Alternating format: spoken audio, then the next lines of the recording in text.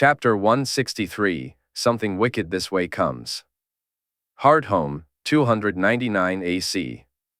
Ben-Jen stood in awe as he watched a giant ride a mammoth across a bridge that hadn't existed just a day before. Before arriving here, he never imagined he would witness such a sight. He had heard tales of giants and mammoths but had never seen either during his time as a brother of the Night's Watch. What Jay had done with the bridge was beyond anything he had ever read or heard about, let alone experienced. Yet there he stood, alongside the others, as his nephew, covered in blood, his own blood, as he later discovered, sang a wordless song and conjured a bridge from thin air, mere hours before. Now, he watched as one rode a mammoth across that very bridge, while more than 20 giants looked on with eager anticipation. After a while, both the giant and the mammoth disappeared from view. Ben-Jen turned to Val and the others, noticing they all wore expressions of concern that mirrored his own. When one reappeared, he was riding toward them instead of away, and although his expression seemed unchanged, Ben-Jen felt an underlying difference. That feeling was confirmed when the mammoth reached the beach, and one climbed down from its back. The giant approached his clan, speaking in his deep, guttural voice. "The bridge is safe, easy to cross," one said. "Then cross it we will," Mag the Mighty replied. Ben-Jen glanced at Val, Tormund, and Mance, all three of them smiling, and he understood what the giants had decided. He longed to rush to Jay's tent and share the news that the giants would use his bridge, but he knew he couldn't disturb his nephew. Jay needed his rest, and Ben-Jen had been so very worried when Jay had poured the blood stained his head, especially after he had put away his sword and collapsed. His knights were concerned but far calmer than he was. In fact, it was Mance and the other free folk who showed more worry for his nephew. Arthur explained to him that Jay's use of magic could leave him exhausted, particularly when it was new and used extensively. As Ben-Jen listened to Arthur talk about the glass candles and warging, he felt a bit more at ease, knowing that in time, neither of those would drain Jay the way they once had. However, nothing eased his mind completely like seeing Jay up and about, even if it was just for a short while before his nephew needed to rest again. "We should tell the boy king," Tormund suggested, but Ben-Jen felt relieved when Mance quickly dismissed the idea. "Jay needs to rest." "Come, we have work to do," Mance said, leading them away from the beach. Later that day, Ben-Jen heard that one of the ships had attempted to dock at the bridge but had been unable to do so. The waters were too rough, making it difficult to maneuver without risking a crash against the stone. He knew Jay would be disappointed, as would many others. Rowing boats to and from the ships was time-consuming and required frequent changes in the crews. Still, they had managed to send a significant number of free folk south, more than 10,000, he estimated, all in just a few days. Jay had promised it would be done by the next moon, and Ben-Jen was starting to believe they might accomplish it even sooner. So far, they had sent families, the elderly, some of the sick, and a few warriors to provide protection. By the time the last ship departed, they would have sent everyone except their strongest fighters south, and he knew how relieved Mance and the others would be about that. "Come, let's go see your nephew," Val said, and he nodded in agreement, grateful for her support. As Ben-Jen reached the tent, he noticed that both Arthur and Loras were on guard, while Walder was nowhere to be seen. He wondered if the man was taking a moment to rest. After a brief conversation with the knights, he stepped inside the tent to find Oberyn sitting beside Jay, who was resting. The Dornish prince wore an expression similar to the one Ben-Jen felt on his own face. It had felt strange at first to hear Jay refer to Oberyn as an uncle. It wasn't until he had spoken to Oberyn himself that he understood why Jay thought of him that way. "My sister named him as her son, Ben-Jen," Oberyn explained, a warm smile spreading across his face. "She called him blood of my blood and asked me to see him as such. Like your own sister, I loved mine dearly, and I mourn her every day." I took her words to heart, and she proved to me that, as always, Elia knew far better than I. "Knew what?" Ben-Jen asked, intrigued. Who that boy truly was, what was in his heart. Hearing that made him smile, and even as he watched Jay sleeping, the warmth returned. He sat down beside Oberyn, and together they kept watch over Jay. Ben-Jen said nothing, simply relishing the sight of his nephew looking so peaceful. With him there, Oberyn seized the opportunity to step out for a moment. He didn't want to leave Jay alone. Once Oberyn had gone, Ben-Jen felt compelled to reach out and gently brush his fingers over Jay's cheeks, his nose, and his eyes. He was surprised by how warm Jay felt to the touch. "You truly are a dragon, aren't you, Jay?" he murmured softly as he withdrew his hand. "Will he wake soon?" Val asked, causing Ben-Jen to jump, startled by her voice. He had almost forgotten she was in the tent with him. "I think this is different," he replied. Arthur and Walder both said this is just simple tiredness, not like how he felt after the bridge. That bridge. I still can't believe there is a bridge where once. They were nothing but sea, Val said, a light chuckle escaping him. Oberyn mentioned we should see Queen's Crown. It looks almost as if it had just been built. This is where we are to go? Val asked, curiosity lacing her voice. Jay wishes for me to stand in his stead at the tower there, to act as the link between him and the free folk. And you will? Val inquired softly. And I will, I. You will help, he said, the statement almost sounding like a question. I will help, she replied, and he nodded in agreement. When Oberyn returned, they both bid goodnight to Jay and the Dornish prince. He was tired and hungry himself, and although there was still daylight, it wouldn't last much longer. He and Val left the tent and made their way to their own before joining Mance and the others to discuss the bridge, the ships, and any other matters needing their input. Once they had finished, they headed to the fires and settled down for their meal. Night had fallen, and unlike most evenings, tonight many would be having an early dinner. There was too much work to be done to spend the night drinking and sharing tall tales. Most people longed for their beds, and he was no different. He was woken early the next morning, with Val almost dragging him from the bed, looking more panicked and worried than he had ever seen her. No matter how much he tried, she wouldn't speak to him, only urging him to follow her. Val, what's going on? Is it Jay? Has something happened to him? You must see this. Jay is well, as far as I know. Ben-Jen, you must see this, she said. Those were the only words he could get from her. She led him to one of the hills overlooking the camp, and in the distance, he saw it. The storm was larger than anything he had ever encountered before. Mance, Steer, Tormund, Rattleshirt, Harma, Mag the Mighty, almost all the clan leaders were there, each wearing the same worried expression. Ben-Jen glanced at Val, and then almost immediately, they all turned at the sound of Mother. Mole's voice broke through the tension. We must wake the prince, she urged. The urgency in Mother Mole's tone was enough to stir him into action, even if her words hadn't. It was Hardhome, 299 AC, Jaehaerys Targaryen had seen the bridge, first in the glass candles, and then for real after he had sung it back to life. Just as he had done with Queen's Crown, and as he now knew he would do with Harrenhal and Summerhall. As he was helped back to his tent, he felt utterly exhausted, drained of energy, yet his mind raced in 1,000 different directions. He believed he had given the best instructions he could and set things in motion that would allow him to rest. Still, a nagging feeling lingered at the back of his mind, demanding his focus. Rhaenys had said they needed to leave this place, and as he settled into his tent, he reached out for his sister. Once again, when he sought her in his tired state, it was Rhaenys he found, not Rhaenys.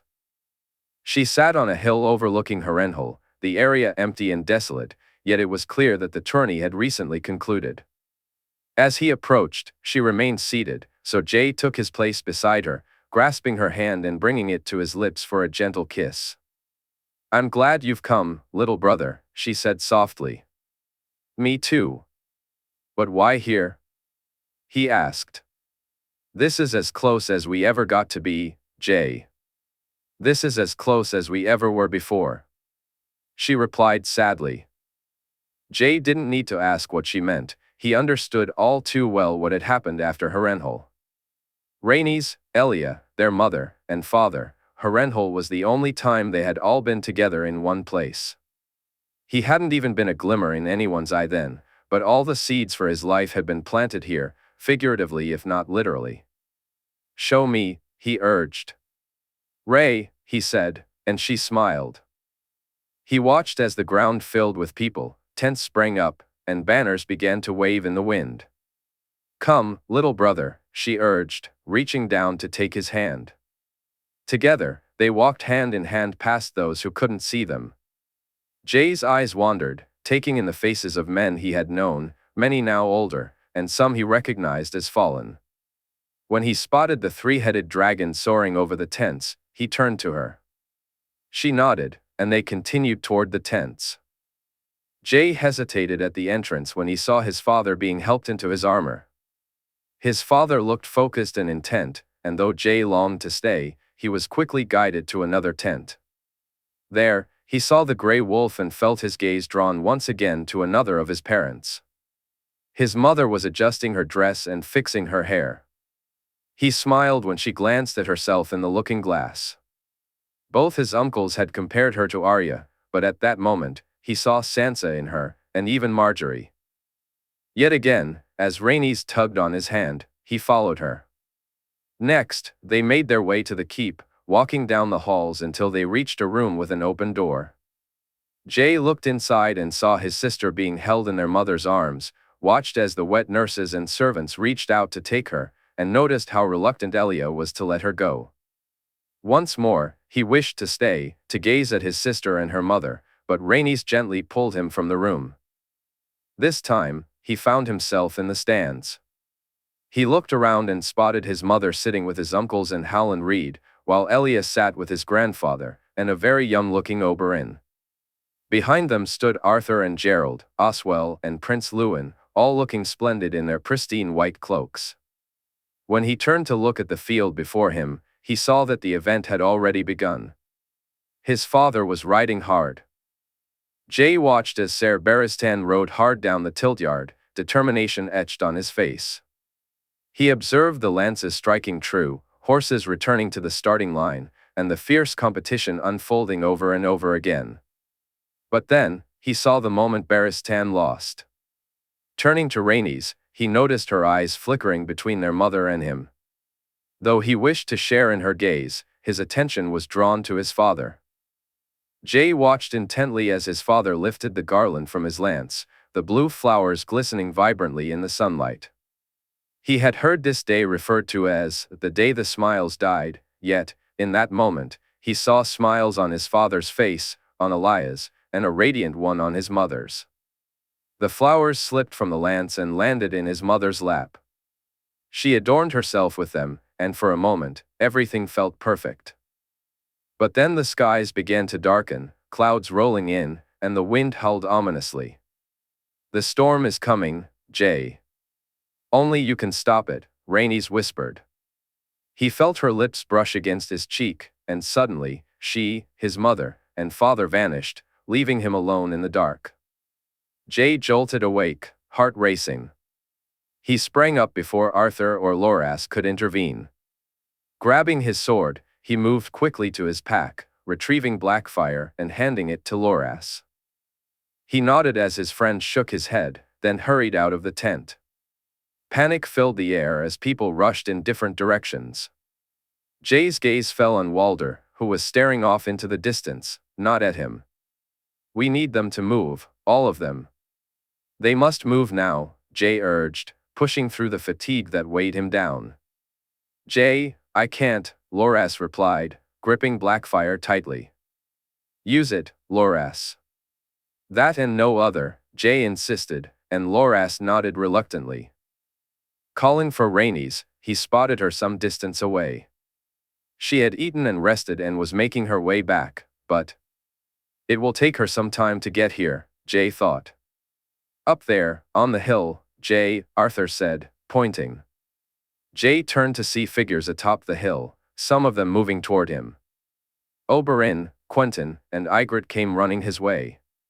His uncle looked at him with concern, but Jay shook his head, trying to reassure him that he was all right. Ygritte, do you speak the old tongue? He asked before anyone else could speak. No, but I know some who do, she replied, glancing from him to the hill. Find them. Go to the giants' camp and tell them to move, and move now. Tell them to cross the bridge. What's going on, Jay? Oberyn asked, his brow furrowing. The storm is here, and they come with it, uncle, Jay replied. Oberyn's concern deepened. Your spear, you'll need it. Quentyn, Ygritte, anyone you pass, tell them to make for the bridge. Tell them to cross it. Go. Go now, he nearly shouted. Oberyn moved with them, while Jay, Arthur, Walder, and Loras made their way toward the hill. But they didn't make it far before Mance and the others met them nearly 2/3 of the way. You are awake. Thank the gods, my prince, Mother Mole said, relief evident in her voice. The dragon, Jay, where is the dragon? Mance asked, worry etched on his face as the others looked on. She is on her way. Time is no longer on our side. Everyone must make for the bridge, Mance. Everyone. Those who can fight, we need to protect their retreat, but the ships are useless to us now. We run. We all run, Jay insisted. Then he heard the roar, and he saw everyone look up at the sky. Jay watched as Rhaenys circled, searching for a place to land. When she finally touched down, she landed on empty tents, thankfully, for had anyone been inside, they would have been crushed under her weight. Help them move and set about organizing a defense, Arthur. You two help, and have Oberyn do the same, Jay instructed the Kingsguard and his companions. Uncle, Jay said, moving away from them and closer to Rhaenys. Your Grace? Arthur reached out a hand to stop him. Help them move. I need to see what we're up against. Go, Arthur. I'll return, but we have no time left. Arthur nodded. Jay almost ran to his sister. He climbed onto her back quickly, and before anyone could talk him out of it, they were airborne, flying north toward the storm. He could feel her beneath him. His sister had no desire to do this, yet she would follow him wherever he led. We're just going to look, Ray. That's all, just a look, he said. He sensed her relief, but as they soared toward the storm, he couldn't shake the feeling that they should be heading in the opposite direction. The storm of Hardhome, 299 AC. Mance watched the dragon head off toward the storm, noticing the panic in Jay's eyes and words. His own apprehension about the storm was enough to spur him into action. He immediately began shouting orders, telling Tormund, Steer, Val, and anyone who would listen to get their people moving, and to do it now. Once he was satisfied they had started to follow his instructions, Mance made his way back to his tent as quickly as he could. Mance? Dalla called when he arrived. You need to go, you and the babe. Make for the bridge and get as far across it as you can, he said, almost shouting. Mance? Go, Dalla, go now. They're here, he insisted, and that was enough. There was no need for more words. Mance grabbed his bow, ensured he had his sword and dragonglass dagger, and after kissing his wife, he looked down at his son. He gently stroked the boy's cheek before moving to leave the tent. He was only a few feet away when he saw Dalla leaving, and he felt a wave of relief wash over him as she did as he asked. Watching her move toward the bridge with their baby in her arms, Mance prayed to the old gods to keep both his family and his people safe, hoping he would see them again. Then he turned and ran toward the storm. Around him, chaos reigned. Families were scattered, children were on their own, and fighting men rushed to guard them. He directed everyone toward the bridge, finding comfort in the fact that others were doing the same. His people were disorganized and would take time to move. They were likely to question any order, even those spoken by him, but today was different. Today they moved. Those who needed to head to safety went straight for the bridge, while the ones who had to stay behind moved toward the storm, just like he did. The dragon had long vanished from sight, and the storm still loomed in the distance when he reached the others. Mance watched as Styr and a large group of Thens, along with Jay's giant guard, formed a line. A little farther off, he could see Ser Arthur had gathered an even larger group, as had Prince Oberyn. Mance made his way to where the young Tyrell lad was rallying his own people, and he began to shout the same commands. Form up. Light the fires. Get your arrows ready and make sure you all have your dragonglass. Looking behind him, he saw Val, Benjen, and Tormund shouting at people, directing them to the bridge. He was amazed by how many were heading that way, but then it struck him, the bridge would be chaos. Leaving the line, he made his way to Val and Benjen. His good sister looked at him, and he was almost stunned by the expression on her face. Val was fierce. There wasn't a man among the free folk who would dare show her fear, yet here she was. He wondered if his own expression mirrored hers. Val, Benjen, you need to go to the bridge. He shouted as he approached them. They're coming, Mance. We need to hold them off, just like Jay said, Benjen replied urgently. We need to save our people. It will be chaos down there. They need to be organized and cross as one, not fight their way through. Move ahead of the others, he said firmly. The fight, Mance, Val replied, shaking her head. It means nothing if those we're fighting for fall. Dalla and the babe are over there, along with others. See them across? Make sure they move as far as they can and don't block the bridge. Val, go. You too, Benjen, hurry. She nodded, and Benjen glanced at him before they dashed off. Mance. Tormund shouted as he made his way toward him. The day is here, old friend, Tormund said, nodding as he slapped Mance's back. If I fall today, then so will one of them. I give you my oath on that, Tormund declared. Let's try not to fall, old friend, Mance replied, and Tormund laughed loudly as they turned to head back to the line. Quentyn hurried through the camp, with Ygritte shouting at people to make their way to the bridge, while Quentyn did the same for anyone who would listen. As they neared their own tents, he glanced at Ygritte, and she nodded, continuing on toward the giants' camp while he made his way to Gilly and her sisters. He found them in a state of panic, and he cursed the fact that they hadn't already joined those who had left. But there was nothing he could do about that today. Quentyn, what's happening? What's going on? Gilly asked, her voice trembling and filled with concern, reminiscent of how it had once sounded before they reached Hardhome. You, the babe, your sisters, everyone needs to go. Now. Make for the bridge, get as far across it as you can. Don't stop for anything. Don't look back. Move, Gilly, now. All of you, he urged, raising his voice as he glanced at her sisters behind her. To his surprise, they listened. In another time, under different circumstances, he might have reflected on how much his life had changed, how he had gone from being a man no one paid attention to someone whose words held weight. Quentyn had come a long way. Once just a prince ignored by everyone, he had transformed into a man whose opinions were sought after and respected. On any other day, he might have felt a swell of pride at this change, but today was not the day for such thoughts. Once he confirmed that Gilly and her sisters were indeed heading to the bridge, he rushed to his tent. He grabbed the dragonglass daggers and the dragonglass-tipped arrows that he and Ygritte had set aside, along with their bows.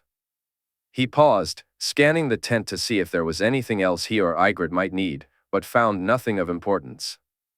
He had everything he required, and the only thing he couldn't bear to lose was currently unarmed and making her way to the giants' camp. Quentyn dashed out of the tent, weaving through the camp as he dodged people moving in the opposite direction. Women, children, and some men hurried toward the bridge, while warriors and spearwives pressed forward into the storm. A strange sense of pride swelled within him. These were his people now.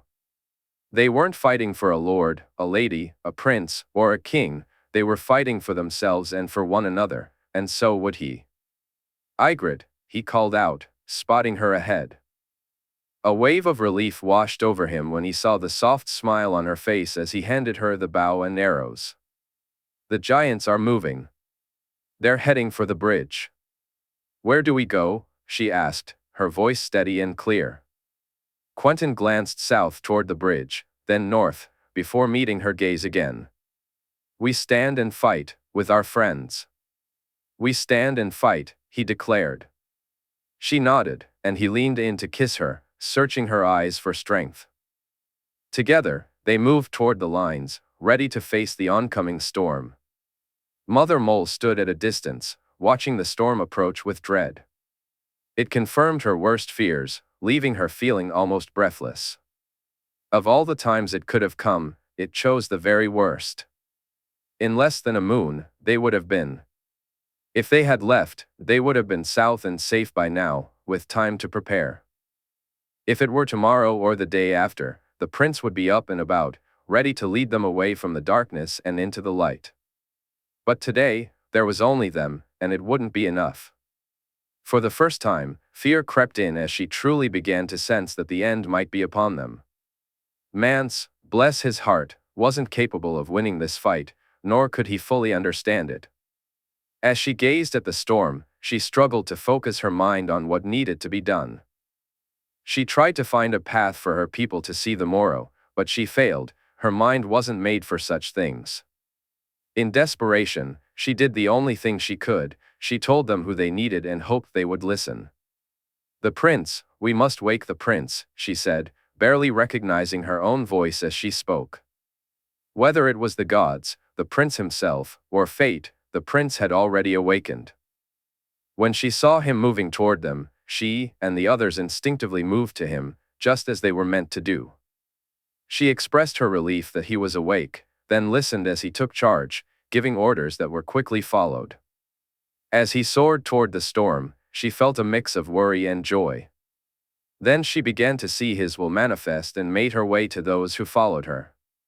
The bridge. Have everyone make for the bridge. She called out loudly as she reached her huts. Mother? Almoval asked, concern in his voice. Do it, and do it now. She replied firmly, her words carried by the wind. Without a second thought, her people moved into action. She entered her hut and gathered her belongings, the small bag filled with everything she held dear. Once ready, she left and headed toward the shore and the bridge. Her followers trailed behind her, a mix of order and chaos, and as others looked to them, she felt a surge of determination. She knew more would follow, but it wouldn't be enough. So, she paused, turned, and raised her voice, louder, firmer, stronger than ever before. Families to the bridge. Warriors to the line. Protect the retreat and guard those you care about, but do not delay. The time is upon us, and our prince commands it of you. Do it. Follow his orders, for if you do not, we will all fall this day. Despite the panic, the noise of people rushing about, and the sound of tents being trampled underfoot, her voice carried, and people listened. By the time she reached the bridge, perhaps 3,000 or even 4,000 were behind her. Some had heard her call, while others simply followed, drawn to her calm amidst the chaos. Yet, the true turmoil was at the bridge itself. People were shoving one another aside, some had taken to the boats, while others fought.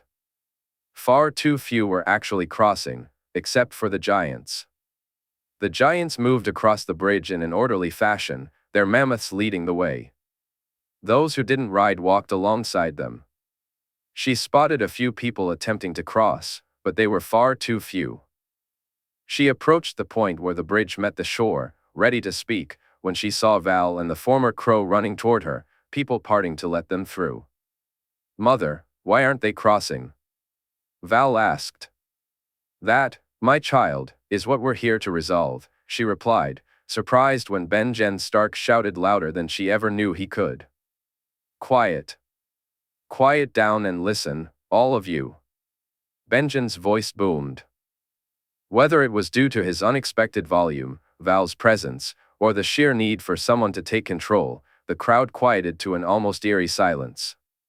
Then Jen looked to her, and she seized the moment. "The storm comes our way, and we must not be here when it arrives," she said, then pointed behind her. "That way lies life, salvation, safety. Everyone must get across, and everyone will," she declared. Pausing, she scanned the faces around her, noticing the worry and panic etched into their expressions. She saw children clutching their mothers a little more tightly, and it stirred something within her. "Our best and bravest have formed a line. Our prince soars high on his dragon, they will delay the storm, maybe even stop it. But they need us to do our part. We must cross, together. We have time, but only if we work as one. Don't rush, don't fight, and don't panic. Remember who you are and what makes you free. As free men and women, we will cross this bridge together." With that, Jen, Val, and her own people began organizing the lines, guiding their families to cross. She stood at the entrance of the bridge, smiling and nodding to them, showing her calm amidst the chaos. They needed to see her steadiness, her lack of fear, even though deep down she felt the storm closing in. Jaehaerys Targaryen felt exhausted, struggling to keep his eyes open. The wind whipped around him, but even that couldn't sharpen his focus. He knew the cold would be biting, yet he removed his helm, determined to awaken fully. As the chill enveloped him, he realized this was a different kind of cold, one that invigorated him as they flew toward the storm.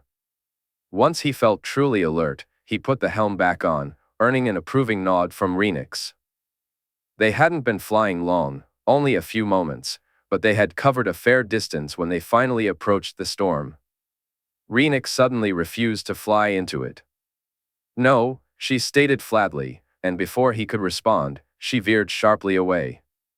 How he sensed the impending danger was a mystery for later, all he knew was that it was coming.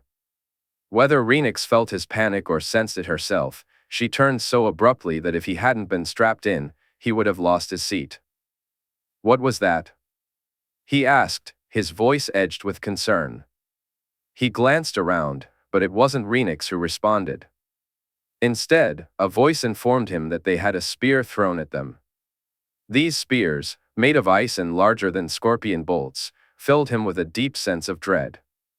He somehow knew that these weapons could truly harm her. "Back, we go back," he urged. Yet, instead of retreating, she ascended higher into the sky.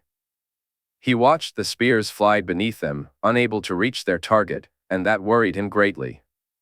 The thought that his sister could actually be hurt was unsettling. So disturbing was this notion that he didn't hear her calling out to him, nor did he comply when she urged him to look through her eyes. Instead, his heart raced, and his breaths came in quick gasps, each one biting with the cold air. In that moment, she broke through his mental defenses, forcing her way into his mind. Ray, what is it? Are you hurt? Did you get hit?" he asked, his concern palpable. She assured him she was unhurt but insisted he needed to see. "See what?" he questioned. "The storm, Jay. You need to see the storm." He closed his eyes and looked through her vision, immediately wishing he hadn't. Yet, he found himself unable to look away. Below them, the sight was horrifying. Dead men marched in unison, a sight no living person should ever witness. There were decaying horses, somehow ridden by figures that most considered myth or legend. They were icy blue, clad in jagged armor, with what appeared to be long white hair, and those piercing blue eyes. The fact that they rode dead horses was particularly abhorrent to him, as if they were mocking the living. But it wasn't just horses that moved among them. There were snow bears, shadow cats, and then he spotted them, dire wolves. The sight of those creatures filled him with rage. He wished to set them all ablaze, to unleash flames upon them, to see them burn for daring to exist in this realm. Rhaenys remained steadfast, and Jay felt a wave of gratitude for his sister's calm demeanor, which helped him maintain his composure. As he gazed at the icy figures, the head of one turned to the sky. To Jay's shock, he recognized the elk beneath him. It was the Night King. Yet, he appeared no different from the others. Suddenly, he heard the screeches and the flapping of wings. His vision shifted. No longer was he seeing through Rhaenys's eyes but through his own. "Dracarys," he commanded. Rhaenys unleashed her brilliant blue flames upon the flock of undead birds approaching them, and Jay reveled in watching them plummet to the ground. An idea struck him, though he couldn't explain why. Rhaenys seemed to sense it too. They descended lower, and he drew his sword from its sheath. The light was blinding, intense. As they neared the ground, he instructed her to unleash her flames again, once, twice, 3 times. They soared high, retreating back to Hardhome. He sheathed his sword, a sense of purpose settling over him. "We can beat them, Ray. That's how we defeat them," he declared. But when she responded not with words but with an agonized scream, his heart felt as though it might burst. They were too high when suddenly, a spear struck her. He felt her pain as if it were his own. She spun in the air, releasing a cry unlike anything he had ever heard. If he hadn't been bound to her, he might have fallen from her back. Thankfully, just before hitting the ground, she righted herself, and Jay urged her to fly away from the storm. Rhaenys complied, though she moved far more slowly than usual. When they reached the free folk camp, he urged her to land and was off her back almost before she touched the ground, desperate to check her wound and assess how badly she was hurt. Seeing the blood drip from her and hearing her pained breaths filled him with a worry that was almost unbearable. Jay didn't notice when Arthur and Loras approached. Instead, he reached up and pressed his hand against Rhaenys's wound. It wasn't as deep as he had feared, but it was still bleeding. If someone had asked him later why he acted the way he did, he wouldn't have been able to provide an answer. He drew his sword and held it against her injury, its light shining brightly, and he sensed Rhaenys calming somewhat. "Ray?" he said softly as he returned the sword to its sheath. The blood had stopped dripping from the wound, though the marks of the spear still remained. "Ray, speak to me." "I feel tired, Jay." "So tired," she replied, her voice weak. He moved closer, locking eyes with her, noticing how her eyelids began to droop. "Fly, Ray. Fly south, to the island, and rest," he urged, worry lacing his voice. "Very well, we fly," she said after a moment, her words sounding distant to him. "I can't come with you, Ray. I'm needed here. Go rest, please. I'll join you as soon as I can." He was surprised when she barely protested. "You leave, Jay. You leave when he comes. Promise me," she insisted. He gazed into her eyes and nodded, promising her. Then, he watched as she took to the air, her flight becoming more graceful, and he let out a huge sigh of relief when she soared southward, heading over the sea toward Skane. Turning around, he saw Arthur, Loras, Walder, and Oberyn. His uncle looked worriedly at him and then at the sky in the direction Rhaenys had flown.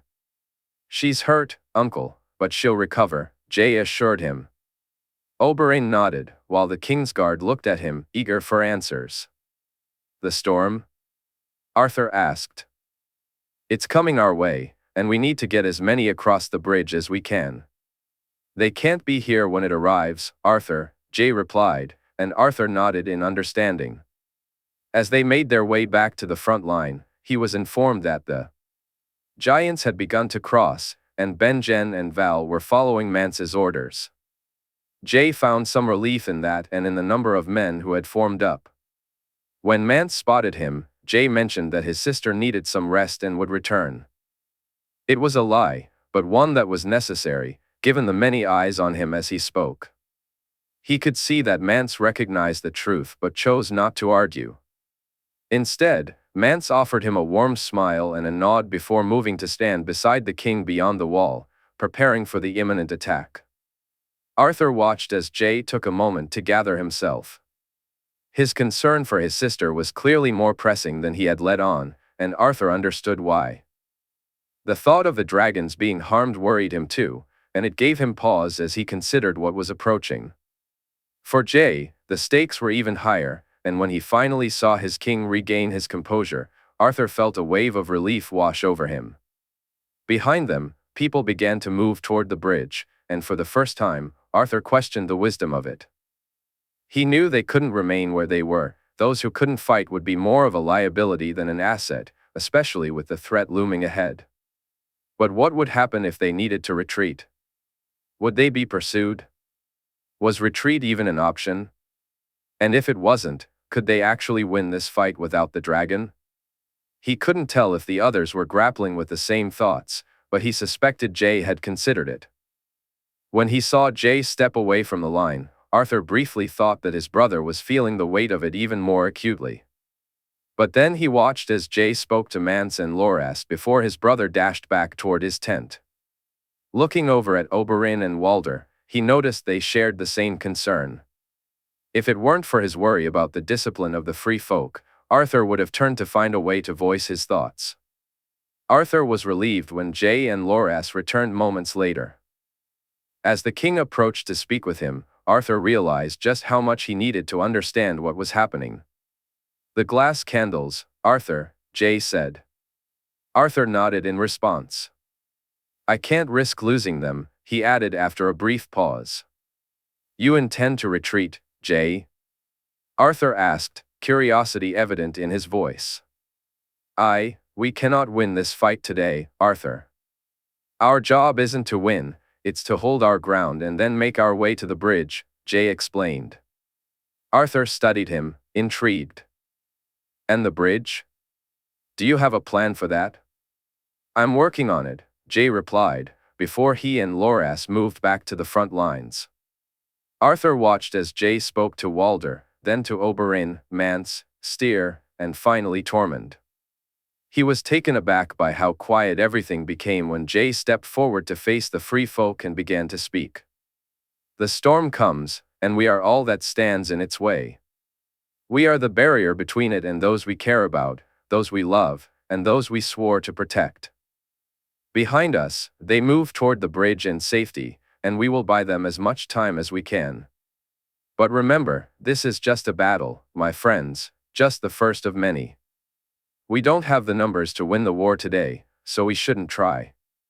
When the order comes to retreat, when the horns blow, everyone is to make for the bridge. Fight as fiercely as you can until then, but know this, there is no shame in retreating, only in giving up, and that is something we shall not do. Death comes our way, my friends, and the only thing we say to death is, not today." Jay's voice grew louder with each word. "Not today."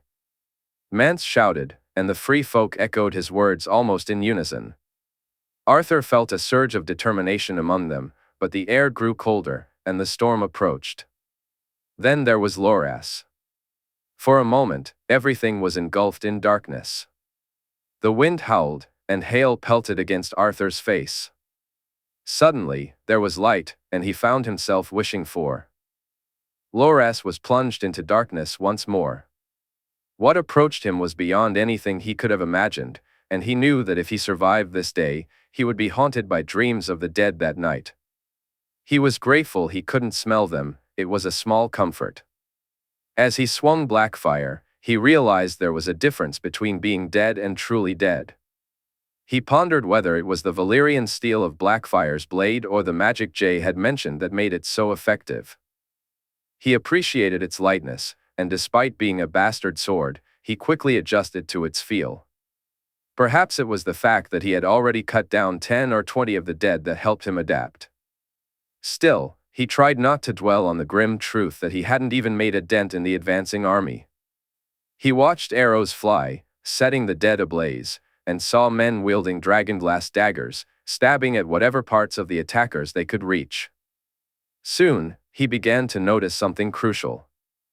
The dragonglass and Blackfire took down the dead with a single strike.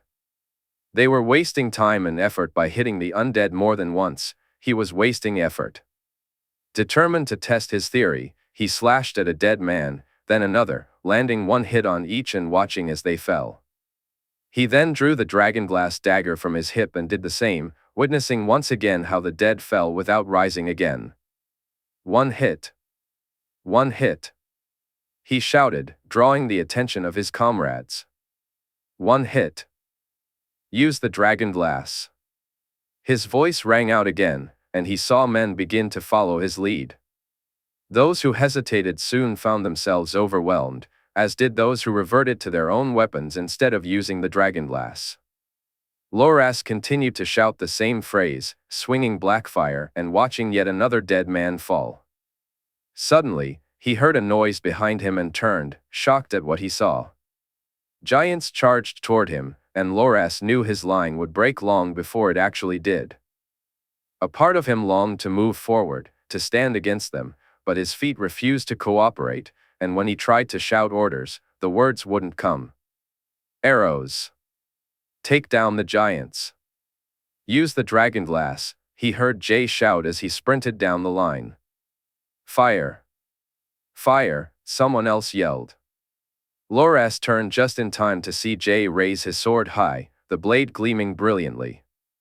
The thunderous sound of the giants' charge halted for a moment.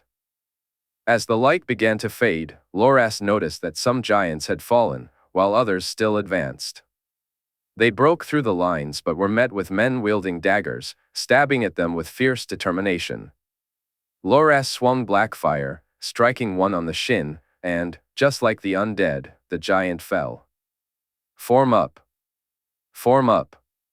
Ready the line, he shouted, turning to face more of the dead marching toward him.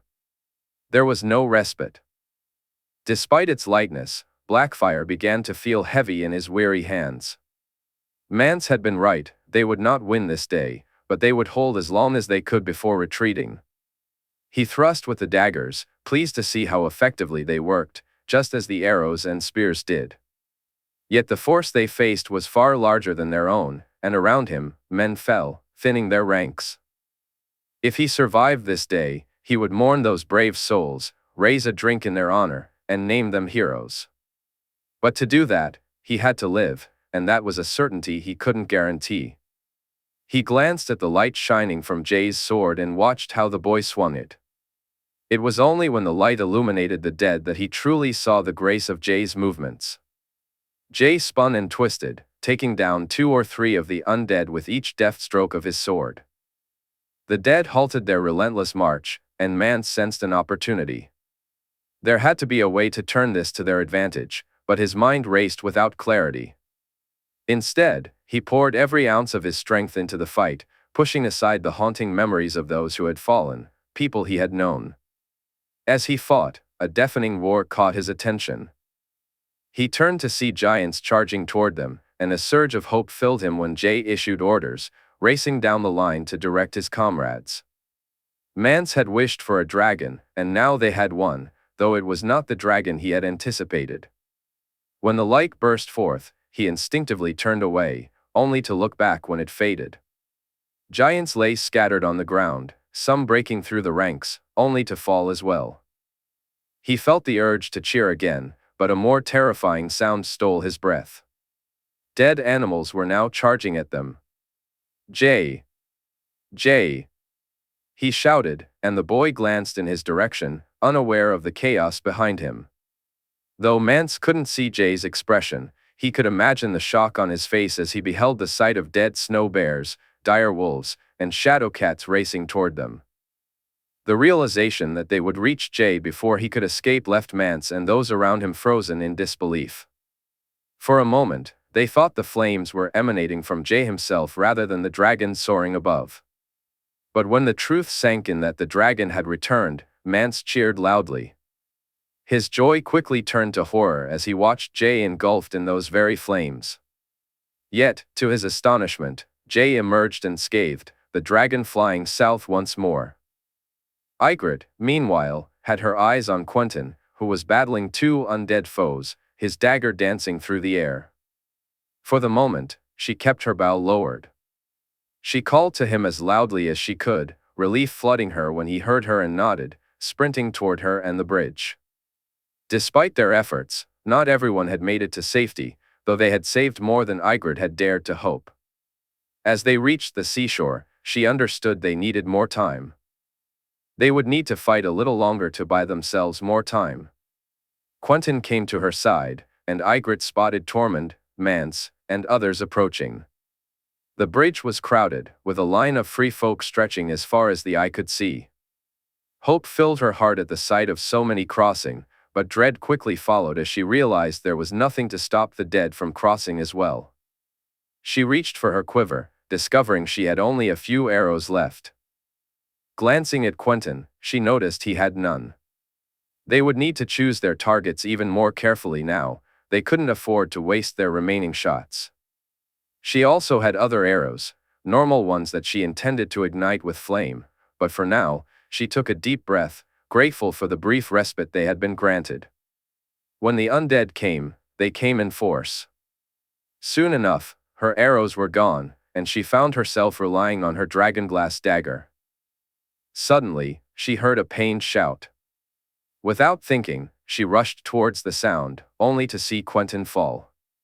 Relief washed over her when he smiled at her, but that relief quickly turned to alarm when she noticed the expression on his face a moment later.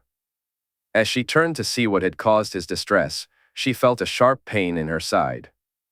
In that instant, she knew she was done for.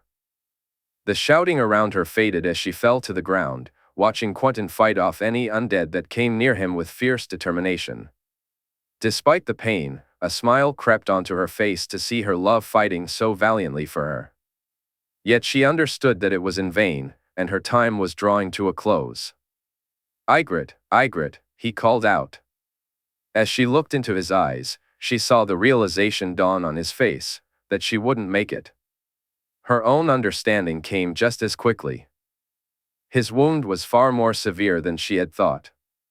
He had tried to reassure her, but the blood pouring from him made it clear, like her, today was to be his last day as well. She felt him kiss her, and somehow, she managed to keep from coughing up the blood that threatened to escape in her throat until he finished. As her vision began to fade, she looked for his smile. The love in his eyes, which she had known all too briefly, was unmistakable. Fighting the urge to close her own eyes and surrender to the darkness, she coughed before speaking. "We are free, my love," she said as she took her last breath. Walder swung his axe with fierce determination. It didn't just strike down the dead, it obliterated them. He couldn't count how many heads he had taken, but anyone who came near lost theirs, or their arms, legs, or whatever part of them reached him first. Around him, the dead fell, yet it was never enough. They just kept coming, and he understood then why Jay had said what he did. It would take the entire realm to end this war, not just the free folk, a king, and some knights. The whole of Westeros would need to unite to put an end to this, and he recalled what his grandmother had told him. "Listen carefully, you must protect him, Walder, from those who would seek to do him harm. You must protect him, or the world of the living will fall." So, as he swung his axe and dispatched another undead, he kept one eye on Jay, watching him as closely as if he were standing right by his shoulder. That vigilance was why he had moved when he sensed the danger, and perhaps it was why the men around him thought it was time to retreat.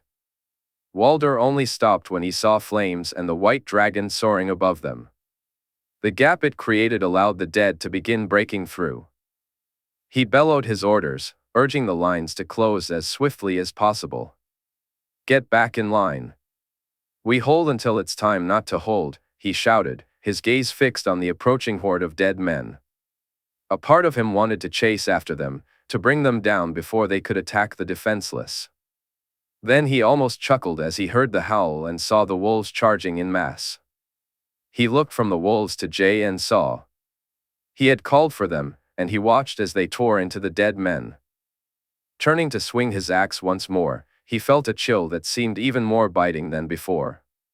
He could hear the men beside him beginning to shiver. But he saw it first, the dead horse it rode upon, and he needed no one to tell him that the others were now here. The creature didn't have a chance to move or speak before he was upon it. His axe missed its target, but not the lifeless horse beneath it. Then, Walder found himself face to face with the White Walker, seeing it clearly for the first time. It was pale, almost milky white, with eyes that glowed a blue he had never seen before. Brighter than the sky on a sunny day, yet harboring a darkness, a malevolence that seemed to mock him as it looked into his own eyes. What stunned him even more than its appearance was the armor it wore, armor that seemed fashioned from ice and almost reflected his own image back at him. He swung his axe, but it was stopped by a milky white blade that resembled dawn. A smile crept onto Walder's face. This was not Arthur Dayne he faced, and it would not defeat him this day. The clash began, axe meeting sword as the White Walker moved with incredible speed. Walder had fought fast opponents before, he was skilled, and he had brought steel to bear against those who were equally skilled. After dodging a strike, the White Walker attempted to push him away, but Walder saw the moment it realized it could not. Strong though it was, he had faced strength before and knew how to use it to his advantage. His shoulder barge didn't budge the White Walker an inch, but it caught the creature by surprise. When he feinted with his axe, it was enough. Walder halted the swing and thrust it toward the White Walker's hand. The blade didn't dislodge, it broke it instead, and then another began to form. Walder's axe proved true, striking the White Walker flush in the chest. He heard the satisfying explosion as the creature disintegrated before him. A high-pitched scream pierced the air, followed by a cheer, and suddenly, dead men began to fall around him. Walder realized that these were the key to their survival. Despite the chaos of battle surrounding him, he sprinted toward Jay, shouting as he reached him. Just then, the horn sounded, signaling their retreat. Walder glanced around, noting that they had lost far more men than he had hoped. Thankfully, those he cared for seemed to be unharmed. Arthur moved through the fallen as if they were mere flies, while Oberyn expertly caught any threats with his spear, spinning away from anyone who got too close. His movements reminded Walder of Jay. Loras swung Blackfire with a skill that suggested he was born to wield it, and Jay was in the thick of the fray, fighting, giving orders, and perhaps even warding at the same time. "My king, the horns!" Walder shouted.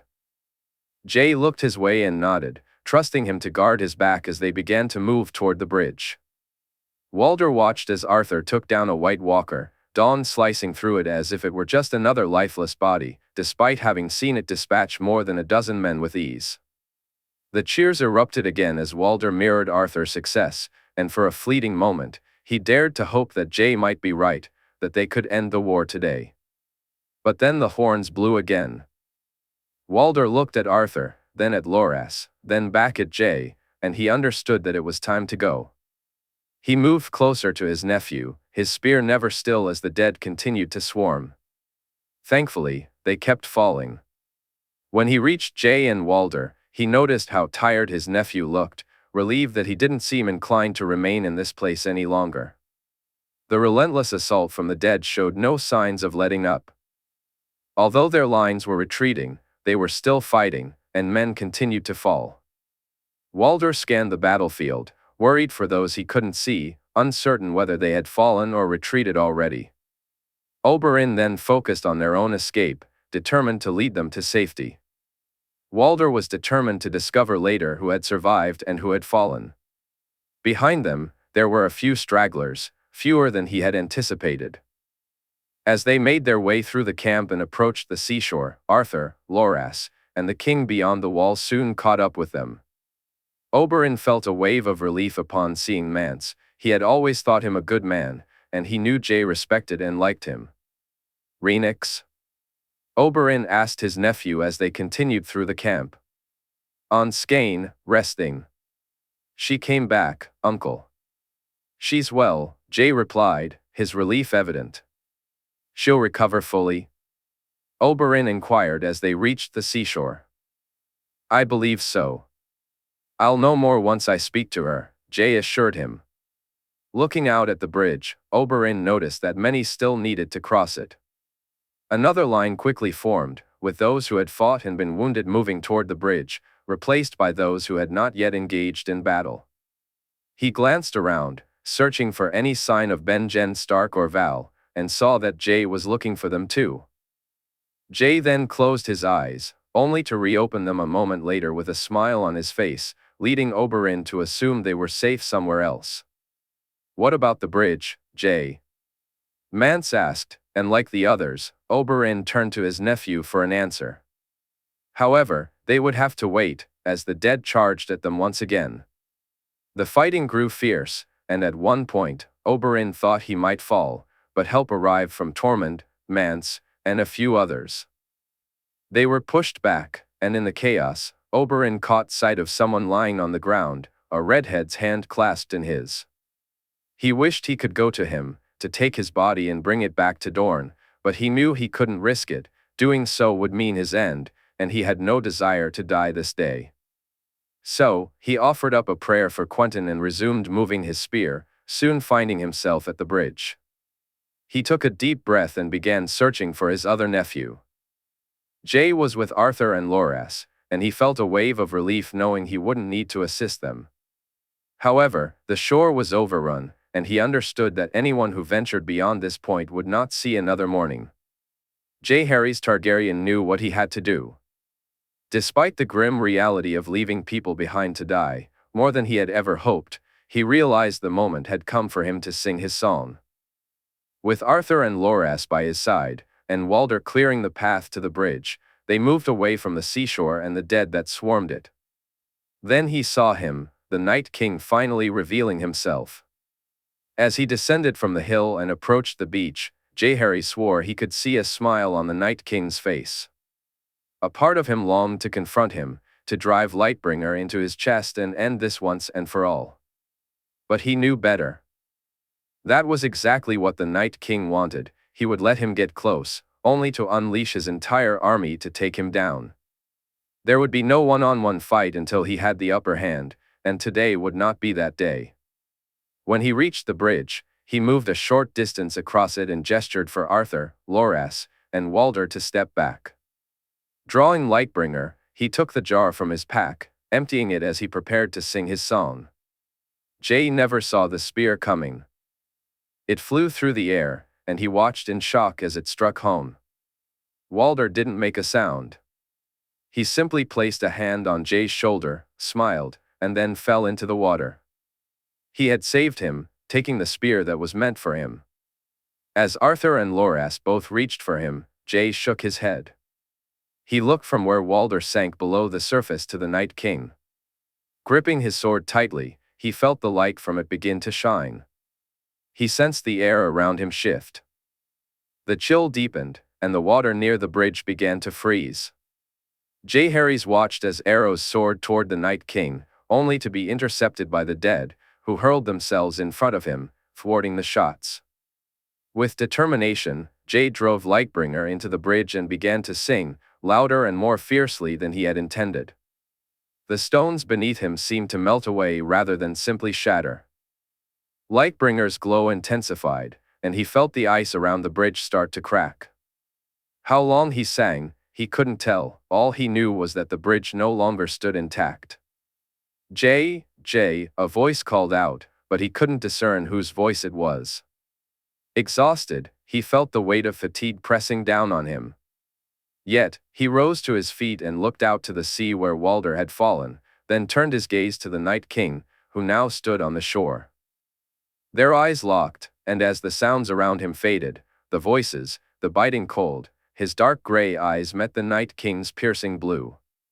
In that moment, he swore he saw hatred reflected back at him, a hatred that mirrored his own. Slowly, the Night King raised his hands, and Jay watched as men and women began to rise, all those who had fallen. Finally, he could hear the chaos around them again. Raising Lightbringer, he pointed it at the Night King and smiled, despite the ache in his heart from Walder's loss. "Not today, but your day is coming," he declared, turning away from the Night King and walking off into the fray. Chapter 164, Where Did I Go Wrong? I Lost a Friend. Skane, 299 AC. Jaehaerys Targaryen was exhausted, utterly drained. His throat felt almost raw, and he had bled from his nose more than once. Yet, he hadn't slept, nor did he intend to. Nothing anyone could say would change that. The loss of Walder weighed heavily on his mind, but he hadn't even begun to grieve for his friend. He simply couldn't afford to do so until he ensured the free folk were safe. He called for Rhaenys and felt a wave of relief when she arrived, appearing to suffer no ill effects from her wound. "We have work to do," he told her, "and we'll talk once it's done." Arthur, Loras, Oberyn, and Benjen all urged him to rest. He could see their concern, and while he appreciated it, he didn't have time for it right now. Taking to the sky, he flew to the ships, his voice hoarse as he instructed them to take the people to Skane instead of Eastwatch. They needed to find shelter, and although the weather was mild for now, it would turn cold tonight. Warmth and safety were not things they could easily find on the bridge. Once he was sure the ships would follow his orders, he asked Rhaenys to take him to Skane, where another challenge awaited him, finding a place for the ships to dock. The jar of blood was nearly empty, and even though he had soaked up all that fell from his nose, he knew it wouldn't be enough for what lay ahead. Once again, it seemed he would have to cut himself. It was an odd thought to dwell on, yet perhaps it was a good one. He glanced at the scar on his hand and began to chuckle softly. It had been a while since he had to reopen that particular scar, and it made him wonder if the blood from it would be different from what he had stored. He would find out soon enough as Skane came into view. "Down there, Rhaenys," he instructed. His voice was scratchy, and he knew that alone worried his sister. So, he reassured her that despite everything, he was well. The lands were empty, and the first of the giants were somewhere ahead of those on the bridge. He knew it would be a couple of days before they arrived, and yet for them, he could do nothing. They had prepared better, knowing they were to travel the bridge and understanding how far they had to go. They were equipped to handle the cold and the exposure to the sea, while others would not be so fortunate. Rhaenys landed, and Jae moved to the beach. Closing his eyes, he knew what he needed to do. He took the jar, cut his hand, and unsheathed Lightbringer. It was painful to sing the psalm, but sing it he did. To his surprise, he was able to maintain his focus despite everything that had happened and the exhaustion he felt. It wasn't a true dock, but it would serve. He staggered back to his feet, sheathed the sword, and looked around at his surroundings. There were trees, caves, and though the animals that lived on the island were small, they were far more plentiful than he had seen during his last visit.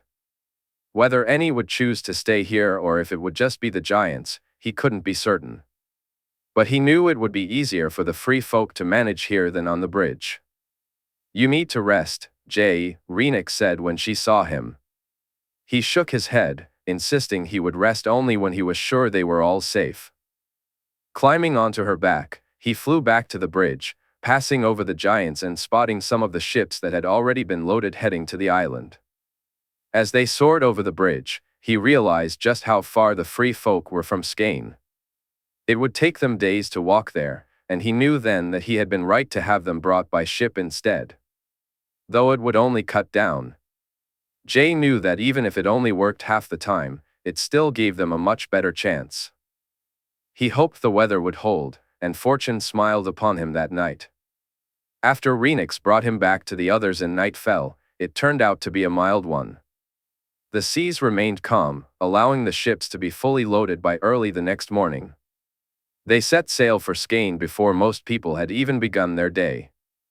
Instead of sleeping, Jae was once again flying on Rhaenys's back, keeping a watchful eye on the ships as they made their way to Skane. He wanted to ensure that the docks he had set up were functioning well and that those who landed were quickly settled with food and shelter. Even after tending to the newcomers and eating something himself, at Rhaenys's insistence, he refused to rest. Instead, he continued to organize everything. It took them 4 days to transport most of the people to the island. The last group went straight to Eastwatch, and Jae understood that it wouldn't be until they reached their destination that he would know exactly who and how many they had lost. Mother Mole and Torment accompanied the ships to help settle their people south of the wall, while Mance, Dalla, Val, and Benjen came to Skane to assist those who would have to wait a little longer. It was his uncles, both Mance and his Kingsguard, along with his sister who finally forced him to rest. Each of them showed their concern, and Jay eventually relented, taking refuge in one of the caves. Around him, men, women, and children rested, many looking at him as if he were a great hero who had saved them. Yet he felt anything but heroic. His thoughts were consumed by those he had lost rather than those he had saved, and nothing anyone could say would change that. Not even speaking to Marjorie, to let her know he was well and hearing his wife's voice, could lift his spirits. He knew it would be some time before he truly felt better. Still, after talking to her, he managed to sleep, and thankfully, he did not dream. Dorne, 299 AC, Tyrion. Ruling was very different in Dorne was becoming a place he truly enjoyed, especially the Dornish feasts. Unlike the formal gatherings in Westeros, these celebrations had a relaxed atmosphere. People showed respect to both him and Arianne, though she naturally received more attention. He knew some of this deference was due to his wife, some to Bronn, but a lot of it stemmed from Ligeron. The bronze dragon served as a formidable presence, a reminder to anyone who might underestimate him. Despite now being a lord, Bronn spent considerable time in Sunspear, allowing his castellan to manage Skirich. His wedding to Lady Jane Fowler had taken place in the Old Palace, and if the rumors were to be believed, most likely spread by Bronn himself, his wedding bed had seen more than just 2 occupants. Tyrion had heard whispers of 4, and he found it believable, especially considering the way Bronn looked the next morning, sharing knowing smiles and weary expressions when they broke their fast.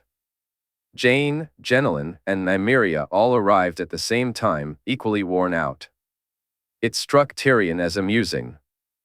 If anyone had asked him in the past what his dream night would be, thoughts of twins, another woman, and himself would have been high on the list. But now, it was only Arianne who filled his dreams, and he couldn't imagine sharing their bed with anyone else. He welcomed the fact that she felt the same way, even if she often teased him about it. He smiled, recalling the first time she had brought it up. "You've ruined me," Arianne laughed as she took a sip of her wine. "Have I?" he replied playfully, turning to look at her as she caught her breath. "You have. How am I supposed to seek another to share our bed when my husband wears me out so?" she teased, her playful mood matching his. "Isn't it a husband's job to make sure his wife doesn't look elsewhere, my love?" he asked, and she chuckled. "It is, my lion, and you do your job so very well," she replied, kissing him. Tyrion felt a swell of pride at her words. "Then why would my wife need anyone else?" he asked, not seriously or even curiously, but simply to keep the playful mood alive. "I always imagined that if I married, I'd need many lovers because my husband would be terribly dull," Arianne said, smiling at him. "Or that we would seek our pleasure together and find others to join us, just as Oberyn and Illyria do." "And now you don't?" he asked, his tone more worried than he had anticipated. The thought of someone else being with them was not one he wished to entertain. "No, my lion. I won't allow another to take my husband's attention, not even for the briefest of moments," she said, and he laughed as she reached out and took him in her hands. "This is mine and mine alone. No one else gets to see it, let alone touch it, and they will never get to enjoy it inside of them." "Never," she asserted. "Never," he echoed, and he could see Arianne breathe a small sigh of relief at that. Tyrion was lost in this daydream when his wife and her mother walked into his solar. Arianne looked at him curiously, and he glanced at Satin and Malario. Just as he was about to ask his squire to fetch refreshments, his wife sent him from the room. He wondered if something had happened, only to be surprised and delighted by what she said next. He wouldn't find out why she wanted her mother there until later, after they had taken a dragon ride, far from distractions and prying eyes and ears. "I worried you wouldn't be pleased," she said softly as they stood together in the cool desert air, with Ligeron providing warmth and protection. "Ari, my love?" he asked, reaching out to take her hand and drawing her closer to him. "Why? Would you really think that? I didn't always look like I do now. When I was younger, I was, well, people may not have said it to my face, but I know I was ugly. My body had no curves, my face was splotchy, and, when a woman is with child, her body changes. She paused, her voice cracking. He pulled her into his arms, holding her tightly. Though she didn't cry or shed a tear, he could feel her trembling against him. It was a mix of nerves, upset, and worry, perhaps a combination of them all. He knew he needed to reassure her, he wanted to reassure her. Nothing could make me not wish to be with you, Ari. Nothing, he said softly. Even if I were to get fat? She asked, her voice laced with worry. Nothing, he replied firmly. And what about my splotchy face? She asked, and Tyrion felt a sense of relief as he saw her relax a little more. Nothing, he said, even more resolutely. My days, my nights, my life will be spent showing my wife just how true this is, how much I love her, want her, and wish to be with her and her alone. He kissed her as he spoke. They settled down, Tyrion leaning against Ligeron while Aerion sat between his legs, his arms wrapped around her, fingers gently resting on her stomach.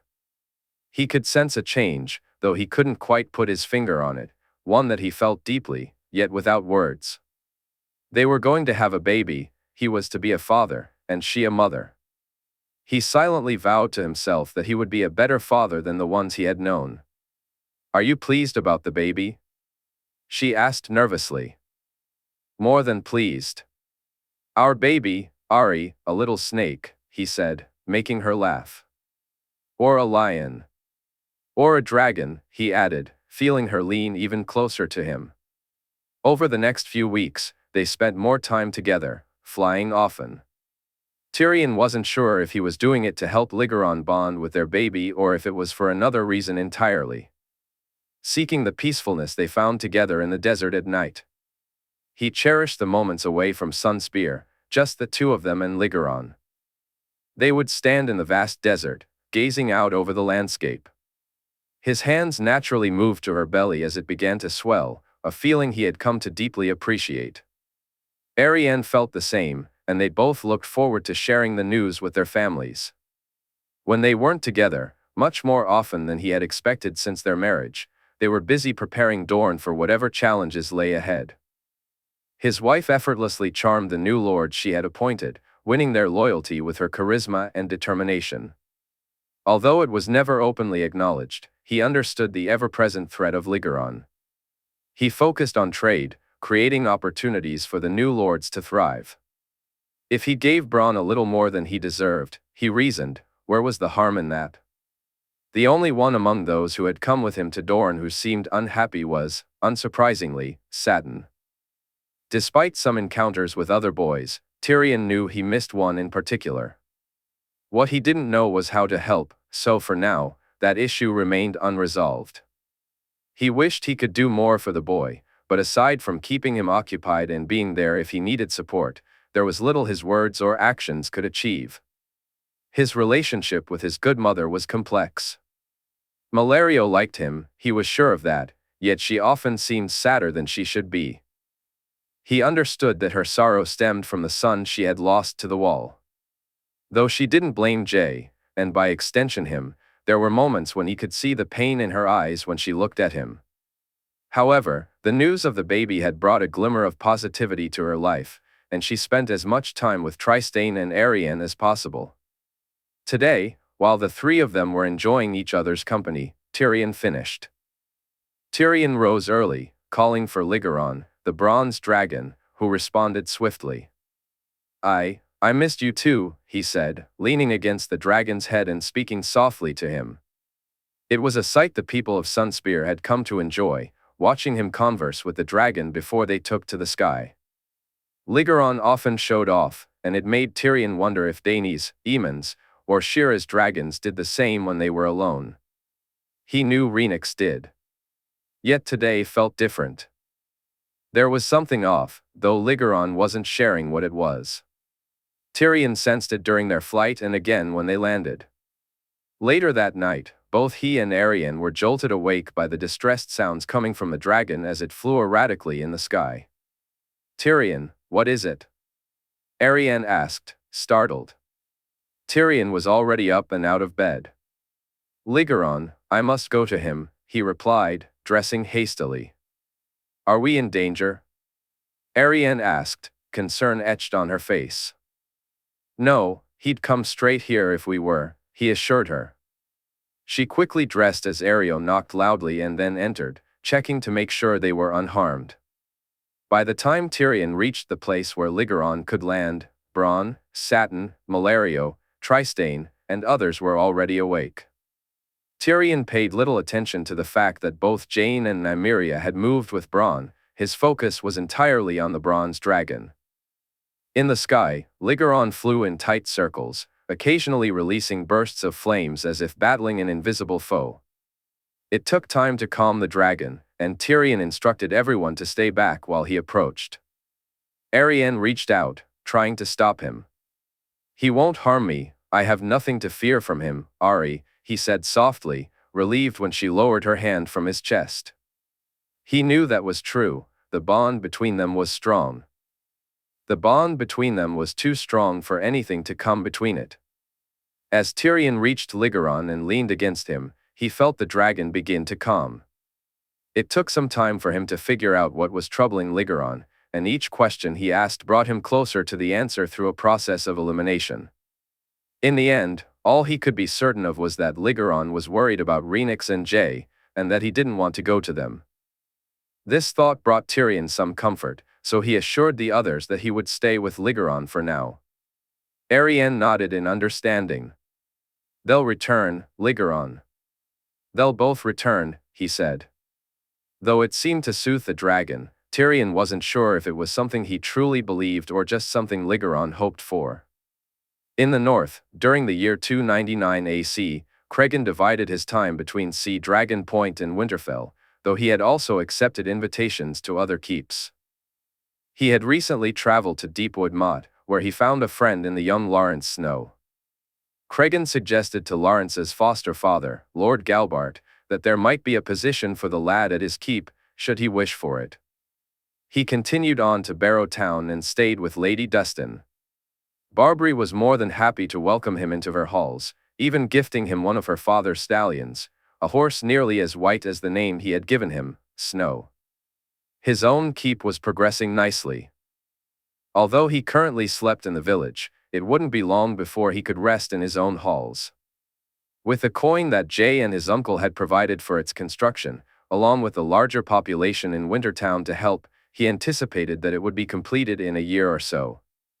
In just a few moons, the main keep itself would be finished, rather than taking the years it typically required. Cregan found himself eager for this to happen, as he wished to be able to invite people to visit him, rather than always being the one to travel. Not that there weren't benefits to the latter, of course. This visit was one he had eagerly anticipated.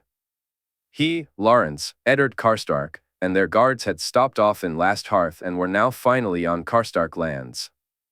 Karhold was still a day away, but the weather had been favorable, making the journey manageable. Dusk, his wolf, seemed to enjoy their travels even more than he did. Dusk loved exploring the north, hunting, and sleeping under the stars, though he also appreciated the comforts of home and wasn't opposed to curling up by a warm fire indoors. Whether it was his own excitement, Eddard's eagerness to return home, Lawrence's thrill at the adventure, or Dusk's enthusiasm, the journey from Sea Dragon Point had been enjoyable. Never thought I'd be jealous of a wolf, Eddard said as they sat around the fire that night. And why is that? Lawrence asked eagerly, always keen to absorb any wisdom he could. He especially enjoyed these moments and the sparring sessions Cregan held with him in the mornings. Look at that rabbit, Lawrence. Would you rather be eating that or this? Eddard said, holding up his piece of dried meat. We could have gone hunting, Lawrence suggested, prompting Eddard to laugh. Cregan knew a playful jab at his expense was coming. But that would have delayed us, keeping us out here under the night sky for another day or so. Some of us are more eager to reach a certain keep than others, Eddard said, chuckling when Lawrence glanced his way. I'm a man who likes his comforts, Eddard, Lawrence replied. For once, Eddard didn't mention the true reason behind his eagerness to arrive at that particular keep. It had been strange, unexpected, and all too quick: a dance, some walks, some conversations, and before he knew it, she had taken his heart completely. He recognized that it had been her father's intention for them to get along so well, and that realization added to the complexity of his feelings. A match might be in the cards, Alice had mentioned during their very first walk together. Although she made it clear that she was reluctantly following her father's wishes, Cregan sensed a flicker of hope in her eyes. Perhaps she would be pleased if it led to the outcome Lord Karstark desired. As they spent more time together, he began to believe that it wasn't just her father, or even his uncle, who wanted to see them paired. Both he and Alice would be genuinely happy if that were to happen. Look at him, Lawrence, big moon eyes, lost in silence. The poor fool's in love, Eddard remarked, laughter escaping him. Though he could hear their teasing, Cregan didn't mind. The truth was that he loved her completely. It was the reason he had welcomed the invitation, and he had resolved to ask for her hand once he arrived. After bidding them all good night, he settled into bed, dreaming as always of brown hair and blue-gray eyes. He clutched the handkerchief she had made for him, holding it close to his heart. Cregan woke early the next morning, and it took them only half the day to reach Carhold. The fortress was actually two keeps situated on two separate large hills, connected by a bridge that arched high above the narrow valley below. As they rode through the valley, Cregan looked up, taking in the impressive sight of the bridge overhead. Once they crossed to the other side, Eddard led them to the path that led to the larger of the two keeps. You could enter the smaller keep from the other side, Eddard explained, but my father, brother, and sister will be waiting for us in the larger one. The keeps themselves were built of stone. Though smaller than Winterfell or Casterly Rock, they exuded a formidable presence. Cregan finally understood why both Eddard and Torrhen had inquired about his own home and why Lord Karstark had come to visit Sea Dragon Point with his uncle. They weren't welcomed formally, but Lord Karstark, Lord Harryan, and Alice were there to greet them. Cregan stood in the courtyard, a broad smile on his face as he watched Alice kneeling down, her fingers gently running through Dusk's fur. "Welcome to Carhold, Lord Stark," Lord Karstark said, drawing Cregan's attention away from Alice and Dusk. "It's good to be here, my lord, truly," Cregan replied, noticing the half-smile on the older man's face, a rare expression, according to both Eddard and Alice. Unfortunately, it wasn't Alice who escorted him to his room, and he wouldn't have the chance to speak with her until later that night. Lord Karstark had thrown them a large welcome dinner, almost a feast in its own right. When he finally got to talk to her, Cregan was delighted to discover that she was just as eager to see him as he was to see her. They chatted about inconsequential things while her father and brothers watched closely, ensuring they didn't cross any lines of propriety. It was only when he had the chance to dance with her that he was able to discuss his reasons for coming, and he was thrilled to find that she shared his enthusiasm for their future together. A moon later, they stood side by side, gazing out over the sea, their new keep rising behind them as they spoke about what lay ahead. Alice's father had agreed to their marriage almost immediately when Cregan brought it up, even allowing her to accompany him back to Sea Dragon Point to visit it and Winterfell upon his return. Her brothers were equally pleased with the match, and his uncle and cousin welcomed the news with open arms. Cregan quickly sent ravens to both King's Landing and Castamere to share the good tidings. Each night since their arrival at Sea Dragon Point, they followed the same routine, spending time looking out over the sea and the docks below. They noted the ships that were soon to be part of the Western Fleet, which he would be in charge of. Together, he, Alice, and Dusk would come here and enjoy the moment, relishing the promise of their shared future. Alice stood alone, her chaperone a little distance away, allowing them some privacy without leaving them completely on their own. Eventually, they would head back to the village, and the tavern they had stayed in would soon become a memory. When Alice returned, their keep would be nearly ready for them. Their wedding was set for a few moons from now, and Cregan eagerly anticipated his family's arrival to meet her and see his new lands before the ceremony. As they stood together, he reached out and took her hand in his, the only contact allowed with her chaperone present. Yet when they managed to sneak away for brief moments alone, they had shared kisses more than once. Turning to her, he noticed the smile on her face, a sight he cherished during these moments. Just as he was about to speak, Dusk howled loudly. "Cregan?" Alice asked, her voice laced with concern. He glanced around, and seeing no immediate danger, he closed his eyes, sensing the wolf's worry and its concern for a member of the pack. Meanwhile, at Dragonstone in 299 AC, Dany found herself at a crossroads.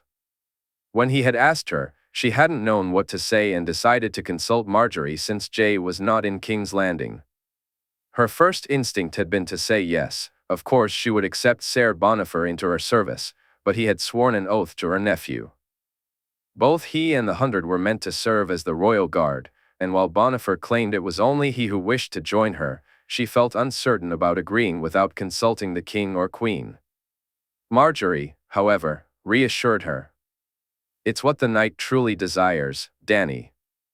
Bonifer has already come to ask if he has your blessing to make the offer. And it's what Jae would want, too. Ser Bonifer's connection is to your mother, to Jae's grandmother. As much as he wishes to serve Jae, in his heart, it's you he truly wants to swear his oath to." "Just," she said softly. "I believe that Jae would wish this for you, truly. Is it what you want?"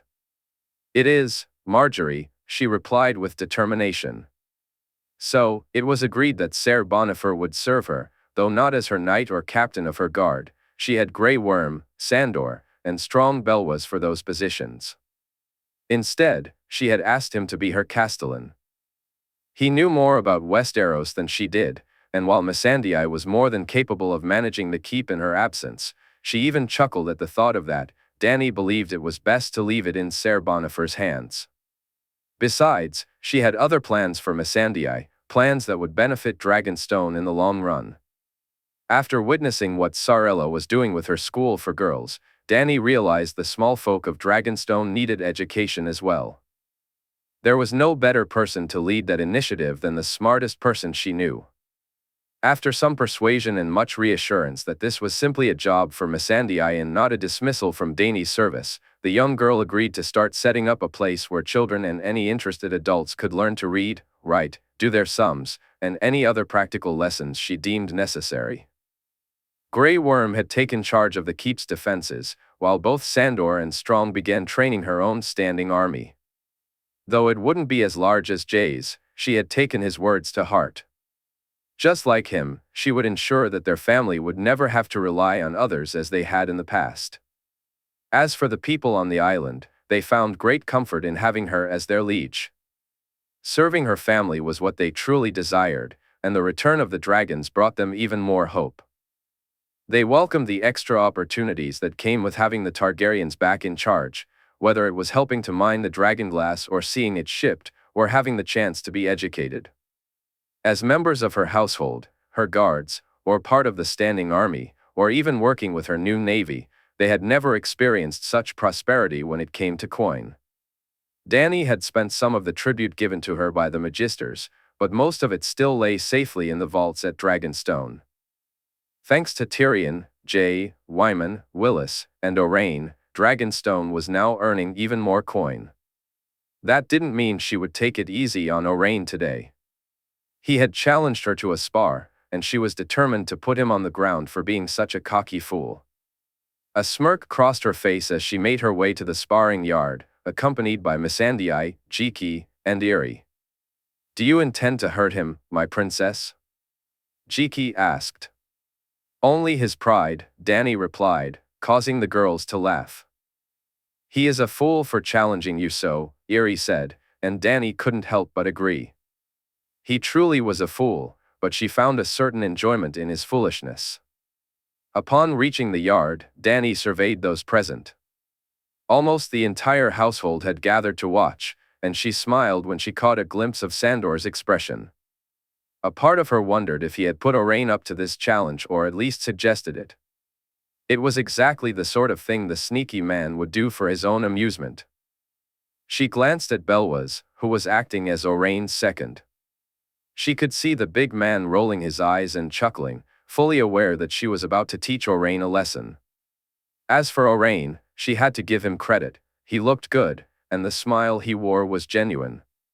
Perhaps this was indeed his own idea, she mused, just before Bonifer handed her the tourney sword. It didn't take long for them to find their rhythm, and she knew that Sandor would scold her later for not ending it sooner. But she was having fun. The swords flew through the air, and while she could have won quickly, it was far more enjoyable to dance around, parrying and moving with skill. Dany was determined to win. She noticed Orain growing tired, and as her own breathing became heavy, she decided to end the match. Her sword came to rest at Orain's neck, signaling her victory. A smile spread across his face, showing that he accepted his loss with grace. 3 cheers for the princess. Bell was shouted, earning a look from Orain that labeled him a traitor, which made Dany chuckle. That evening, their dinner was delightful, and afterward, they stood on the balcony, looking out over the island with Orain by her side. He had finally shaken off his reluctance to be with her, a shift brought about by Jay's words and her own reassurances that he was not beneath her in the eyes of those who truly mattered. Even Aemon, Shaerra, and Tyrion, before he left for Dorne, had made it clear, fostering a deeper connection between them. Though they had yet to go beyond kissing and some gentle touches, Dany was certain now that she loved him, and she believed he loved her too. Thoughts of being his wife often crossed her mind at the most unexpected times. Whenever they did, she found herself wearing a dreamy expression, and she suspected that Orain had the same look in those moments. Tonight seemed to be one of those nights, and she wondered if they would finally speak the words they both felt. Though they didn't, she welcomed the kisses and went to bed feeling content. A few days later, Shaerra arrived. Her aunt had begun spending as much time on the island as she did in the city. Dany knew her uncle would visit too, though not as frequently, but she understood it was due to his busy schedule, not a lack of desire to be there. She was more than happy to have Shaerra around, and they enjoyed flying on their dragons together when she visited. Dany quickly noticed that while her children rested on Dragonstone when not with their riders, they preferred being with them far more than being alone. Today was not turning out to be the pleasant visit Dany had hoped for. No sooner had her Aunt Shaerra arrived than all 3 dragons began to behave strangely. Sandorix even took off, flying towards King's Landing, and the sounds of the dragon's distress echoed loudly across the island. Dany quickly mounted her silver dragon and raced to the cliffs, where she found her aunt leaning against Rhaegal. Elegon was soaring through the air and landed as soon as he spotted her. "What is it? Is it Aemon, Tyrion, or Jae?" Dany asked, concern etching her features. Shaerra shook her head, her own uncertainty evident. "I don't know. I woke up this morning feeling the urge to fly, and Rhaegal came to me. It was strange. I wanted to fly and even went to Aemon to ask him to join me, but he said he couldn't. Sandorix flew off shortly after I arrived, Dany. Something has happened, but I don't believe it's Aemon or Tyrion." "What about Jae?" Dany asked anxiously. Although her aunt didn't reply, Dany sensed her agreement. She leaned her head against Elegon's, trying to calm both herself and her dragon. It took some time, but eventually, she found her composure. Once she felt steadied, Dany joined her aunt, and together they made their way to King's Landing. If something was amiss, that was where they would find answers, or at least, she hoped they would. In King's Landing, Marjorie relished the days she spent speaking with him. She knew Jaime had conversations with him too, often discussing the realm and matters that he needed to be aware of. However, she suspected that, knowing her husband, he spoke more about Joanna and Jon, and even himself, than he did about trade or lords. He had more or less confirmed this when she brought up a topic about one of the lords, Jae saying that he was sure Jaime reassured her that he could handle the situation, and he had faith in their ability to manage it together. It took Marjorie some time to grasp why he seemed indifferent to the politics of the realm. As always, her grandmother provided the clarity she often lacked.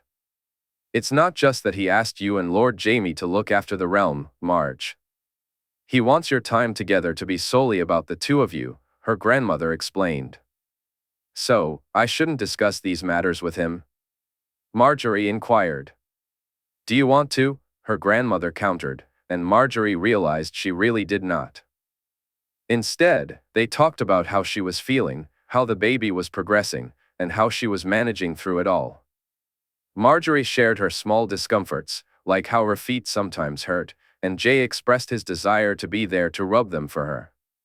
She wished he was with her too, though not just for foot rubs. She missed him in her bed, both for their intimate moments and because she slept far better with him in her arms. On the days they couldn't speak, she focused intently on her work. They had begun serious renovations on the sewers, and she swore she could already notice a difference. There was still a long way to go, but she felt confident that, in time, the city would no longer be known for its unpleasant odors. According to both Eamon and Gorman, this would also improve the health of the citizens. Marjorie had visited Sorella's school, which had just welcomed its first class. She sat in with the students, feeling disappointed that the attendees were daughters of lords and ladies, rather than those from the small folk. However, she understood the reasoning behind it. In time, the school would be open to all, but it first needed to establish itself as a place where noble families would send their daughters. Only then would it gain acceptance among everyone. Today, she made her way to a small council meeting, which they held twice a week instead of just once. Though there were times when they didn't have much to report, both Sansa and her grandmother had suggested she was. Marjorie was doing this only because she missed her husband, but she had found that it worked far better this way than any other. Ser Barristan and Ser Jorah walked behind her as she entered the room. She spotted her grandmother sitting with Willis and Lord Wyman. Jaime was beside Ser Richard, while Lord Montfort and Gorman sat alone.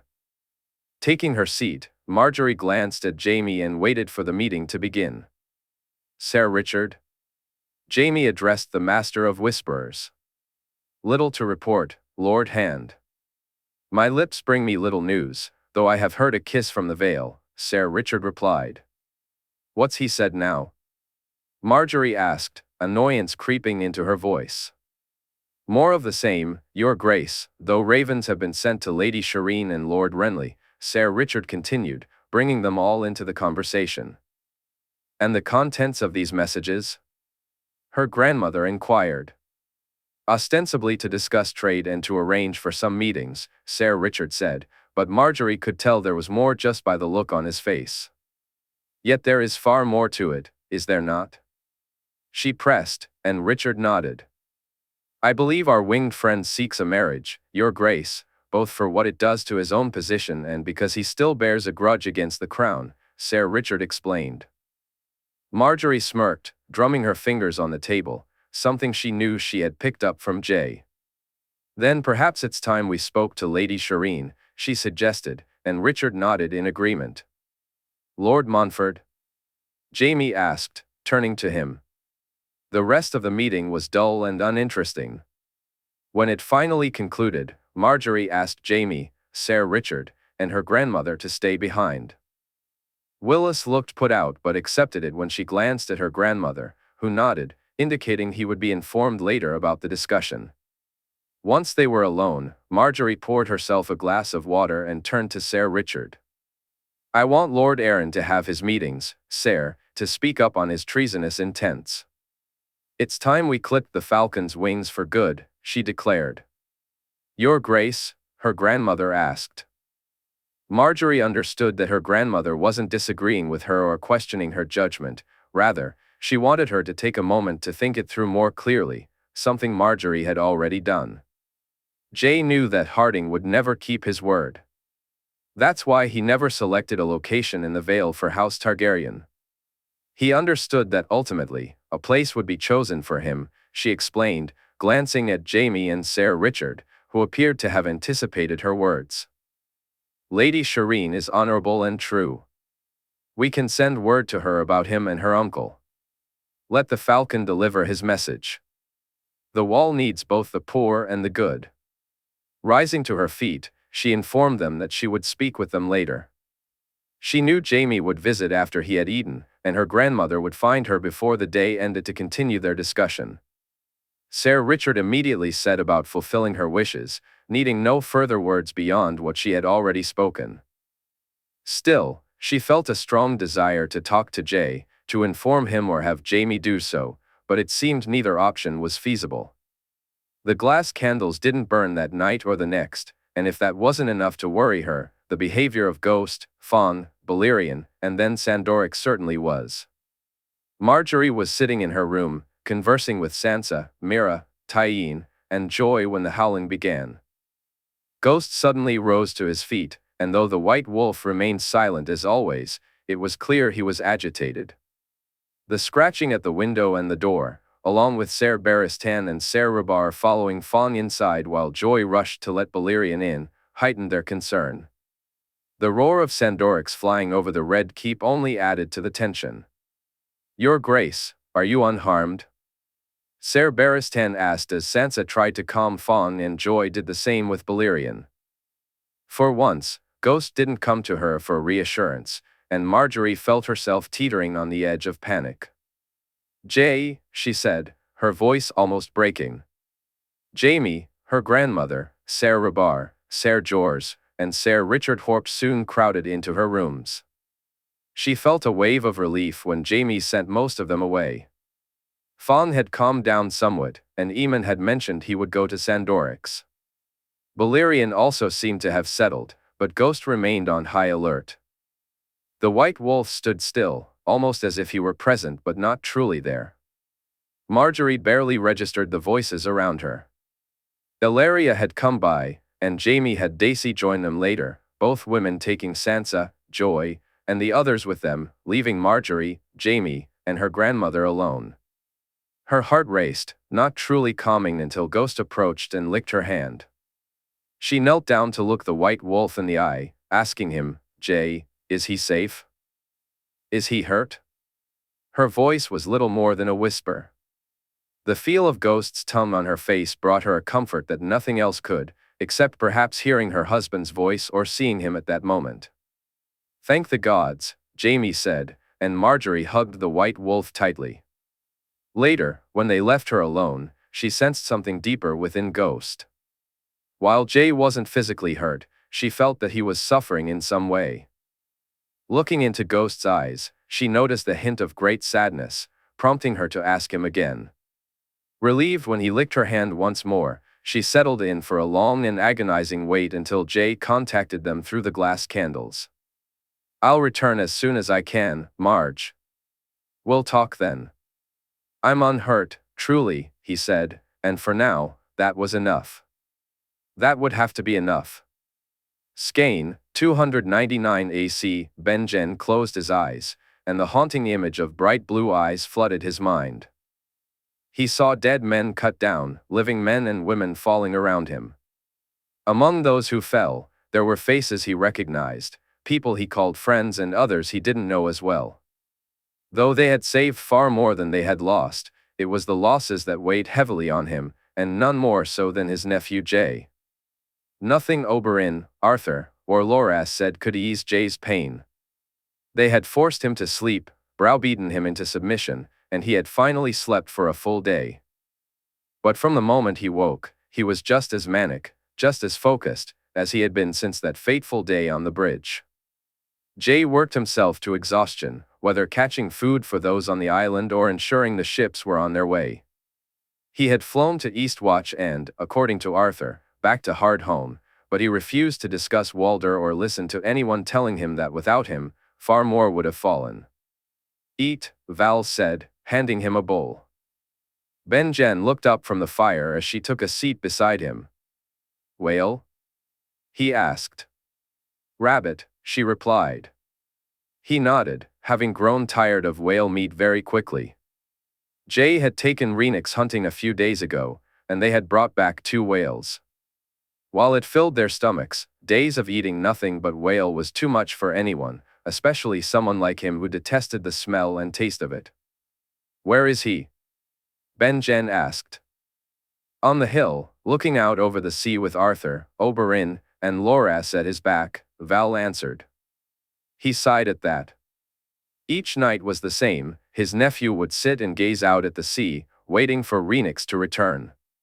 Then he would sleep beside the dragon, or at least, he would if he managed to sleep, and the day would begin again. Jae again, trying to do far too much as if he were compensating for something. What that something was, no one could say, but it was only Jae who held himself responsible. He had managed to bring most of them here, and in the week and a half since their arrival, they had sent the majority of their people south. Now, only a few thousand remained, along with the giants who chose to stay. Soon, the ships would arrive, carrying the last of the free folk on their journey south beyond the wall. Yet, what should have been a source of pride had become a burden that Jae wore like a stain. Benjen finished his rabbit stew and glanced at Val. He nodded at her and handed her the bowl before rising to his feet. There was no need to explain where he was going, he knew she would follow him soon enough.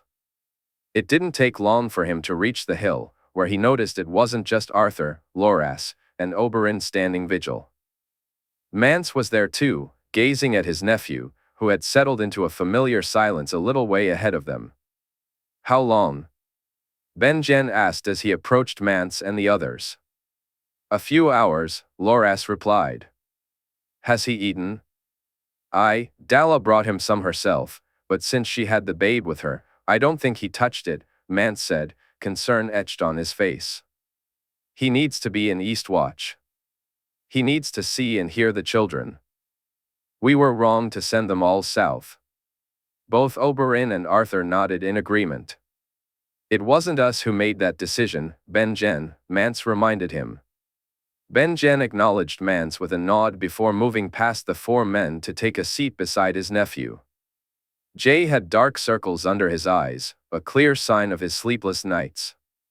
He looked pale, his shoulders slumped in defeat.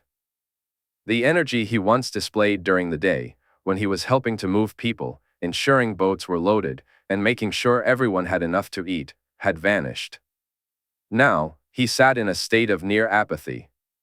You can't blame yourself, Jae, he said, a phrase he had used more than once, yet it never seemed to help. And yet I do, Jae replied softly. You saved so many families, children. You saved so many, Jae. He placed a hand on his nephew's shoulder, feeling how Jae instinctively shied away from the touch. I lost too many, Jae said, his voice filled with resignation. He knew that, once again, it was beyond him to change Jae's mind. Rhaenys arrived not long after, and he watched as Jae made his way to her side, laying down beside her. Benjen prayed to the old gods to grant him rest that night. As he and the others made their way to the camp, he encountered Val and Frost, realizing he had spent far less time with Jae than he had thought. The ships arrived the next morning, and by mid-afternoon, they were sailing south. Skane was now empty, save for the giants and mammoths that had taken it as their home. In the sky, Rhaenys soared with Jae, Arthur, Oberyn, and Loras on her back. He knew that Jae partially blamed himself for the dragon's injury, and even the fact that she had completely recovered seemed to offer him no comfort. Deep down, he recognized that it was Walder Jae mourned, and the only remedy for his pain would be time. In Skane, Eastwatch, in 299 AC, Arthur understood that nothing anyone said could truly ease Jae's sorrow. Yet, he allowed everyone to try, playing his own part. His approach was different from the others, something he had learned from Jaime. Each morning, he would spar with the king, wielding Dawn against Blackfire, which Jae had taken back from Loras once they reached Skane. They didn't speak. Instead, Arthur allowed Jae to channel his anger and frustration in a way that at least brought him some calm, allowing him to forget the troubles weighing on his mind and heart. Both were pained.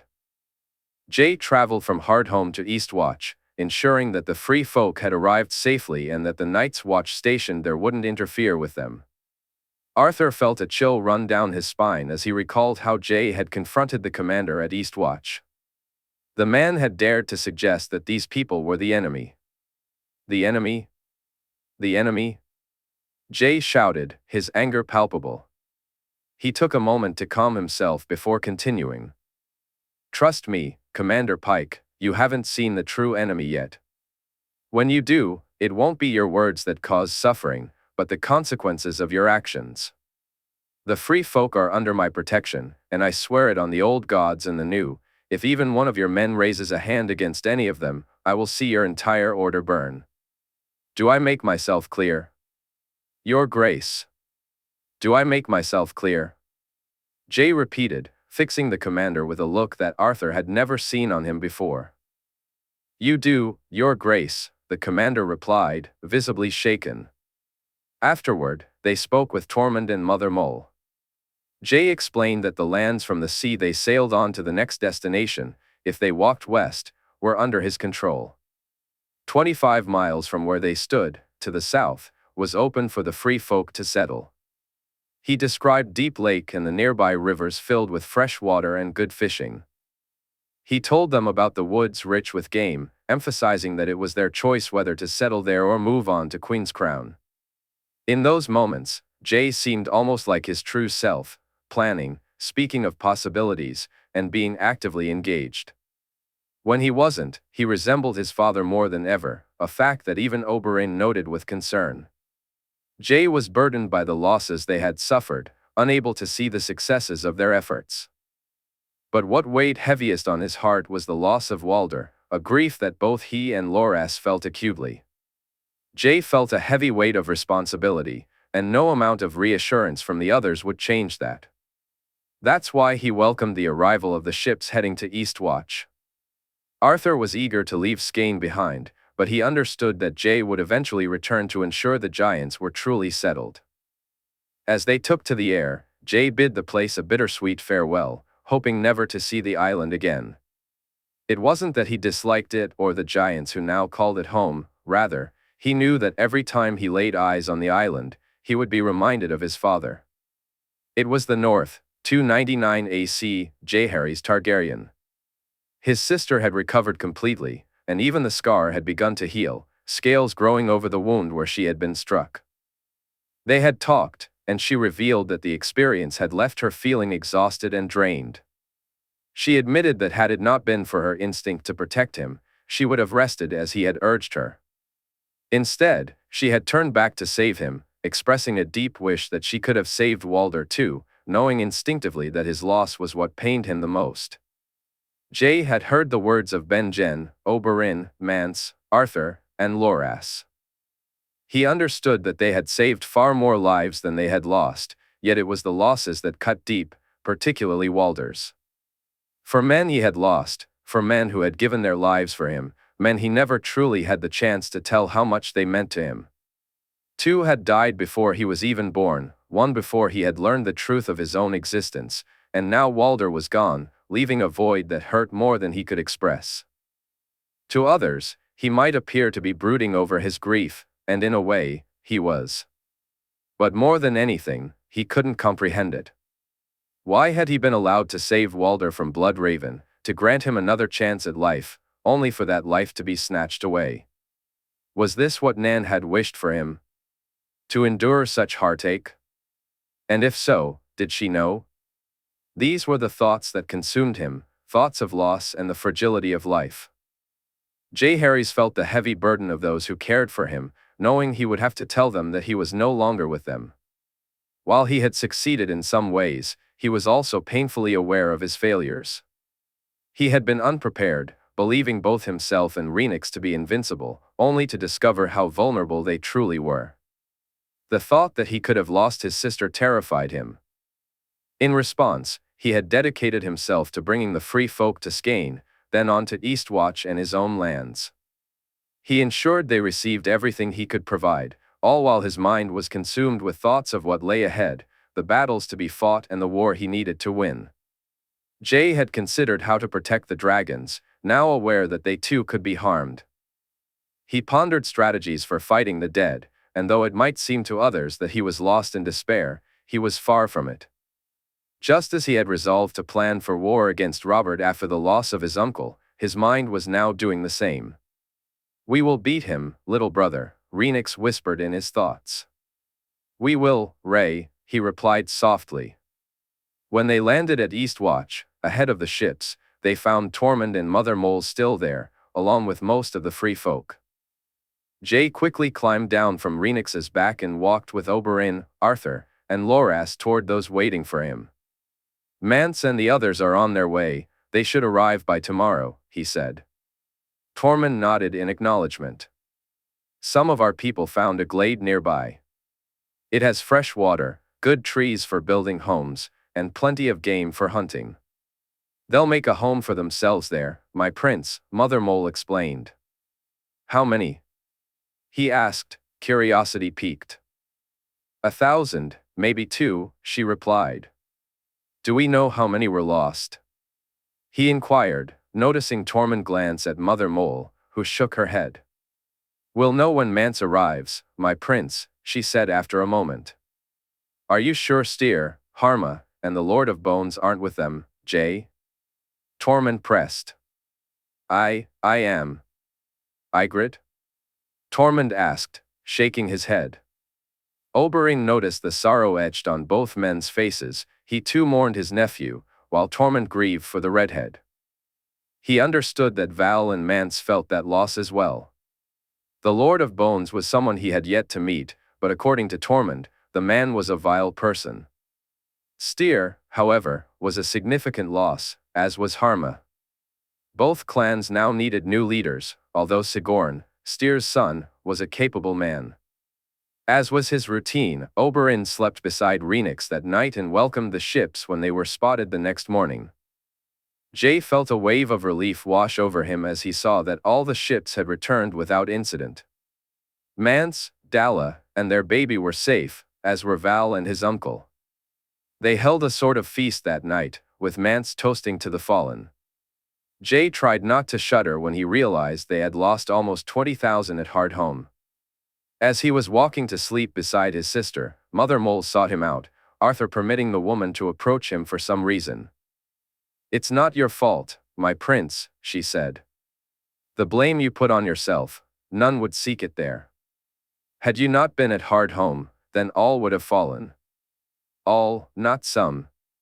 You've given us a chance, a future that, were it not for you, none would have known. Yet I failed, he replied, and her laughter caught him by surprise. Good. Now go fail again, she said, leaving him confused. If this was a failure, then go fail again. You saved my people, my prince, only you could do so. When the fight comes, men will fall, women will fall, even the children will fall, but we will not, all of us, not everyone, thanks to you. She smiled as she rose to her feet and walked away. The next morning, he spoke to Mance, and together with Tormund, Benjen, Val, and Arthur, they took to the sky. Jay noticed how the free folk looked at the king beyond the wall and the tall talker as they prepared for what lay ahead. They climbed onto Rhaenys's back, and he soared toward Queen's Crown, arriving just before nightfall. Once there, he gave them a tour of the village and the tower. This is where I see most of your people settling, Mance. This tower will one day be home to one of my children or their children. I've asked Benjen to take on the role of Castellan, so it will be as if they're already here. If anyone has an issue with your people on my land and attacks them, it would be the same as an attack on my own house, he explained, watching Mance's reaction with interest. You would fight against your own people for doing so? Mance asked, disbelief evident in his voice. If they did so, he replied, noticing Val's smile at the exchange. And what if we don't wish to stay here, Jay? Tormund inquired. As I mentioned back in Eastwatch, from sea to sea and 25 miles from the wall, this is the extent of my lands. Go any further, and I can't offer you my protection. But while you're within these boundaries, I can. There's good hunting here, Tormund. The lake is full of fish, and the water is clean. You've seen the village. Once the roofs are finished, the buildings will provide excellent shelter from the cold. Look around, there are plenty of good trees nearby, and with Benjen in the tower, it's as if I were here myself. We can settle many here, Jay. Some will want to travel and scatter, but the land is good. I thank you, Mance said. I'll ensure my men march with you and that supplies are sent to help, furs, food, and weapons. For now, I need to return to my home and my wife. I have preparations to make, Jay replied, and Mance nodded in understanding. You'll return? Tormund asked. On that, you can be certain, he assured, seeing the large smile spread across Tormund's face. They flew back to Eastwatch, where he said his goodbyes, promising Mother Mole that he would return to help them prepare, assuring her he wouldn't be idle while he was gone. That night, he spoke with Marjorie to let her know. He knew he was on his way back, and he felt her relief alongside his own. While he couldn't wait to see her again, he also understood that once they reunited, the weight of Walder's death would hit him even harder. He spent the night gazing out at the sea, watching the waves roll in and out, with Arthur, Oberyn, and Loras behind him. As dawn broke that morning, he watched the sunrise and felt its warmth fill his heart. Moving to the water's edge, he let out a loud, angered shout. He roared, releasing his emotions, and with that, he felt his strength and resolve return. I will bring the dawn. I will sing my song, and I will see the Night King fall. Thank you, my friend, for giving me another chance and for guarding my back, he said, looking down at the Valyrian steel axe in his hands. Chapter 165, Tell It to My Heart. King's Landing, 299 AC, Jaehaerys Targaryen gazed at the familiar skyline as it came into view, a welcome sight that filled him with relief. He knew he wasn't alone in his feelings. Arthur, Loras, and Oberyn shared his longing to return. Much of their concern was for him, and despite his attempts to reassure them that he was feeling better, the truth was he wasn't. They knew him too well for such words to have any real weight. As they soared over the Red Keep, he was surprised to see Rhaegal, Sandorix, and Elegon take to the sky. But perhaps he shouldn't have been surprised. They were eager to ensure that Rhaenys was truly unhurt. He had already informed Ligeron of her well-being, yet he was astonished that the bronze dragon hadn't joined them in this flight. After circling the Red Keep to announce his return, they descended toward the dragon pit. As they landed, the other dragons followed suit. Jay almost tumbled from Rhaenys's back. His fatigue was becoming more pronounced now that his mind was beginning to settle. He hoped he wouldn't succumb to exhaustion before he spoke to Marjorie, needing to convey that his tiredness was simply that, nothing more. While they awaited the horses, thoughts raced through his mind about what he needed to say and to whom. He considered the other members of the King's Guard. Arthur and Loras could fill them in on the details of what had happened to their brother. He knew Brienne would take the news hard. Then there were the twins guarding Olenna, Eric and Eric, who had recently discovered their connection to Walder and had spent time with him. Sansa, his uncle Ned, those at Winterfell, and the realm at large all needed to know that Walder had fallen. Without his sacrifice, it would have been the king, and not the King's Guard, who had perished. Jay felt his chest tighten as he recalled the weight of what had transpired, and his eyes. Jaehaerys felt the sting of tears as he caught sight of the carriage, with Ser Barristan and Ser Jorah leading the way. Turning away, he wiped his eyes, struggling to compose himself. He couldn't bring himself to look at his Lord Commander, so he turned to Arthur, who gave him a reassuring nod. Instead of waiting, Jay moved directly to the carriage, not allowing Marjorie to step out before he climbed inside. "Marge?" she asked, her voice laced with worry. "I'm sorry, He began, and the tears he had fought so hard to hold back began to fall. Marjorie wrapped her arms around him as they made their way back to the Red Keep. It wasn't until they arrived that he realized he hadn't even spoken to his sister after leaving her in the dragon pit. They had shared much the night before, but now he felt he had let her down, even if just a little. Closing his eyes, he reached out to her, relieved when she assured him that he had not. "She and the other dragons are resting. Soon, they'll fly to Dragonstone, but they're waiting for Dany to join them," she explained. Jay could sense their eagerness to return to the island, and it fueled his own desire, driving away some of his exhaustion and sadness. Is Dany here? He asked, the first real words he had spoken since confirming he was well and that Walder had fallen. She is. We were all so worried, Jay. The dragons, Ghost, and Fawn, they acted most strangely. But Ghost reassured me that you were unhurt, she said. Jay felt grateful that his wolf had been there for her, easing her fears when he could not. I need to speak to Dany. I want her to know I'm fine and that she can go back to Dragonstone. The dragons need to rest, all of them. Rhaenys needs to be on the island, he said, glancing at Marjorie, who looked at him curiously. Why, Jay? Why does she need to be there? Marjorie asked. She was hurt, Marge. She needs to rest and find peace. I'll explain everything as soon as I talk to Dany, I promise. Marjorie nodded and kissed his lips softly before he finally stepped out of the carriage. Jaime, Ser Richard, Sansa, Joy, and Dany were all waiting for them, and he noticed that Aemon, Sherera, and Olenna were there too. It felt like too much, too many faces. Jay looked around, almost panicking when he spotted Brienne and the two giant guards. He needs to rest. We'll speak later. Dany, can you help me with him? Marjorie said. Although he sensed the concern and confusion in the eyes of those around him, since it was Dany Marjorie had asked for help, he turned to his wife and silently thanked her. She responded with a small nod. It pained him not to be able to speak to Joy, but he managed a smile for her and Sansa before glancing at Jaime, hoping his expression conveyed everything he wished to say. Dany took one of his arms, and Marjorie took the other, guiding him to their room. Once inside, Jay quickly scanned the area for Ghost and smiled when he spotted the white wolf sitting by the fire, waiting for him. He moved away from his aunt and wife, kneeling down to feel Ghost brush against him.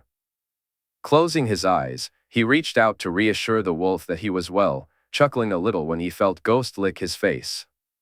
Jay has something he needs you to do, Dany, Marjorie said.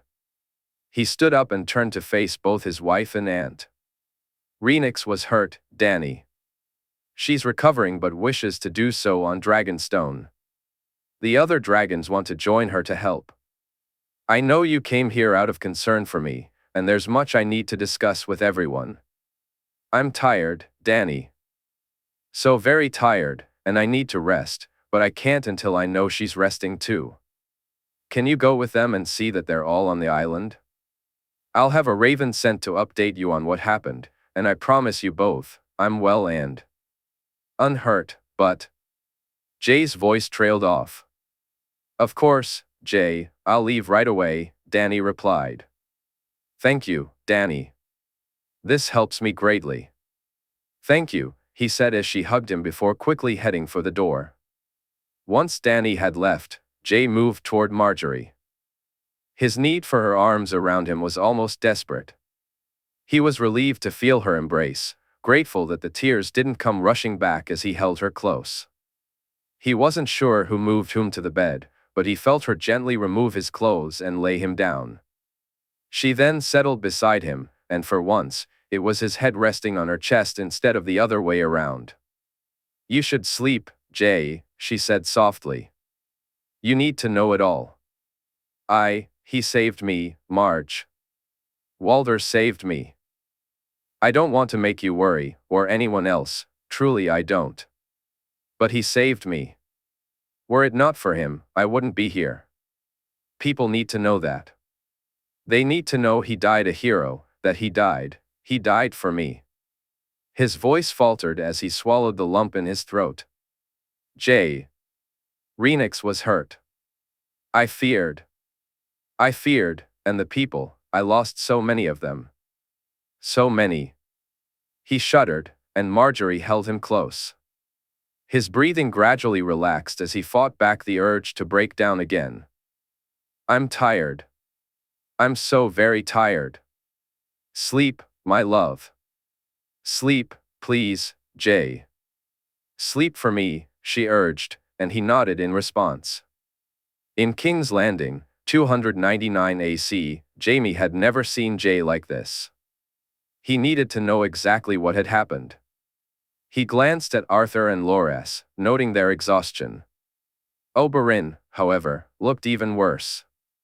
When Jaime saw the prince head straight to Ilaria and his girls, he realized he wouldn't be getting any answers there. Instead, he turned to Arthur. After sending away everyone else who wanted to speak to Jay, he, Arthur, and Ser Barristan, along with Ser Richard Lonmouth, made his way to the Tower of the Hand, while Loras went off to speak with his brother and grandmother, no doubt. "Where's Walder?" he asked as soon as they were out of earshot. "He fell," Arthur replied sadly. "What happened?" Ser Barristan inquired. "He saved the king, Barristan. Were it not for him." Arthur's words hung in the air, and Jaime felt his worries deepen.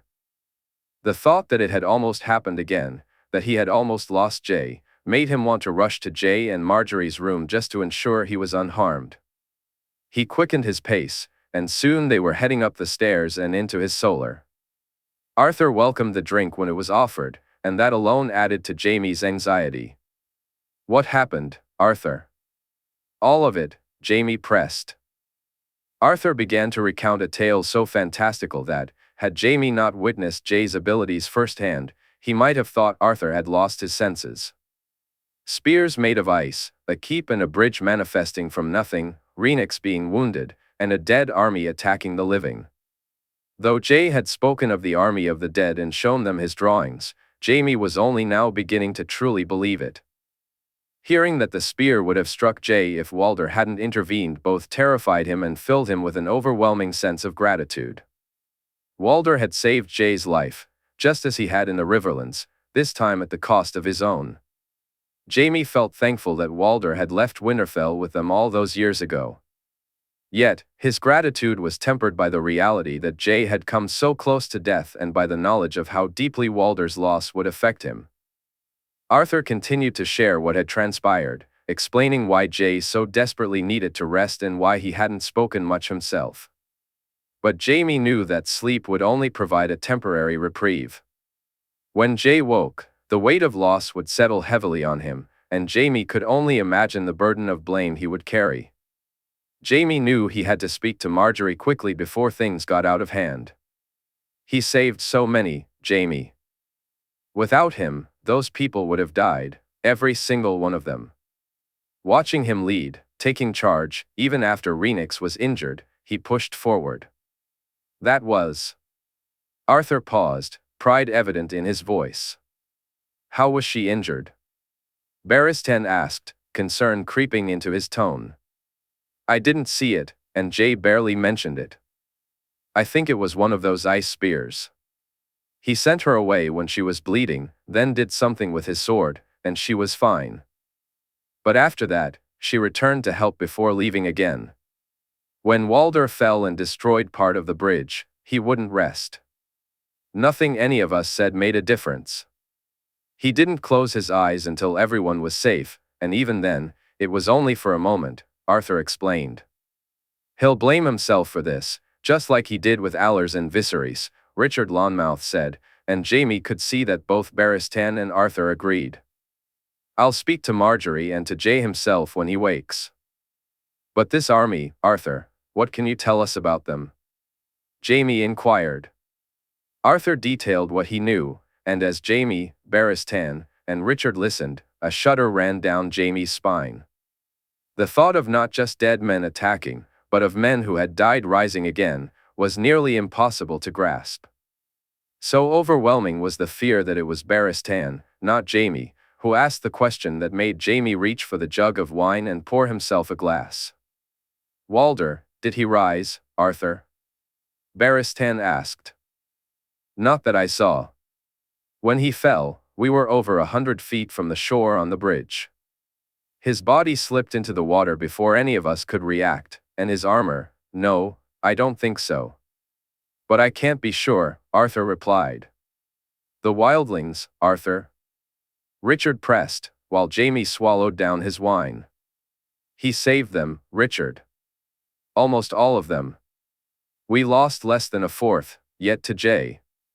Arthur shook his head. Me, Benjen, Oberyn, Mance. None of us could get him to see it, not then. Where are they now? Jaime asked. We brought them to Eastwatch. Jay organized some of the men from the ships to march with them and help them settle in the lands of the gift. Benjen is to take over Queen's Crown, and Mance, along with some others, will settle in the village there.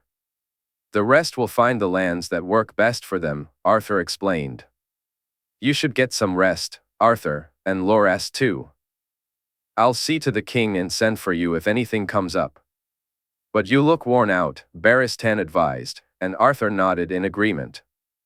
Jaime watched as Arthur stood up, looking more exhausted than he had ever seen him. He moved toward the door but paused, turning back to face them all. Brienne, Barristan, her, and the two twins that guard Olenna. Walder was close to them. You need to tell them what happened and make it clear that he was a hero. He was kin to Duncan the Tall, Barristan, and just like Duncan, he saved us all, Arthur insisted. Jaime noticed Barristan nodding in response. Arthur left a moment later, and Jaime poured himself another glass of wine. He glanced at Richard, who nodded back, and then at Barristan, who shook his head. The three of them sat in silence for a moment, each unsure of what to say. Jaime wasn't surprised when Richard spoke first. I'll speak to Wyman and Willis, organize supplies to be sent to the wildlings, food, blankets, weapons, anything else they may need. Jay will want it done when he wakes. We should do all we can to be ready before then, Richard said. I'll talk to Brienne, Eric, and then go see Loras. I'll take over at the king's door and write in the White Book, Barristan added. Richard looked at him, a question in his eyes. Is that really needed? He'll want it done, Richard. Knowing Jay, it'll be one of the first things on his list, Jaime said, and Richard nodded in agreement. A few moments later, the two men left, and Jaime sat at his desk for just a brief moment before rising to his feet and heading to his rooms. He quickly sent a note to organize a small council meeting, intending to inform those who were unaware of the recent events and to ensure that the preparations Richard had mentioned were carried out. But for now, he wanted to speak to his family, Daisy, Joanna, and John. He longed to talk to Jay as well, but his son needed rest. All he could do was fulfill his duty and be there for him when he woke. In King's Landing, in the year 299 AC, Marjorie lay in bed beside Jay. Though he appeared to be sleeping peacefully, she could see that he was anything but. He wore a frown, his brow furrowed, and every so often, he would shake and shudder. Marjorie reached out each time, speaking softly to him in hopes of calming his restless mind.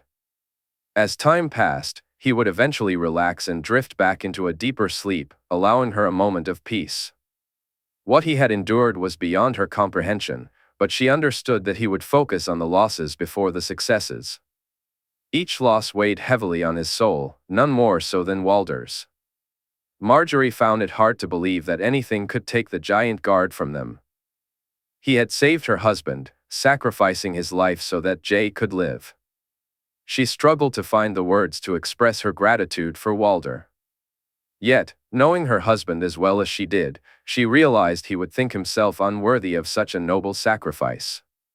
Suddenly, a knock at the door broke her thoughts. She glanced at Ghost, who had moved from the end of the bed to lay beside Jay. The White Wolf would keep watch until she could send whoever it was away. Marjorie walked to the door and opened it to find Joy standing there. Valyrian was by her side as Marjorie smiled at the girl. Your Grace, Sir Richard Horp began. Marjorie nodded at him and Sir Rabar. It's quite all right, Sir Richard. Joy has the right of it. She opened the door wider to let the girl and the black cat inside. As she closed the door, Marjorie noticed the mix of worry, concern, determination, and relief on Joy's face. She understood that Joy probably expected to be sent away and denied the chance to see Jay. However, Marjorie had learned her lesson from last time. Although this situation was different, Jay would appreciate knowing that Joy had come to visit him when he awoke. Only for a few moments, Joy. He's resting and needs to sleep, she said. Joy nodded. I just wanted to. I know. A few moments, and then you can come by tomorrow as well. Marjorie watched as Joy looked at her anxiously. At first, she didn't understand why, until she realized Joy was worried that Jay wouldn't wake up. I'm sure he'll be up and about by then, she reassured the girl, relieved when Joy seemed comforted by her words. They entered Marjorie and Jay's bedchamber, and Marjorie nodded to Joy, giving her permission to approach the bed. Joy smiled gratefully as she climbed up and lay down beside Jay. Ghost shifted aside to make room for her. Marjorie stood by the door, listening and watching as Joy animatedly recounted her adventures since Jay had gone north. The young girl excitedly told him about how it was almost time for Joanna to ride with them. Marjorie stifled a laugh as Joy described Joanna's excitement for her first true ride. After far more time than she'd intended to allow Joy to stay, Marjorie looked at the little girl and nodded. I'll see you tomorrow, John, and Joy said, kissing Jay's cheek before getting up from the bed. Marjorie was surprised when Joy ran to her and hugged her tightly. As she looked down at Joy's face, she almost expected to see tears, but there were none. The girl was growing up, reaching that age when she preferred not to show her emotions if she could help it. Marjorie knew that Joy would shed those tears later, in the privacy of her own room. She did her best to reassure Joy, and she felt a sense of relief when it seemed to work. Marjorie told her that Jay was just tired and that it wasn't like before. She led Joy to the door and then asked Ser Rabar to send for Sansa, knowing that Sansa would be worried too. It was best for Joy to speak to her friend and let her see Jay for herself. It turned out that Joy wasn't the only one who wanted to see her husband. Jaime arrived not long after Sansa had left with Daisy, Jon, and Joanna. Once again, her husband was graced with a little girl's kiss on his cheek and told to have the sweetest of dreams. Marjorie felt a lump in her throat when she heard Joanna say it. The words were so soft and sincere that she believed even the gods would seek to grant that request. Jaime stayed after Daisy left, discussing what Arthur had said, while Marjorie filled in the gaps with what Jay had told her. He'll blame himself, Marjorie, we both know this. It's up to us to ensure he doesn't do so too much, Jaime said, and she nodded in agreement. I know, Jaime. All we can do is be there for him, and we will be, she replied determinedly. I'll see to your duties and make sure you're not needed anywhere but where you want to be, Jaime offered, and she smiled at him as she glanced toward the bed. If there's a need for you, I'll send for you, Jaime. If there's something important you need to know, one of the Kingsguard will come to you. I promise I'll let you know the moment he's ready to speak to you all, she assured him.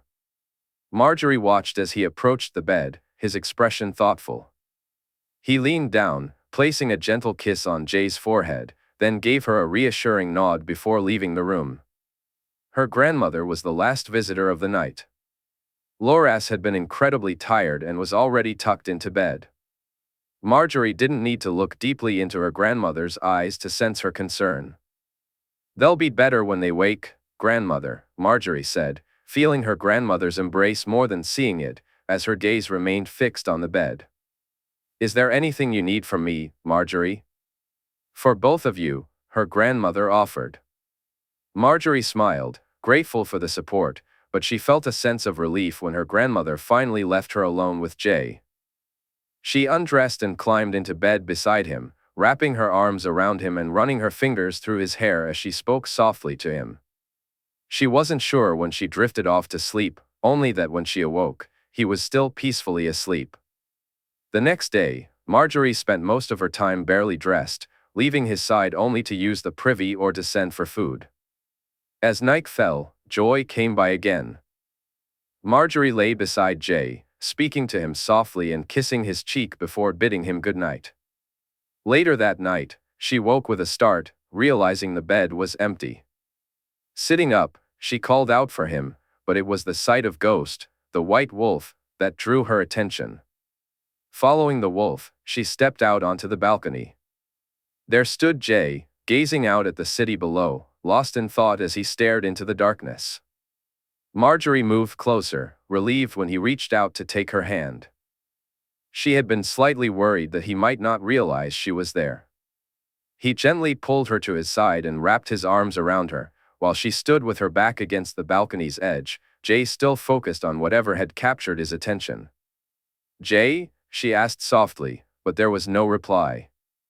She felt his grip tighten around her, and in that moment, she knew he was aware of her presence.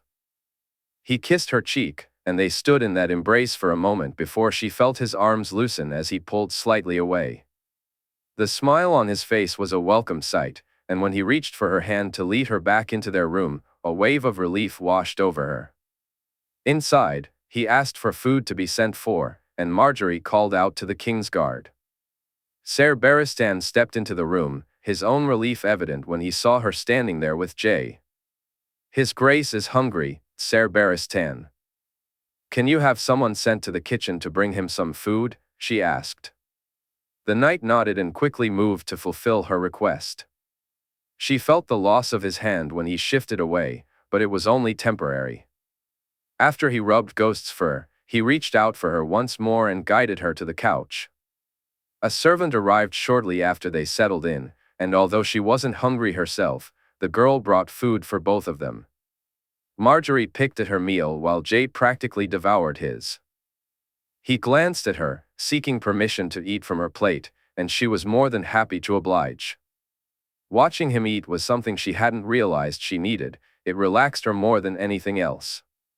Once he finished, Jay looked at her and said softly, "Thank you, for Joy, Sansa, and the others, for being with me."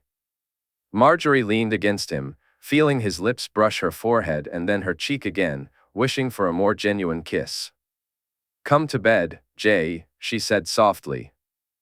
He nodded, and Marjorie led him back to their bed, Jay following eagerly. In King's Landing, in the year 299 AC, Jaehaerys Targaryen awoke feeling refreshed. His exhaustion had faded, but it wasn't just his physical tiredness that had eased from sleeping in his own bed. His heart felt lighter, even. Jay knew he wasn't completely free from his struggles. He realized that in the coming days, there would be moments when he would feel just as lost as before. But as he glanced at his wife, peacefully sleeping beside him, he understood that she was the source of his newfound lightness. Marjorie had given him almost everything he needed: a willing ear, a warm embrace, and answers to questions he dared not voice to anyone else. Carefully, he rose from the bed, trying not to wake her, but he soon discovered he wasn't as stealthy as he had hoped. He tripped over his own feet and fell loudly to the floor. As he lay there, Marjorie stirred awake, concern etched on her face. At that moment, he burst into laughter. For the first time in ages, he lay on the floor, looking up at his worried wife, laughing as heartily as he could remember. "Jay?" Marjorie asked, her voice laced with confusion. "Marge.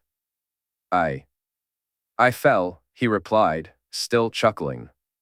Her expression shifted from worry to amusement, and soon she joined in his laughter as she got up from the bed to help him to his feet. The silliness of the moment only made him laugh harder. He realized how much he needed this lightheartedness, more than he had known. Once he was steady, he scooped Marjorie into his arms and began to spin her around. They both tumbled back onto the bed, and he felt a surge of joy hearing her laughter echo his own. Looking down at her smiling face, he brushed his fingers gently over her cheek. "We should go riding today, everyone. Joy, Martin, Tommen, Sansa, my cousins, Oberyn and Ilaria, Jaime, Daisy, Joanna, and John," he suggested. She met his gaze and nodded. "I'll send word to the others." As he leaned down to kiss her, it was a soft gesture, more of a thank you than a promise of anything more. Marjorie called for her cousins and instructed them to prepare their meals for breakfast while Jay dressed, opting for clothes that were far more casual than usual. Jay wore an outfit that felt more comfortable than anything he had donned in quite some time. When Marjorie saw him, her eyebrow arched in a silent question. He moved closer and kissed her cheek before stepping out for a stroll, allowing her some time to get dressed. Ghost followed him as he left the room. Ser Barristan and Ser Rabar stood guard, and Jay almost invited them both to join him in the sparring yard. Instead, he asked Ser Rabar to accompany him, telling Ser Barristan he would speak with him later, leaving him to guard Marjorie. With no particular destination in mind, Jay wandered through the hallways, letting them guide him. In the end, he wasn't sure whether it was him or Ghost leading the way, but he wasn't surprised by where he ended up. He knocked on a door, then rapped a little louder to wake her up. Joy answered, looking somewhat grumpy until she saw him. In an instant, her demeanor changed, as if someone had splashed water on her face. She became alert and wide awake, and as soon as Jay bent down, she enveloped him in her arms. "We're going riding, Joy, all of us. Want to get dressed and join me and Marjorie for breakfast?" he asked. She nodded eagerly. "I'll be ready, Jan." Hearing her say that name filled him with exactly what he needed. He felt like Jan today. He wanted to be Jan today. He needed to be. By the time Jay returned to Joy's room, he had met up with Tommen and Martin, visited Oberyn and Illyria's room to invite his 4 youngest cousins, and bumped into Sansa as she headed to start her day with Marjorie. He told her that today she was off duty and was to join them for riding after breakfast. Jay had also sent a servant to the Tower of the Hand to speak with Jaime, so when they returned to his rooms to break their fast, the atmosphere was charged with excitement. Joanna was already there, and Jay couldn't help but laugh at the expression on his wife's face when she saw just how many children he had brought back with him. "Really?" she asked, shaking her head while trying not to laugh. "We're all hungry, aren't we, Yoy?" he said, winking at the little girl beside him. So hungry." Margie, Joy chimed in, and Jay noticed the grin on Joanna's face as she turned to let them into the room. As they enjoyed their breakfast, Jay organized for the horses to be prepared. He barely touched his food, but it turned out to be one of the best mornings he could remember. The sounds of children laughing and excitedly discussing the ride filled the room, and he cherished that atmosphere. Once they finished eating, they made their way down to the courtyard, where Jaime, Oberyn, Daisy, and Illyria were already waiting for them. Jay smiled at his uncle and greeted Daisy and Illyria with a kiss on each of their cheeks. Then he walked over to Jaime. "We'll talk later," he said, smirking as he turned to Joanna. "Joanna, do you want to ride with me in winter?" He watched as Joy moved to the younger girl and whispered in her ear. "Can we race in the Jaywood?" Joanna asked. Jay glanced at Jaime, who shook his head but nodded at the same time. Hands up who wants a race?" he said, and he wasn't surprised when all the children raised their hands. Jaime looked at him, and Oberyn smirked as Jay turned back to Joanna. "A race it is." They rode hard and fast, though not as hard as he could. Joy ended up taking the day. He didn't exactly let her win, but out of consideration for Jaime and Daisy's worried looks, he didn't give it his all either. They set up their picnic near the smaller of the streams that wound through the hills outside the city. Jay took the time to chat with his aunt and uncle, learning that Oberyn was in much better spirits. The mood was lighter than he had feared. "I've sent word to Sunspear," Oberyn said quietly. "Richard had a letter delivered about Quentin's fall. I named him a hero, nephew. I told more of what he did for those women than anything else." "He was a hero, uncle," he replied. "His past misdeeds don't matter. There are women and children alive today because of him. It was he and his girl who got word to the giants and had them cross the bridge. Their lives are partly owed to him." He watched as Oberyn nodded in agreement. "You are doing well. Is my niece well?" Oberyn asked.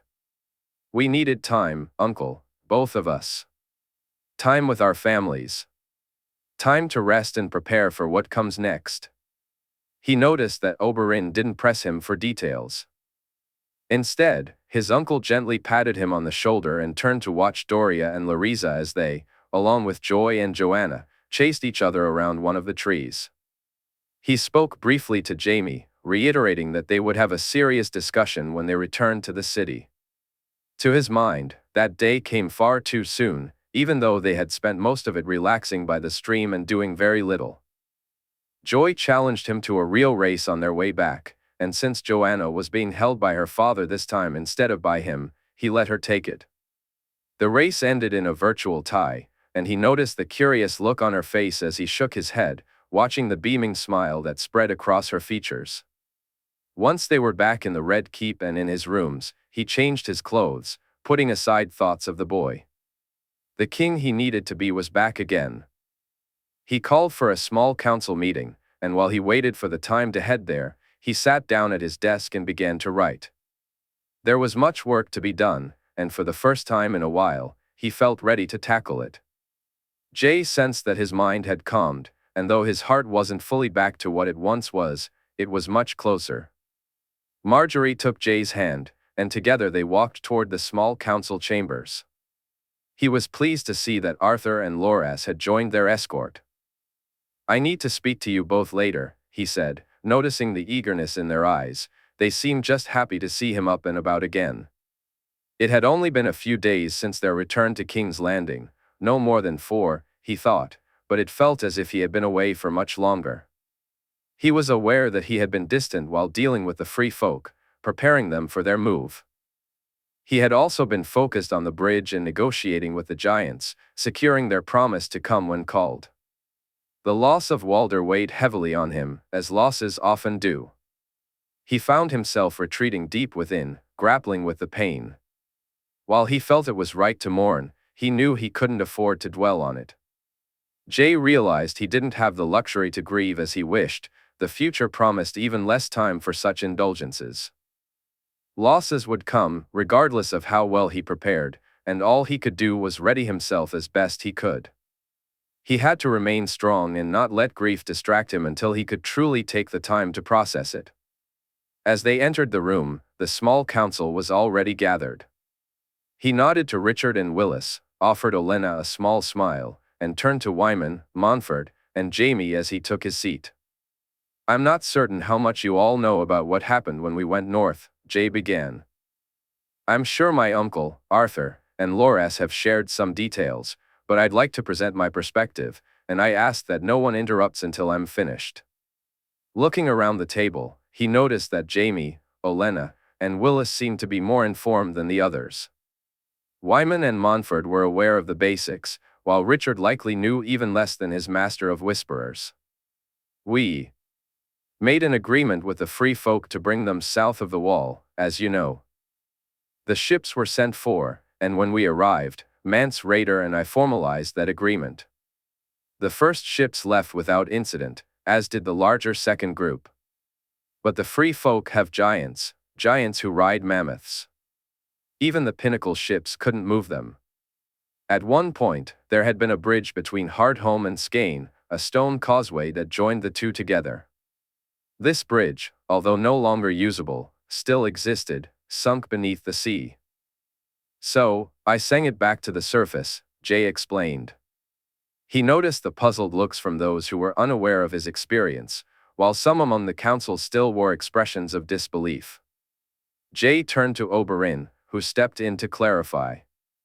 "I was there, me, Ser Arthur, and Ser Loras. I don't know how my nephew does what he does, but when he finished his song, there was a bridge stretching across the sea, large enough for the giants and mammoths to walk across," Oberyn said. Jay continued, eager to move past any questions. "Magic such as that takes energy, blood. Though the more I use it, the less it drains me, I still need to rest after using it. So it was with this." He reached over and took Marjorie's hand, giving it a reassuring squeeze to let her know he was okay. "As I was resting, he came, something I'm starting to think he planned in advance." Jay noticed Oberyn's gaze, his uncle's eyes reflecting a dawning realization. He knew there would be many questions for him to answer, and he hoped not all would come today. "It forced us to move quickly. We needed to bring everyone across the bridge, not just the giants. To do so, We had to cover their retreat and hold back the Night King and his army. Rhaenys and I took to the skies to do some scouting. We had no intention of doing anything more than that, but we knew we had no choice. We attacked, and they struck back. The Night King hurled spears as large as scorpion bolts, ice spears that gave Rhaenys and me pause. So, we flew higher, out of range, or so we thought. He reached over, grabbed the jug of water, and poured himself a mug, draining it before filling it again. The image and sound of his sister being struck echoed in his mind. It wasn't until he set the jug down that he continued. Thankfully, the wound wasn't as serious as it could have been. Rhaenys was hurt, and I had to use Lightbringer to stop her bleeding. I sent her away, unwilling to risk her against the Night King. So, Arthur, Loras, Oberyn, Walder, and I joined the Free Folk, trying to hold the army back and give as many people as possible a chance to cross the bridge.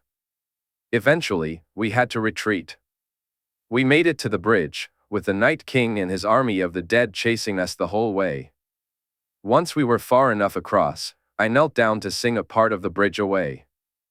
So focused was I on that task that I never saw it coming. If it weren't for Ser Walder, who would have fallen? Jay's throat felt dry, and his words caught in his chest. He took a moment to compose himself, grateful for the silence around him. He nodded to Marjorie and continued, "We lost almost a quarter of the Free Folk, including some of their best men. We lost clan leaders and a man I've known my whole life, a man I owe my life to more than once. After some time, we managed to get the Free Folk to the lands of the Gift, where they will settle under my protection. My uncle Benjen is serving as my castellan in Queen's Crown and as the Crown's representative to the Free Folk. They'll need supplies, and the North must be informed that they're there and that I intend for them to live here. Peace for as long as peace is allowed to us all," Jay said determinedly. "I've sent the ravens to your uncle, your grace. We've ensured that supplies are sent to the Free Folk, and that the Night's Watch and the lords nearest to the Gift are informed they are under your protection," Jaime added, gesturing to Ser Richard. Jay smiled at both of them. "I thank you, Lord Hand. My lords, I've seen the true enemy now, and it marches our way. Some may think the wall will hold them back, but I tell you now, I don't believe it will. It may delay them, it may give us some time. Perhaps the Night King will need to find a way to pass it. But in time, we will have no choice but to face him, and we must be ready to do so," Jay declared. "What would you ask of us, your grace?" Montfort inquired. "I wish for ships to be sent to bring the Company of the Rose back to Westeros, Lord Montfort." "Give this letter to Torrhen Snow and tell him the White Wolf howls," Jay said, handing Montfort the letter. "I'll set sail at once, your grace," Montfort replied. "Lord Wyman, Lord Willis, I want us to begin preparations for winter. We must gather as much food stock as possible from each of the 7 kingdoms and start storing it. I seek to ensure that the army facing the Night King is fully supplied, while also protecting the rest of the realm from suffering because of it. Lord Wyman, even if this cuts into our trade with Essos, it must be done," Jay instructed. "It will be done, your grace," Wyman said firmly. "Ser Richard, I'll have ravens sent, but I want you to speak with the lords on this list. They are to prepare their very best men and put them through the training specified here. Only this training, Ser Richard. Nothing else, and none of them are to stray from the path I've set for them. See that your words keep their eyes on the task," Jay said, handing Richard the list. "I need to speak to Gendry Waters and to Tobo Mott. The dragons must be armored, or we've already lost," Jay said, his voice heavy with concern. "I've drawn up plans for what they need to create, but all 5 of them must be armored even more than the weapons need to be forged." Jaime nodded in agreement. "I'll send for them both at once, your grace." "I'm not sure if Gendry has gone back to the west yet, Richard." "No, he's still here, Lord Hand," Richard replied. "There is much we must do, my lords. I'm afraid to say that although I'm here, I'll be mostly absent from matters relating to the realm for quite some time. I won't attend another small council meeting unless it's to discuss preparations for the war to come. So, any of you who need to speak on such matters will have to consult with my wife." Jay smirked as Marjorie made a playful attempt to hit him on the shoulder. He bid the others to leave and asked Jaime to stay.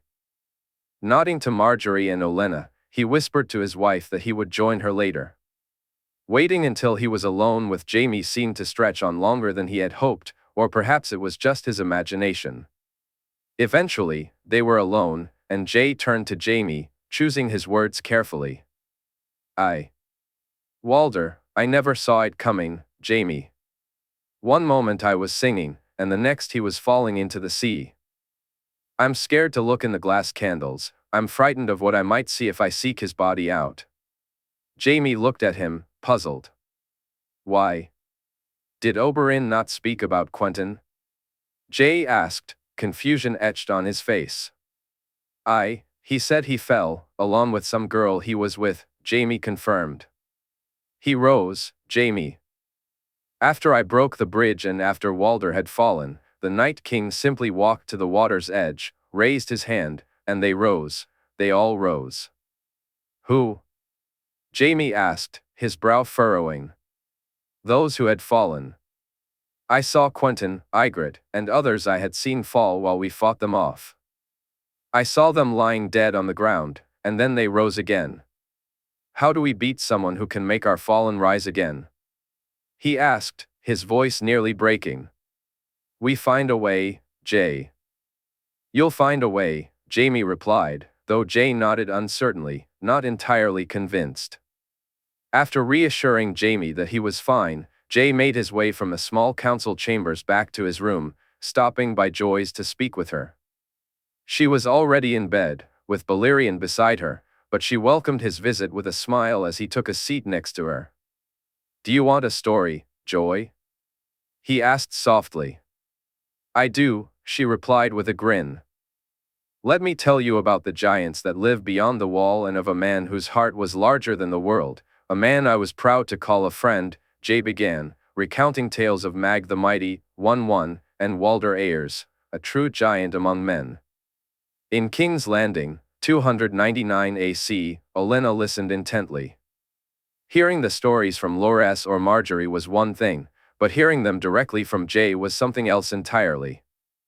Her grandson had been shaken by what he had witnessed beyond the wall and by the loss of Ser Walder. Marjorie, however, seemed more concerned about Jay than the horrors they had faced. Jay was both broken and focused, which made Olenna reflect on Loras's words about Jay's reaction to Ser Walder's fall. "I've never seen him like that, grandmother. He wouldn't sleep, wouldn't stop. For days, all he cared about was the free folk, getting them settled, making sure they had food and shelter, and moving them to his lands. Even when he got them there, he barely rested." "He's determined, Loras," Olenna said, watching as her grandson shook his head. "It's more than that, grandmother. It's almost an obsession." As she listened to Jay speak, the weight of his words settled heavily in the room. During the small council meeting, Olenna had noticed that Jay didn't seem obsessed, rather, he appeared determined and focused. As she walked back to her granddaughter Marjorie's rooms, she decided she would ask her about it once they arrived. Olenna felt relieved to see that Marjorie seemed far less worried than before, likely due to the ride they had taken that day. "Did you enjoy the ride, Your Grace?" Olenna asked as they reached Marjorie's and Jay's rooms. "It was much needed, grandmother," Marjorie replied. Olenna sensed that Marjorie didn't want to discuss too much in the open, and she hoped for a deeper conversation once they were away from prying ears. To Olenna's delight, Marjorie was eager to talk once they entered the rooms and settled into their seats. "He was much better when he woke this morning, almost back to himself," Marjorie said with a chuckle. "After bringing what I'm sure was every single child he could find to break their fast with us, we rode and had a picnic. I could see it then. Each moment he spent with us felt like a boon to his spirit. He's not over it, grandmother, that will take time, but he's dealing with it." The things he said, Olenna began, noticing Marjorie's frown. Confused, she quickly realized her granddaughter might think she doubted Jay's progress. They scare even me, Your Grace. I believe he's right to handle it as he is, allowing you to rule while he prepares for what's to come. As do I, Marjorie agreed, and Olenna saw the frown lift from her face. We must do everything we can to shield him from the minor distractions, grandmother. The less important matters I'll handle, but I'll speak to him about the significant issues. I believe that's a wise decision, Your Grace. How are you feeling about the babe? Olenna asked softly, feeling the Queen of Thorns fade away, leaving only the grandmother in the room with her. Grandmother, Marjorie began, I feel well, tired, but well. Gorman says there are no issues, that all is well, but… Marjorie? Olenna asked, her voice laced with concern. It's nothing, grandmother, Marjorie assured her. Tell me, Olenna urged, reaching out to take Marjorie's hand. I dream of eggs, Marjorie confessed. Just as Olenna was about to ask her more, Jay returned. After a brief conversation with him, Olenna bid them both good night and made her way back to her rooms. Eric and Eric had requested some time to themselves to mourn Ser Walder. Under different circumstances, she would not have allowed it.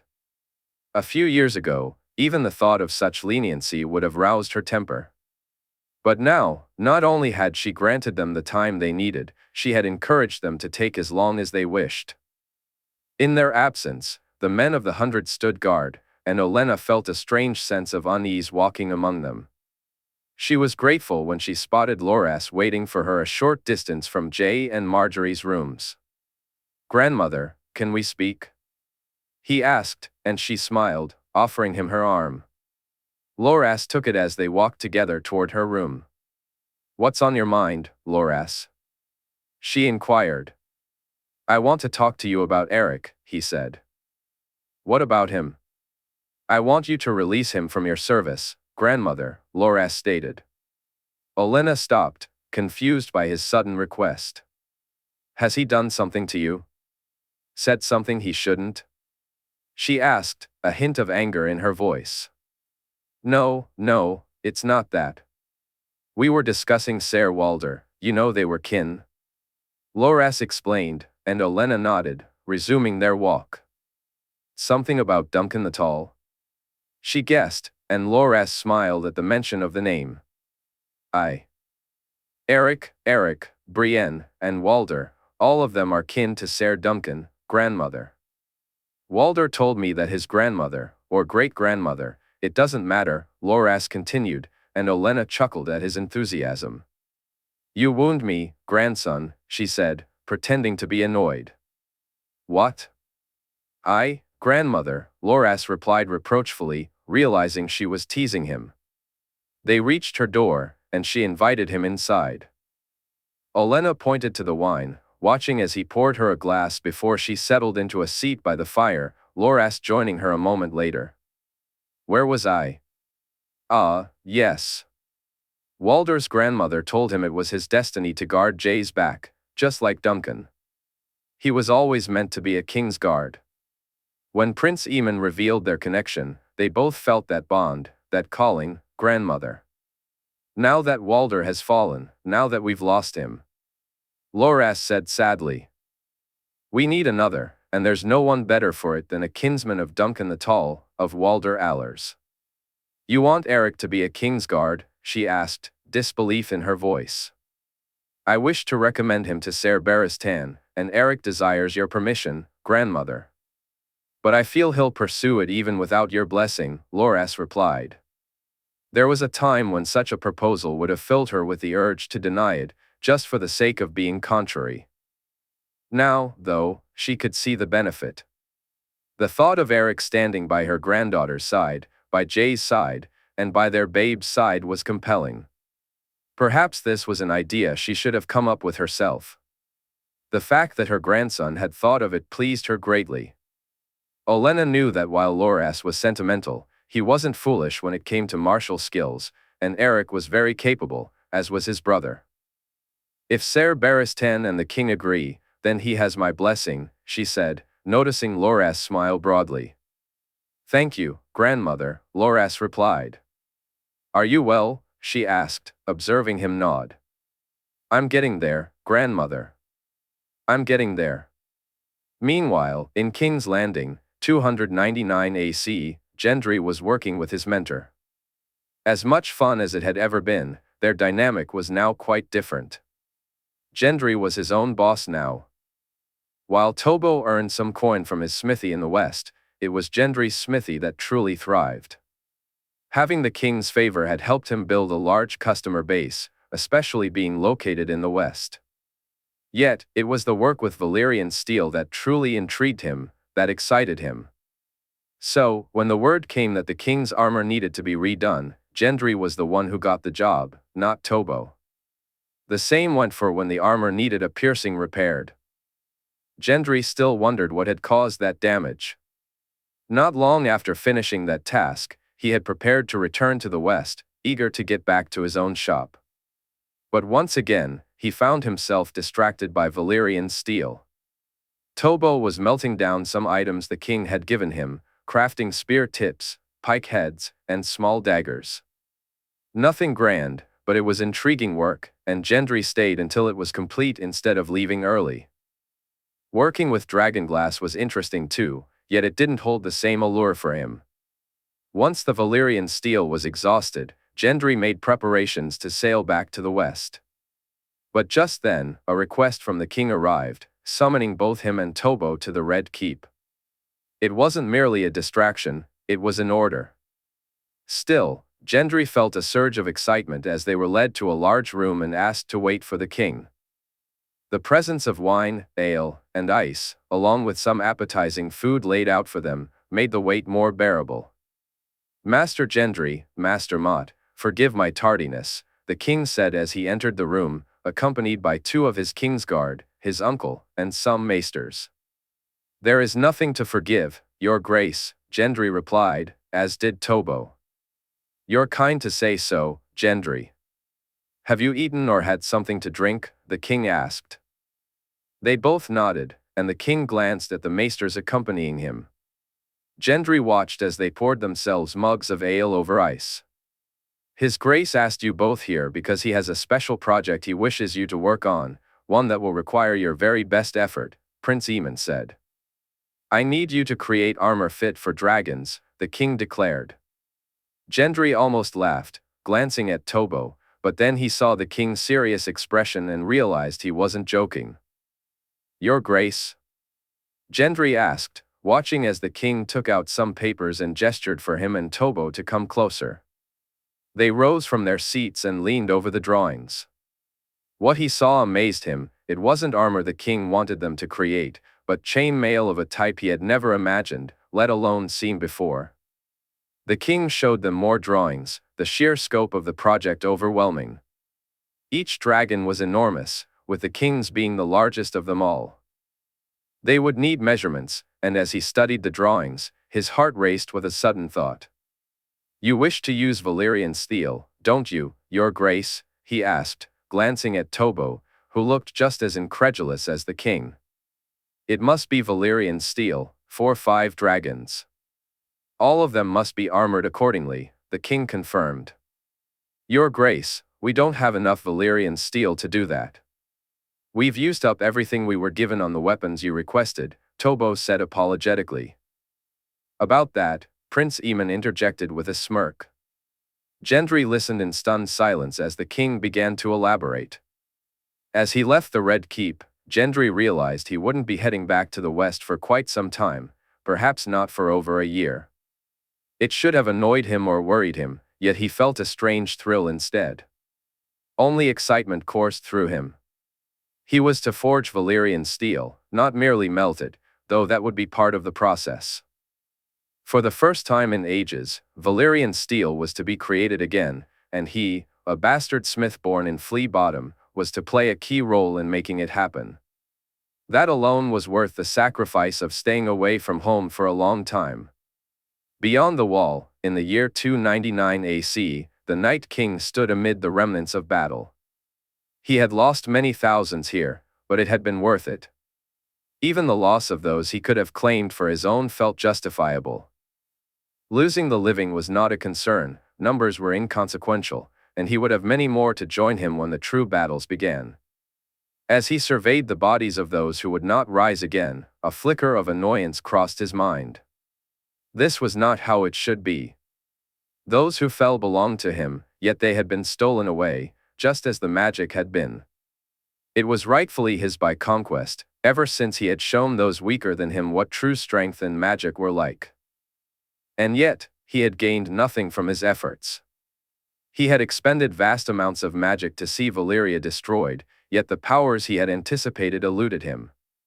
This vexation lingered during his recovery, leaving him confused as to why he hadn't received the rewards he deserved. While he rested, he pondered the reason behind it. Slowly, he began to understand. A spark, initially faint and uncontrolled, barely registered with him until it grew brighter. Each moment the boy wielded his power illuminated the darkness of the night. At first, it flickered like a candle, then blazed like a fire, and now, it radiated like the sun itself. He wanted it, deserved it, and had worked for it, yet it lay in the hands of someone who barely understood its significance. Was he strong enough to wield it? Perhaps he had demonstrated that he could at times. But was he strong enough to stop the boy? That was the question he had wrestled with, the reason for this test. And now, he knew he was not. He had feared he had rested too long, and then he realized he hadn't rested long enough. Even now, as he exerted himself, weariness crept in, and he craved rest. The boy felt it too, but he would recover quickly. While the boy still struggled, unaware of the true extent of his power, he did not share that luxury. The dragons would fall, the boy would fall, and he would watch the world plunge into darkness, stripped of its sparks of light. Every living thing would become a mere shell of what it once was, just like the dead who followed him. The living held their own magic, barely flickers from a flame, but each one that fell only served to strengthen him. And yet, he couldn't shake a terrible thought. As he glanced at his own fallen, a chilling realization settled in as he and his army marched south. If the living strengthened him when they fell, could the dead do the same for the boy? And if that were true, then perhaps, just perhaps, he hadn't won as much as he believed. Chapter 166, Look J, a Dragon. King's Landing, 299 AC. Brienne walked around in a daze for the first few days, unable to comprehend that he was gone. It felt impossible, unbelievable, and incomprehensible that someone had managed to take him from this world. When the king, Oberyn, Arthur, and Loras returned, she hadn't noticed at first that he wasn't with them. She assumed he was occupied with something for the king and would come to speak with her as soon as he was finished. It wasn't until Lord Jaime and Ser Barristan called for her, Eric, and Eric to join them that she began to sense something was wrong. She made her way to the Tower of the Hand and waited. Eric arrived a few moments later, looking just as puzzled as she was about the reason for the meeting. But the moment Lord Jaime and Ser Barristan entered the room, she felt a chill run down her spine. She knew something terrible had happened, though she had no idea just how terrible. I've asked you all here to speak about something that occurred when His Grace was beyond the wall, Lord Jaime began, his voice heavy with gravity. Something terrible that I know His Grace would want to discuss with you himself if he were able. Brienne felt her chest tighten as he continued. While helping the free folk evacuate, His Grace, Prince Oberyn, and the Kingsguard came under attack. There was a battle, many lost their lives, and those who survived were fortunate to do so. She glanced at Eric, noting the worry etched on their faces. Had Ser Walder been hurt? If so, where was he? Surely they would have brought him straight to the Grand Maester. Perhaps he was too injured to travel and was resting somewhere? No, she knew the king too well, he wouldn't have left without him. Her anxiety mounted, and as she looked to Ser Barristan and Lord Jaime for reassurance, she found none. While they were in retreat, Lord Jaime continued, a spear was thrown at his Grace, Ser Barristan began, was a spear that came from nowhere, one he had no way to avoid. Ser Walder, seeing the danger, stepped in front of the spear and took the blow that would have surely killed our king. He knew it would cost him his life. His voice was filled with pride, but Brienne could sense the sadness beneath it.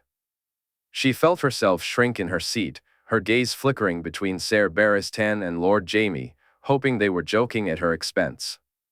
Meanwhile, Eric appeared almost smaller somehow. Brienne was the first to find her composure. Despite the intense sadness that gripped her and the disbelief lurking beneath it, she managed to ask, "His body, my lord, Ser Barristan, may we pay our respects?"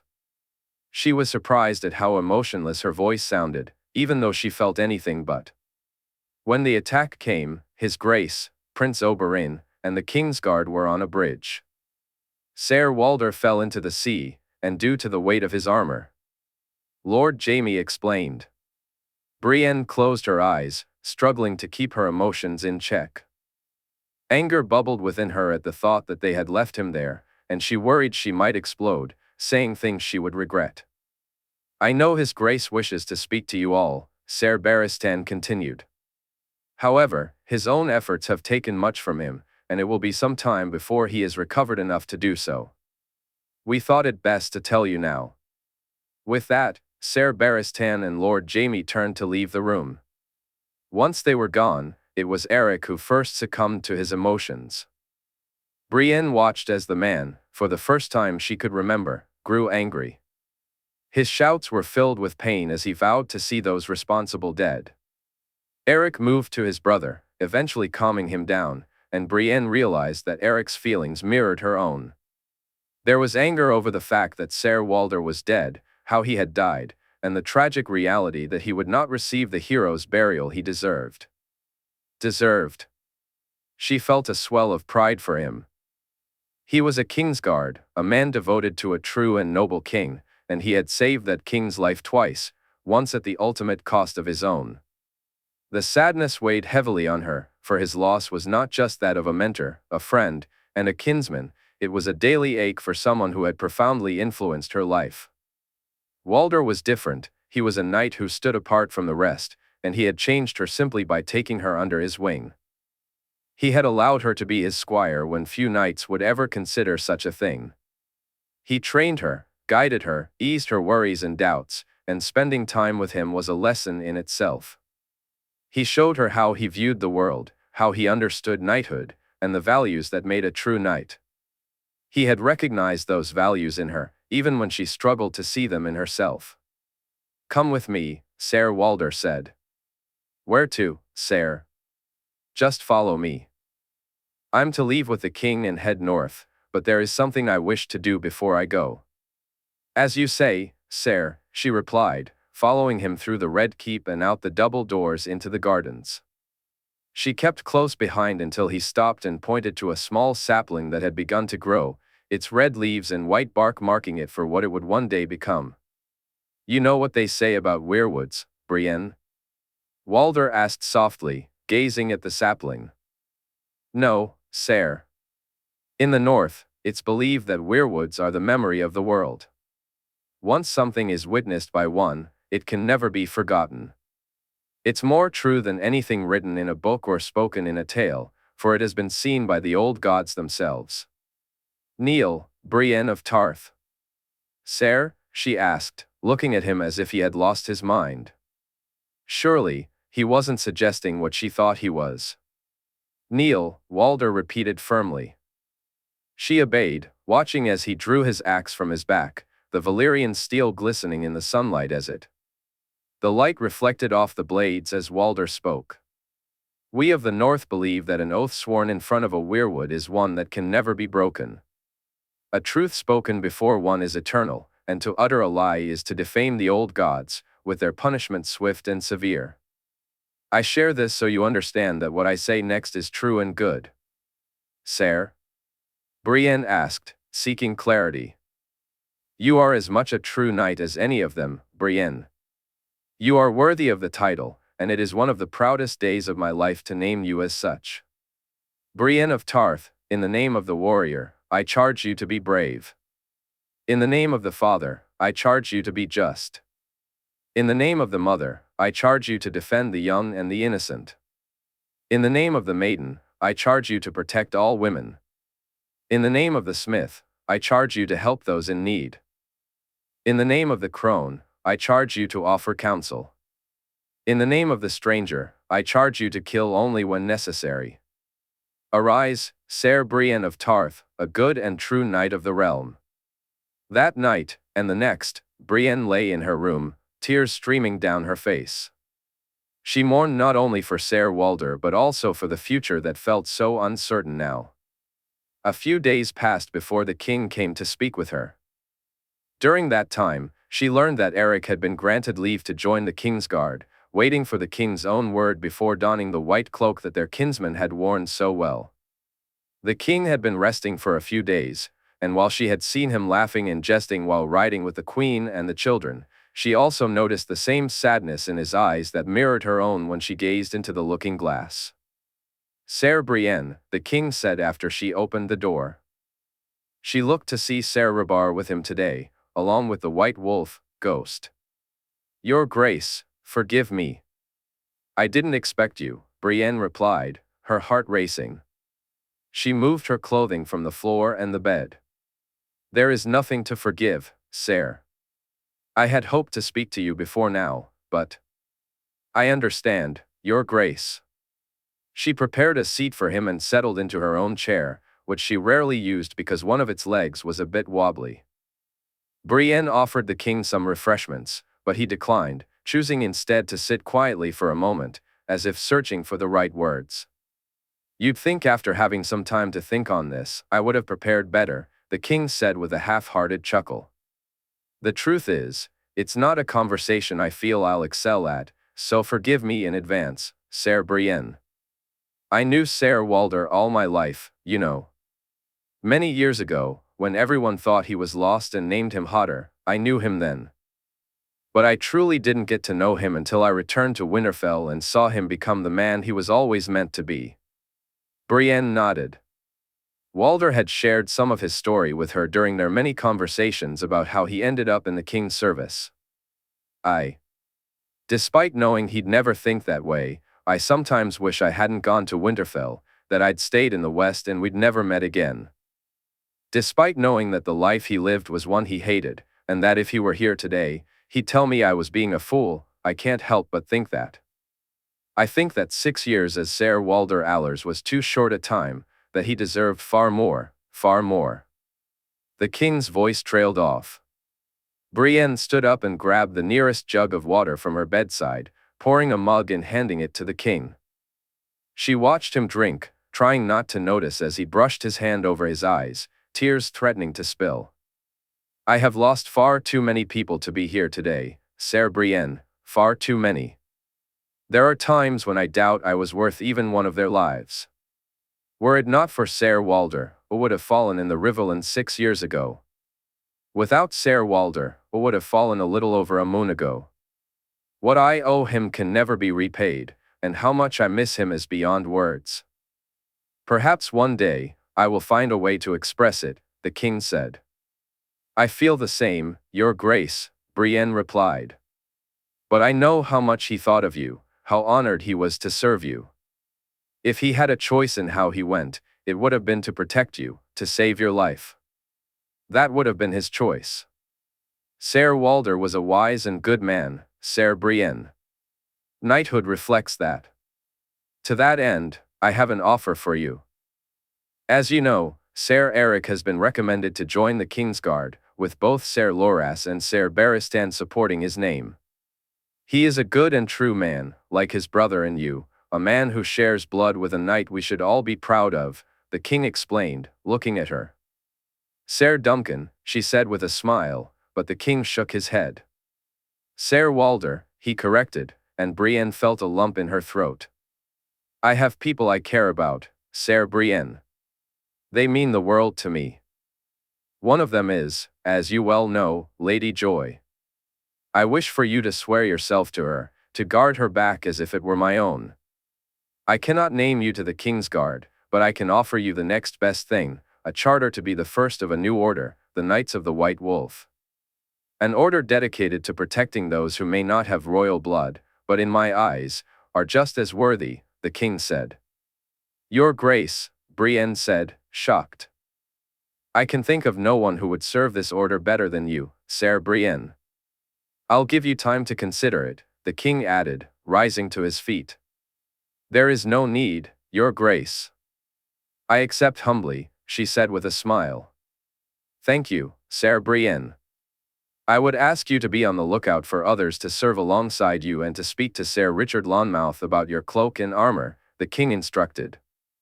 As he rose and headed for the door, the king paused and said, he was right about you.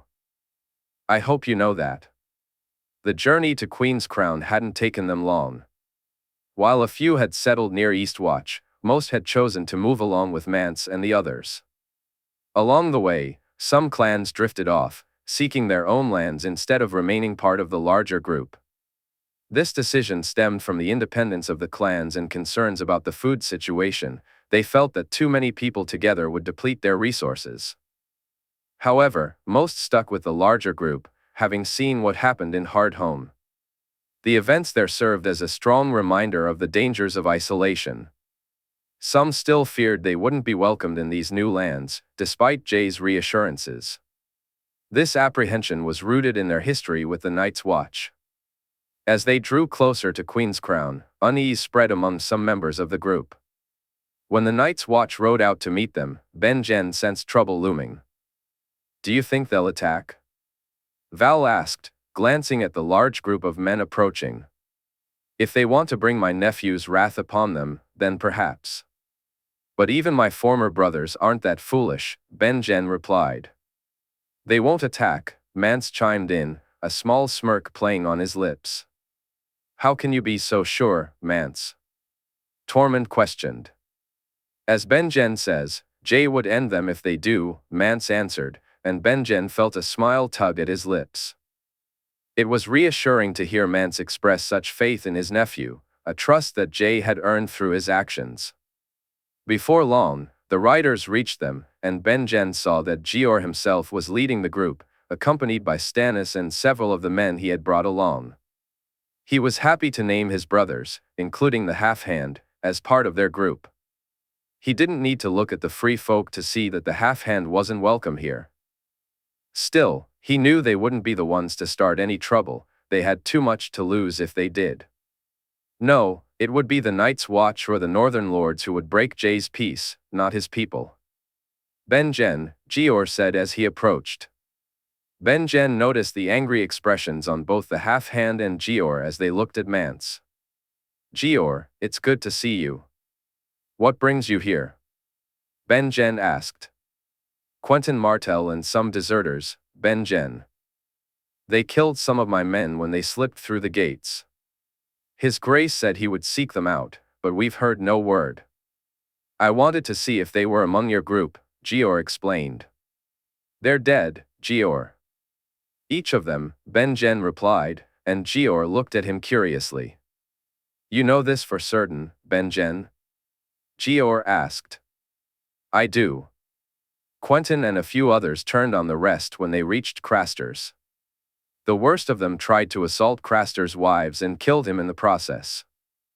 Quentyn and some others stopped them, and those who didn't lose their lives brought the women and children to Hardhome, Ben-Jen said. Quentyn Martell was among those who made it to Hardhome, the half-hand asked, surprise evident in his voice. He was, Corran. When the king arrived, we began to evacuate, but we came under attack, and the dead almost claimed us all. Ben-Jen continued. He noticed how the half-hand and Jaehaerys turned to Stannis, who offered only a small nod in response. In the fight to reach safety, Quentyn and the others fell. They died as heroes, Jaehaerys, despite their past actions. They died so that others could live, he said. You saw him fall? I'll need your word on that, Jaehaerys pressed. You have it, Jaehaerys. I saw him. Dead, Ben-Jen said. Jaehaerys nodded in response. There are some wildlings back at the wall. They made their way from Whiteree. Are you heading to Queen's Crown? Gior asked. Benjen nodded. I'll have them meet you on the way. I thank you, and I'm sure the king does too, Gior replied, then shrugged before turning to ride away. Benjen noticed the free folk seemed pleased with the news. As he turned to look at Mance and Tormund, he caught them both smirking. You two kept very quiet, he said, annoyance creeping into his voice.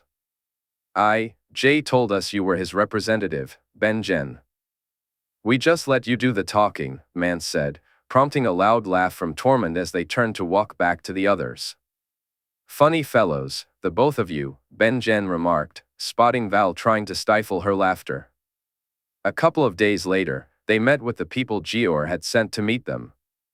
The entire Whitetree village had abandoned the lands beyond the wall, and Benjen doubted there were any free folk left on the other side now. When they reached the first of the lakes on their way to Queen's Crown, Mother Mole and her people claimed it as their own.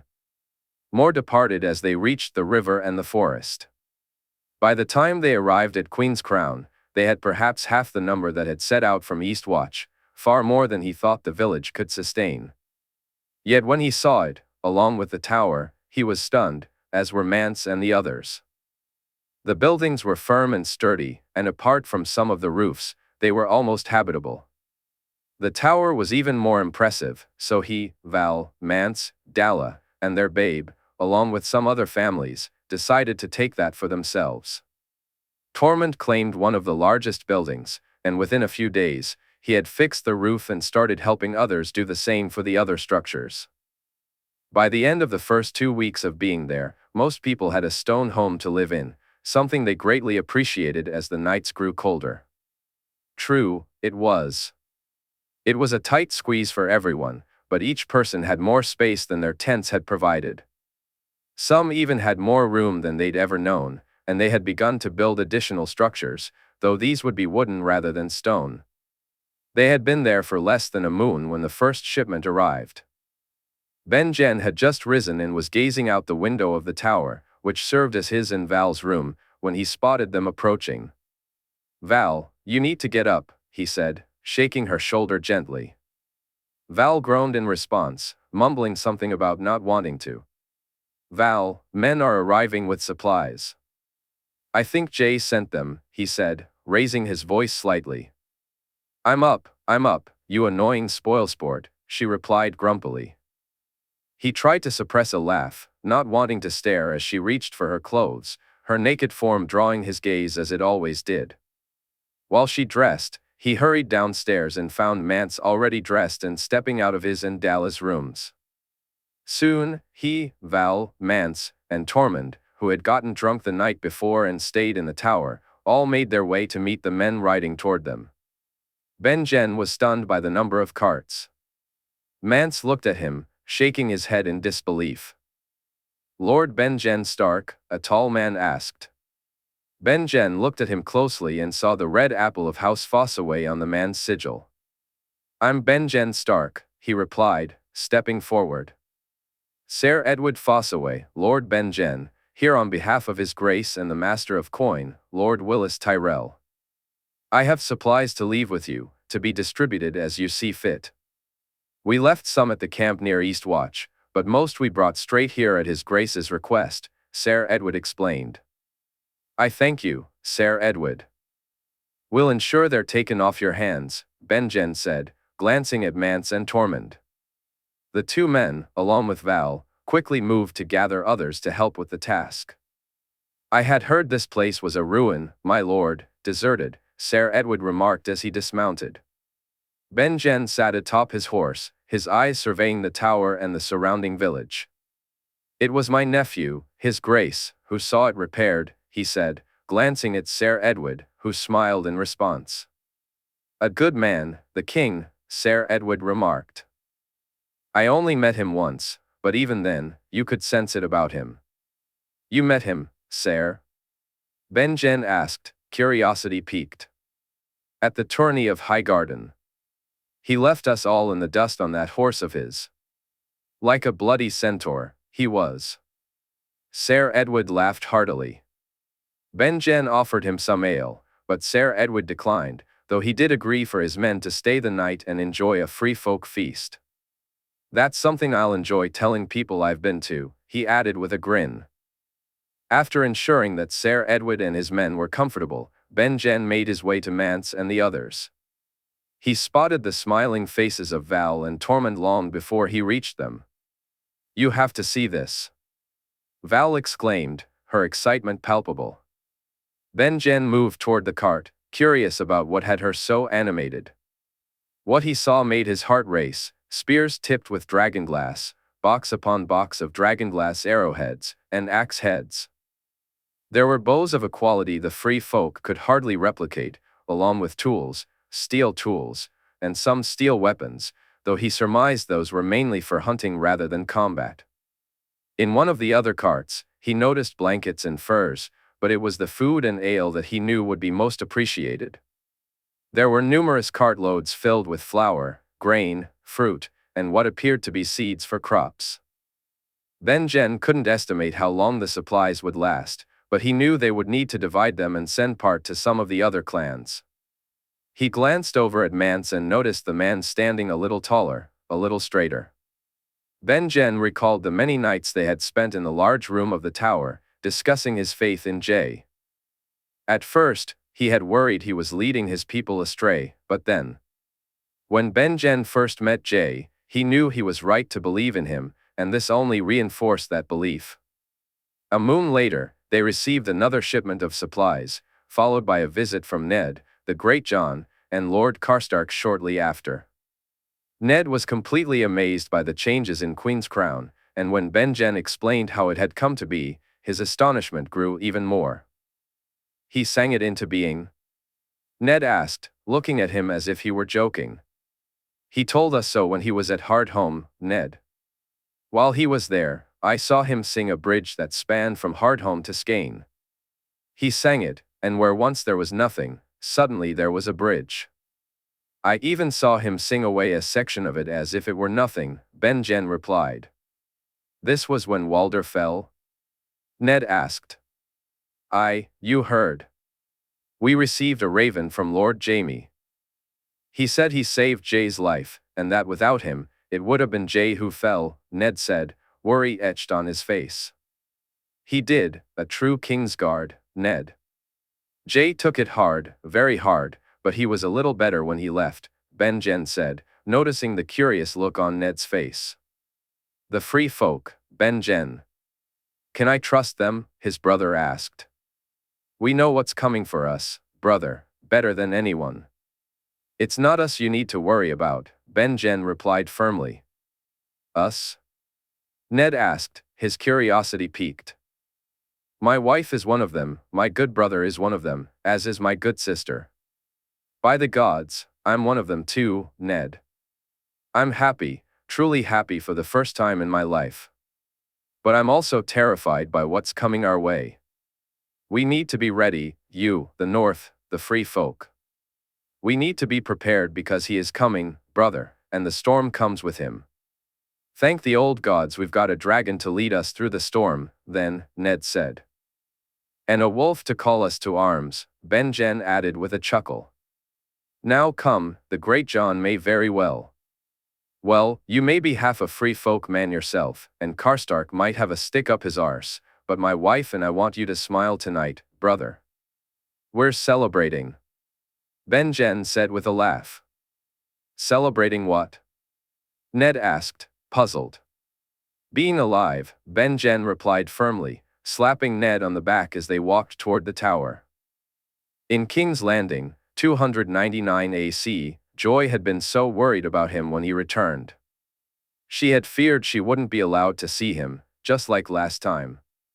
But Marjorie had let her into the room and reassured her that it was different this time. Joy felt a sense of relief. If she was permitted to spend time with him, it couldn't be as bad as she had feared. He had just been tired. When she overheard them talking about Walder, she realized he was sad too. So, she resolved to play as many games with him as possible to lift his spirits. To her surprise, John wanted to play even more than she did. They went riding, shared meals, and enjoyed a picnic together. She found herself making him laugh more than once. He had even come to her one day and asked if she wanted to hear a story about giants. Joy smiled at the memory of him standing at her door, his voice soft as he asked, "Do you want a story, Joy?" "I do," she replied with a grin. "Let me tell you about the giants that live beyond the wall and a man whose heart was larger than the world, a man I was proud to call a friend," Jon said. "Giants, Jon?" she asked, shaking her head and laughing. "Aye, giants, real-life giants, bigger than Brienne, Eric, and Eric, bigger than Sandor or that big man from Eternity's." "The Storm?" she asked, disbelieving, shaking her head as she saw him nod. "Their leader is called Mag the Mighty, but he's not the biggest. The biggest is named One Weg Wondar One, but everyone calls him. His name is One," Jon said. "No, they don't," Joy replied, giggling. "They do, it's true," Jon insisted, laughing along with her and nodding his head. "They ride on mammoths, just like we ride on winter and apples, though not quite as fast." Joy burst into laughter again. "Do they speak?" she asked, getting more engrossed in the story now that she knew he wasn't just playing a trick on her. "They do, they use the old tongue. One is aim dom, sastab walid leet, Joy," Jon explained, watching her reaction. "What does that mean?" she inquired, her curiosity piqued. "That's how One would greet you. My name is One, pleased to meet you, Joy," Jon clarified. Joy tried to repeat the words but stumbled. She looked at him for help. I'll teach you how to speak giant," he promised, and she nodded eagerly. As he continued, he told her there were creatures even scarier than giants, but despite their size, the giants were gentle and meant no harm. Joy couldn't help but laugh when he shared what One said the first time he met him. "He didn't say that," she insisted, shaking her head, still laughing. "He did. He said nothing this small could fly on a dragon, and if I was there to save them all, they might as well just give up since I was no bigger than a babe." "Are there babes bigger than you?" Joy asked a little later. "Scary, isn't it?" Jon replied, laughing, which made her laugh even harder. She noticed the change in his voice when he began speaking about Walder. He told her that although he was smaller than the smallest of the giants, his heart was bigger than any of them, bigger than the entire world combined. When he finished speaking, she hugged him tightly, and he returned the embrace just as fiercely.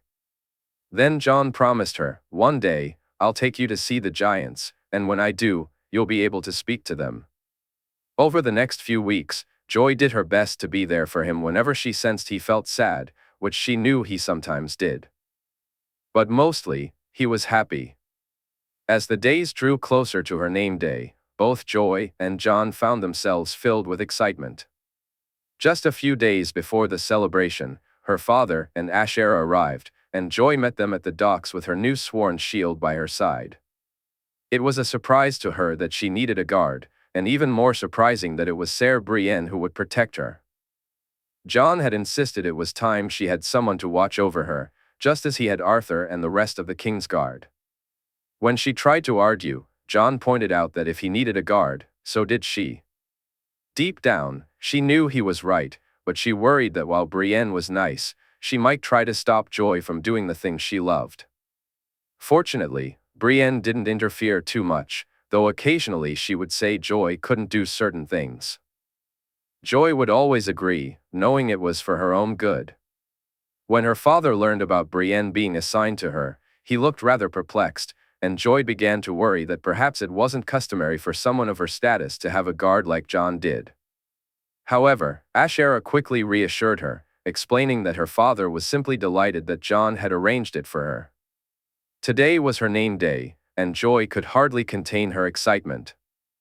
She woke up early to break her fast and spent the morning surrounded by friends, Oberyn's youngest daughters, Martin and Tommen, who had been granted the day off, along with Sansa, Joanna, her father, and Asher. That evening, they hosted a family dinner with Jon and Marjorie, as well as Oberyn, Ilaria, Jaime, and Daisy.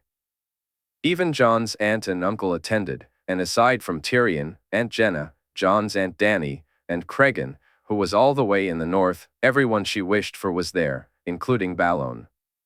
Presents, joy, her father said, and she beamed at him before glancing at Jon, who winked at her. If I must, Papa, she replied, trying hard not to laugh as Jon rolled his eyes and made silly faces. She was soon presented with beautiful new dresses, and her heart swelled with joy. Joy received a delightful array of gifts from her family and friends. Her father and Ashera had given her riding clothes, while Sansa presented her with a beautiful scarf. Her friend surprised her with a book about giants and mammoths, topics she knew she had mentioned far too often since Jon had first told her about them. Cousin Jaime and Daisy gifted her a lovely necklace featuring the sigil of her house. It was so small and pretty that she knew she would wear it every day, especially since they mentioned that Joanna and young Jon had contributed to it as well.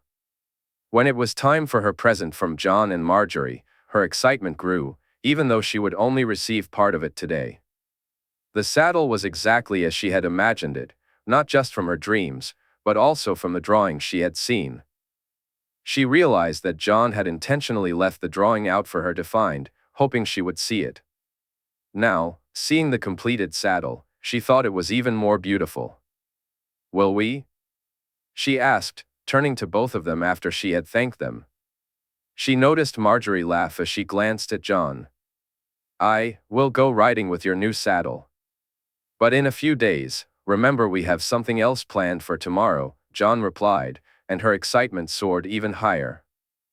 They were going flying, just the two of them. He was taking her to Dragonstone to show her the island he had promised her many years ago. That was the best present she could have ever received, not just the flight or seeing the island she had heard so much about, which Jon's family had always called home, but a whole day spent with her brother. She couldn't have asked for anything more. Meanwhile, in the year 299 AC, Torrhen Snow stood on the shore, his gaze fixed on the ships.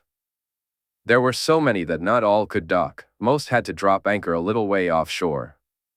Among them, he counted at least half a dozen pinnacle ships, and had he not already understood what this meant, that sight alone would have made it clear. It was time. As they prepared to head home, Torrhen felt a mix of excitement and apprehension.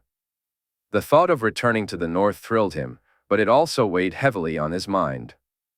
He had both hoped for and dreaded the day he would witness the end times.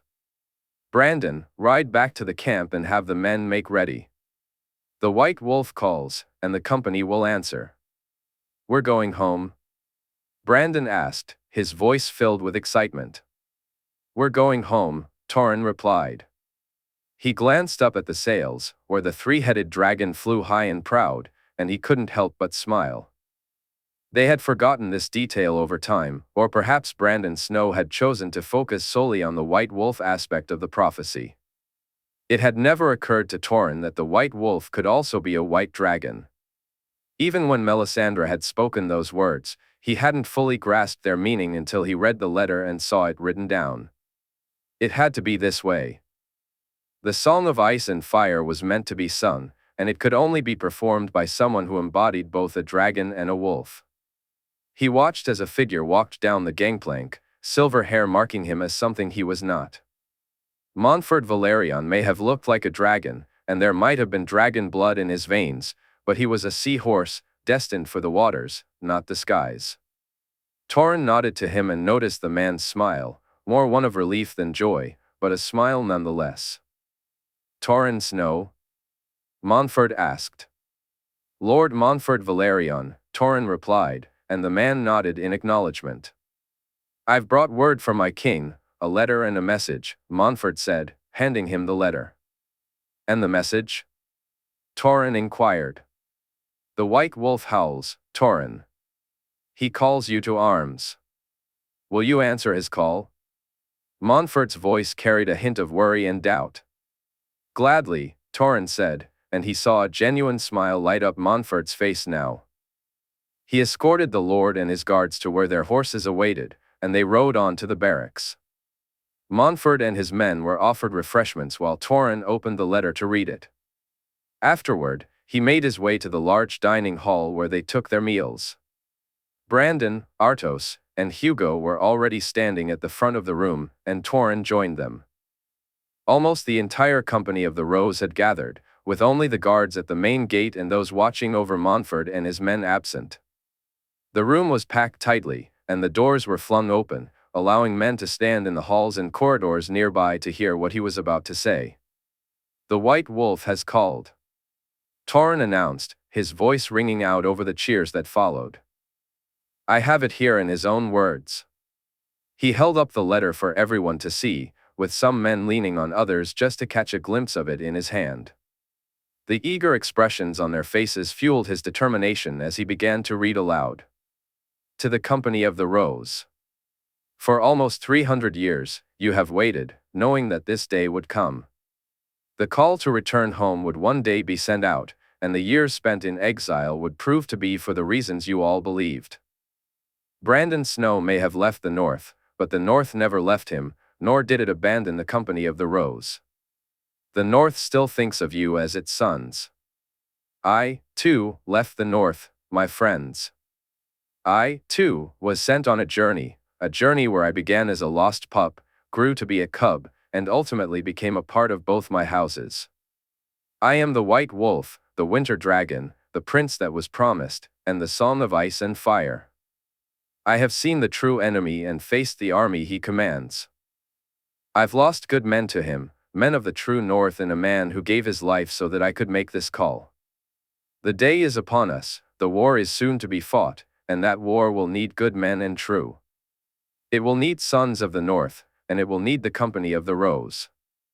I cannot promise we will all come through this.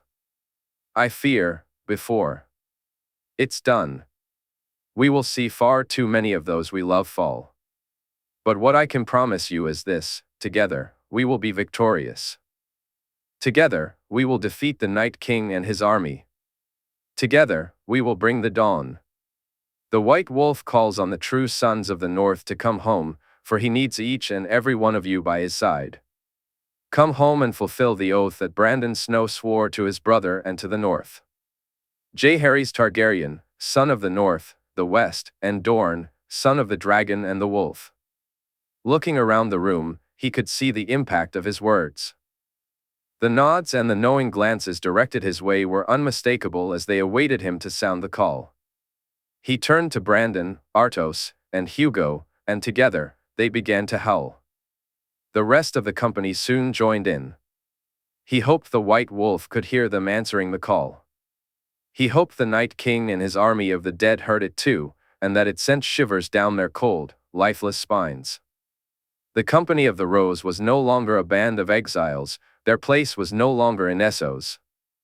The White Wolf had called, and they were going home. In Dragonstone, 299 AC, Dany felt his absence every time he was away from the island. To fill that void, she poured herself into her work, striving to shape Dragonstone into what she envisioned. Missandei had begun teaching the younger boys and girls, spending time with some of the older ones as well. However, she found that the older children were more difficult to teach. They were eager to do anything but learn to read and write. Some even preferred to work rather than study. With help from her aunt, uncle, and Ser Bonifer, Missandei discovered tasks for them on the island. Sandor and Strong Belwas had started training and recruiting men to form her own standing army. She needed to buy weapons and acquire a large number of horses for them. Lord Willis ensured that the horses she selected were the right ones for a cavalry, and surprisingly, it didn't make much of a dent in her coin. With the taxes she was collecting, she was making headway. With the support of the Lords of the Narrow Sea, the income from mining, and the additional trade arranged by Lord Wyman, she was finally starting to earn coin instead of merely spending it. Initially, this worried her. She feared that she would deplete her treasury before having the chance to replenish it. Her anxiety eased when Ser Bonifer revealed the true state of their finances. It wasn't that she was against spending, but rather she was concerned about the fate of Dragonstone and its people if she were to run out of funds. Thankfully, that fear was unfounded for now. In just a couple of months since she had truly made Dragonstone her home, she had over 1,000 people working directly for her and the keep. Dany had established a household guard made up of the Unsullied and a few other select men, along with nearly 100 servants, from maids to stable masters and smiths. Her standing army included 200 horsemen, 400 infantry, and almost 100 bowmen. She owned 4 ships, not pinnacle ships, but large enough to trade on her behalf. Each time her aunt, uncle, or Jae came to visit, they expressed their pride in her, noting that Dragonstone hadn't been as well provisioned in many years. Even during Stannis Baratheon's rule, he commanded fewer men than she did now. This made her proud, it brought her joy to see the island thrive, yet it was also a distraction as she awaited Oraine's return. "He'll be back tomorrow, for goodness sake," Sandor grumbled as she gazed out the window. "Don't mind this grumpy fellow, princess," Belwas chimed in, turning to echo Sandor's sentiment. "How can you eat that?" Sandor asked, eyeing Belwas and the cockroach he held in his hand. "You have no sense of taste." "Locusts in this place, a man must make do with what he can," Belwas said as he dipped a cockroach into the large bowl of honey and popped it into his mouth. Dany tried to stifle a smile at the disgusted look on Sandor's face, but when she noticed Missandei wearing the same expression, she couldn't help but burst into laughter. Belwas joined in, rubbing his belly and making a noise that she suspected was his way of declaring how tasty the cockroach had been. These were her nights, most of her nights when Oraine wasn't on the island with her. She shared her meals with friends, who felt like family in many ways. Sandor was the grumpy brother, Belwas the funny cousin, Missandei the quiet and contemplative sister, and Grey Worm the protective uncle. In the corner, Ser Bonifer would sit, watching them all with a knowing smile every time she glanced his way, much like the father she had never known. "Sails," Missandei said just as Dany was about to speak. She quickly turned to the window, her heart lifting as she spotted the green seahorse and the 3-headed dragon flying high above. Though she longed to rush down to the docks and welcome Oraine back, she knew she had to wait for him to come to her. Time dragged on as she stood alone in the chamber of the Pain Table, gazing out over the bay. She didn't turn when she heard footsteps, nor when she felt his arms wrap around her. It was only when his lips brushed against her neck and he whispered, "I missed you, my love," that she finally looked at him. In an instant, they were kissing passionately. But as their emotions surged, Oraine's sense of decorum kicked in, leaving her feeling frustrated and annoyed. Dany sensed that the same argument was about to unfold once more. They had had more than one conversation about her indifference to her reputation and her desire to be with him for real. He had always insisted they could not yet. But the words she was about to say were not her own, they were his. What he said soon distracted her from the argument she was on the verge of starting. "Marry me," Oraine said, looking into her eyes with hope and desire. "Marry me, Dany. Be my wife, and I swear I'll spend the rest of my days trying to make you as happy as you make me." "Yes, I'll marry you, yes," she exclaimed joyfully, kissing him repeatedly as she said it over and over. "Yes, yes, 1,000 times, yes." That night, she slept alone, but it didn't bother her as much as it sometimes did. The thought of their impending marriage, of being together for all the nights to come, filled her with happiness that overshadowed the wait ahead. The next morning, she woke to the sound of the dragon's joyful roars. Dany rushed to the window and saw Elegon, Sandorix, Regal, and Rhaenys soaring over the bay. As she looked closer at the white dragon, she spotted her nephew on its back, Jae, holding onto someone she couldn't quite make out in front of him. Had he known? Was it fate that had brought him here? Either way, she didn't care as she called for her servants, eager to share her happy news with her nephew. She knew she didn't need his permission. Jae had made that clear from the moment she first spoke to him about Oraine. But he would want them married in the Great September, and the sooner she spoke to him, the sooner that would happen. Dany smiled, wondering just how quickly a wedding could be arranged. After she dressed and before she had even broken her fast, she, along with Grey Worm, Sandor, and several guards, made their way to the cliffs where she had seen Rhaenys and the other dragons land. When they reached them, Dany noticed that Jae had brought Joy with him, her young niece, who was laughing at the antics of the dragons. When Jae spotted Dany, a look of confusion crossed his face. As she approached him, he began to apologize. "I'm sorry, Dany.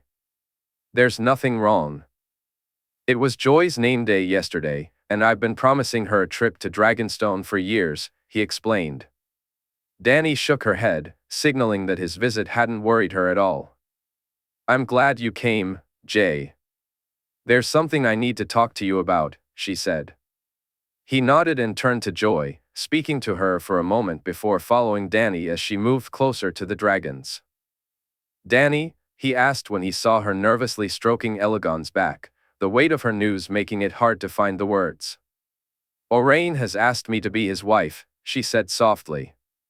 "And this makes you happy?" Jae inquired, looking deeply into her eyes. "Very much so," she replied, smiling at him.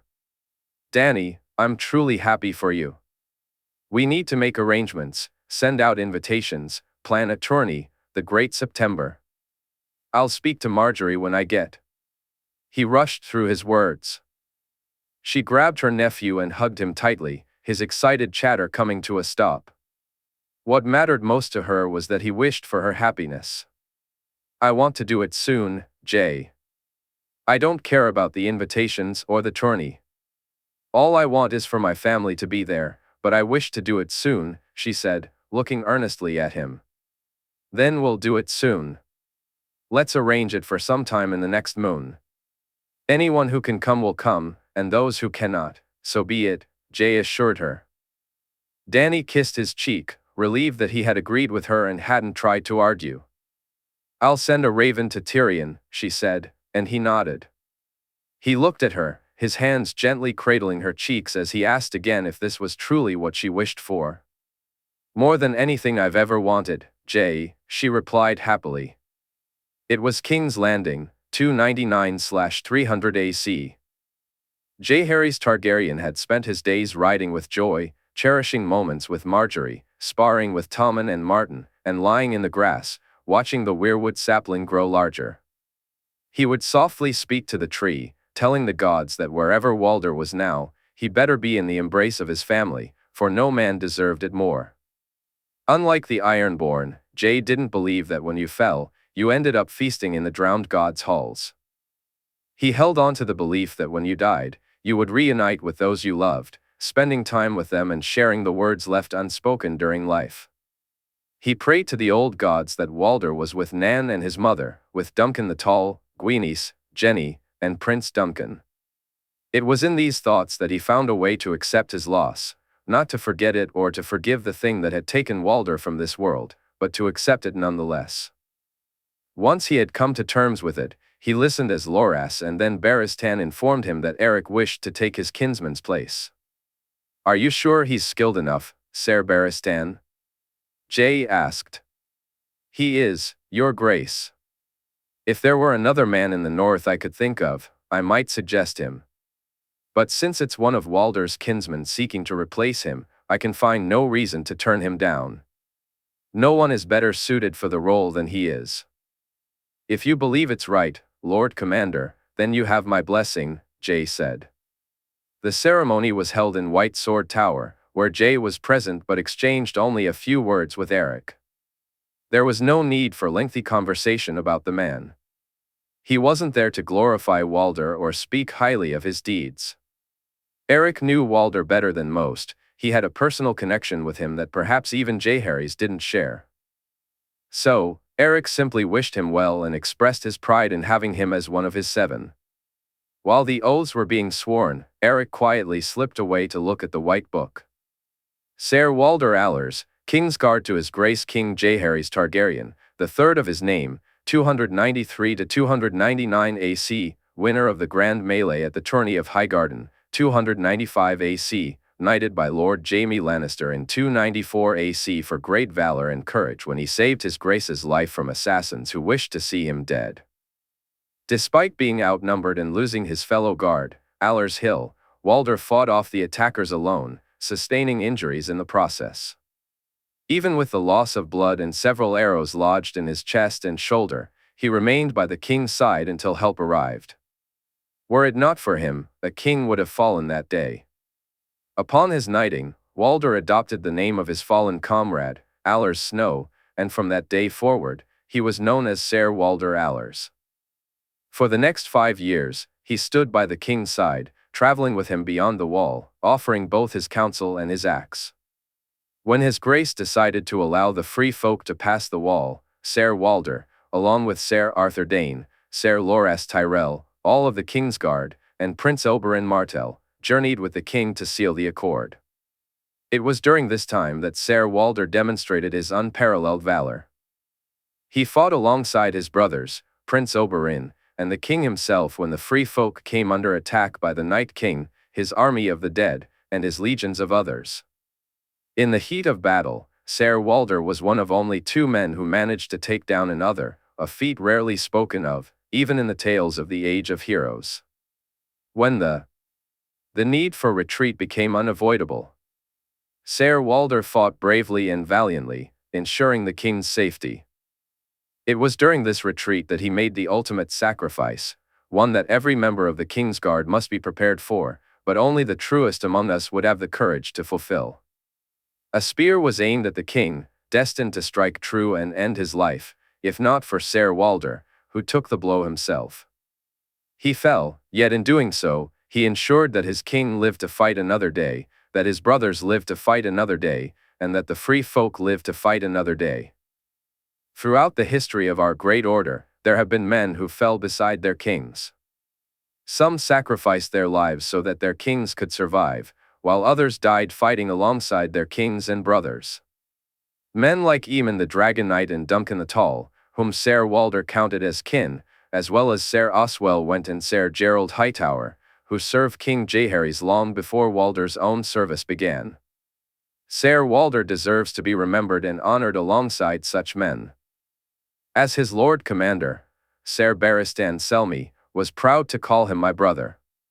He will be missed by the men he served with and, most importantly, by the king for whom he gave his life. Ser Walder Allers, Kingsguard to a grateful king.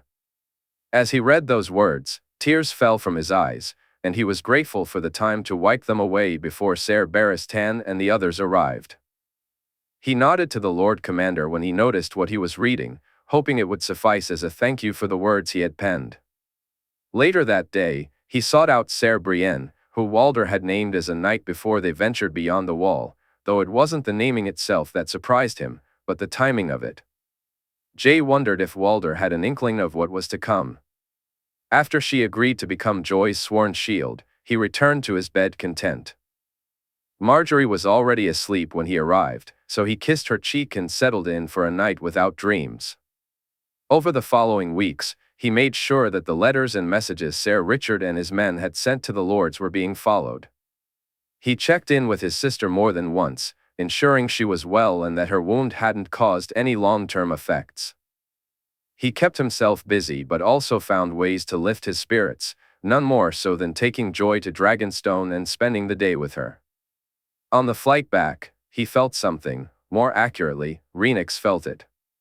Jay had been preoccupied with Dany's words, but Rhaenys interrupted his thoughts. "We must hurry, brother," she said excitedly. "Ray?" "A dragon, Jay." "A dragon is being born," she revealed, and he felt his heart begin to race. They landed in the courtyard, and he realized they had barely made it in time. Arthur and Jors were waiting for him, and he turned to Joy, asking Jors to escort her to her room before he dashed through the Red Keep with Arthur. Then he felt it, the call, the need. To Arthur's shock, he didn't head to his bedchamber but instead went to his solar, entering through the other door to avoid being in the way. The chest lay under his desk, and Jay opened it, gazing at the eggs inside. Among the 3 eggs, he felt a connection to the indigo one. As he picked it up, he sensed movement within. He carried it with him as he entered their bedchamber. Marjorie lay in bed, breathing heavily, sweat glistening on her face. Gorman, Aemon, and Sherera were there, along with her mother and grandmother. No sooner had he stepped inside than his uncle told him he couldn't stay, it was almost time. Marge, I need you to hold this. Can you do it? Are you able? He asked, worry lacing his voice as he stroked her cheek with one hand and held the egg with the other. I can, she said. He leaned forward and kissed her cheek before handing her the indigo egg. No sooner had he done so than he, Olenna, and Sherera were shooed outside. Allery was allowed to stay only because Marjorie had demanded it. Olenna looked at him with curiosity, and he sensed that it was more about the egg and his request than his timely arrival. Still, he felt the need to explain. Rhaenys told me a dragon is being born, he said as they walked together down the hall. A dragon? Olenna asked, her eyes widening. He could tell she was trying to gauge whether he meant that literally, and in a way, he did and didn't. When I was born, and when Rhaenys was, as well as Tyrion and Dany, I saw it through Rhaenys. Our connection told me that a dragon was being born. It's hard to explain, but sometimes my family is born with a dragon and sometimes without one. I think that's what allows us to bond with the dragons, he said as they left the room. You think the babe is a dragon rider? Olenna asked, her excitement palpable. Not only that, I believe their dragon is to be born today too, he replied. In the corridor outside their room, he spotted Willa standing with Sansa, Jaime, Daisy, Oberyn, and Ilaria. Joy was there as well, along with Sir Richard Lonmouth and a few others. Out of all of them, he realized he felt the calmest. There was a time when he wouldn't have felt that way, when worry would have clouded his mind. He had lost his mother and grandmother, and Tyrion had lost his mother in childbirth. That should have given him pause, yet it didn't. He had seen to the ends of those responsible for those tragedies, they would never get close enough to his wife to put her or their babe in danger. Gorman was a Tyrell, and even if he were untrustworthy, he wasn't the only maester in the room. His uncle was there too, and no man was more capable. Jay felt a sense of calm as he waited, more invested in their home than anyone else around him. While the others worried, he remained eager, even as the pained sounds of his wife did little to shake his composure. His focus held until Aemon opened the door, bringing news that would change everything. Uncle? Aemon called, looking directly at him. Your wife and daughter are well, nephew. And it seems we have another addition to our dragons as well. A broad smile spread across Aemon's face. Can I see them? Jay asked, anticipation bubbling within him. Aemon replied that he would need to wait just a few moments. Around him, people congratulated one another, as well as Marjorie's family. It was clear that everyone was filled with joy over the news. Finally, he was allowed inside the room. As he entered, the first thing he noticed was the dragon. Gorman stood there, his expression one of pure astonishment, as if he'd been wearing that look since the dragon had hatched. The creature's scales gleamed a deep indigo, and its eyes shone a bright violet. When Jay reached out with his mind, he felt the dragon welcome him, yet there was a gentle push, as if to say it was not yet time for him to enter its world. The dragon was eager to communicate, thrilled to discover it had older siblings, but the door remained closed for now. Jay turned his attention to Marjorie, who cradled a small bundle in her hands. Her smile radiated warmth, and despite her fatigue, he knew she wouldn't sleep for quite some time. Our babe, Jay, she said softly. He moved to the bed, reaching down to take his daughter in his arms for the very first time. She was beautiful, a tiny tuft of silver hair adorning her head, and her deep, dark indigo eyes reminded him so much of his father. The sight of her looking so Targaryen brought an even bigger smile to his face. She was a delicate little thing, and he counted her fingers and toes, touching each one before he even considered handing her back to her mother. We should let the others see that you're both well, he said gently, returning the babe to Marjorie. She replied, her eyes sparkling with joy. We should, she said, as he kissed his wife, then his daughter. He gently picked up the dragon that had almost fallen from the bed, its little chirps both thanking and scolding him at the same time. With a nod to Eamon and Gorman, they soon let everyone outside come in to see the baby. Jay made sure they didn't crowd Marjorie or their daughter, allowing each person a moment to admire them both. Olenna beamed at them before asking Marjorie if she was well. Once she heard that Marjorie was fine, she found herself torn between gazing at the dragon in Jay's arms and the one Marjorie cradled. Jaime, Daisy, Sansa, Joy, Loras, Arthur, and Barristan all took the time to share in their joy and express their own happiness. When Oberyn stepped forward to see her, he told Jay and Marjorie just how precious she was. Illyria echoed his sentiments, and at that moment, Jay knew what he had to say. "I want to thank you all for being here, for welcoming our daughter into the world with us. It means so much to both of us to have those we care about and love here today. There are others we wish could be here too, my aunt and uncle, my family in Winterfell, in Dorne, and in the West, who will no doubt want to spend time with our daughter as well. Marjorie and I have thought long and hard about the name we want to give our child, considering names for both a boy and a girl. In the end, there was only one name I could ever give my daughter. So, to you, to my family and friends, I am pleased to introduce you all to my heir, to our daughter, Princess Elia of House Targaryen." Jay smiled at Oberyn as his uncle tried to wipe away the tears from his eyes.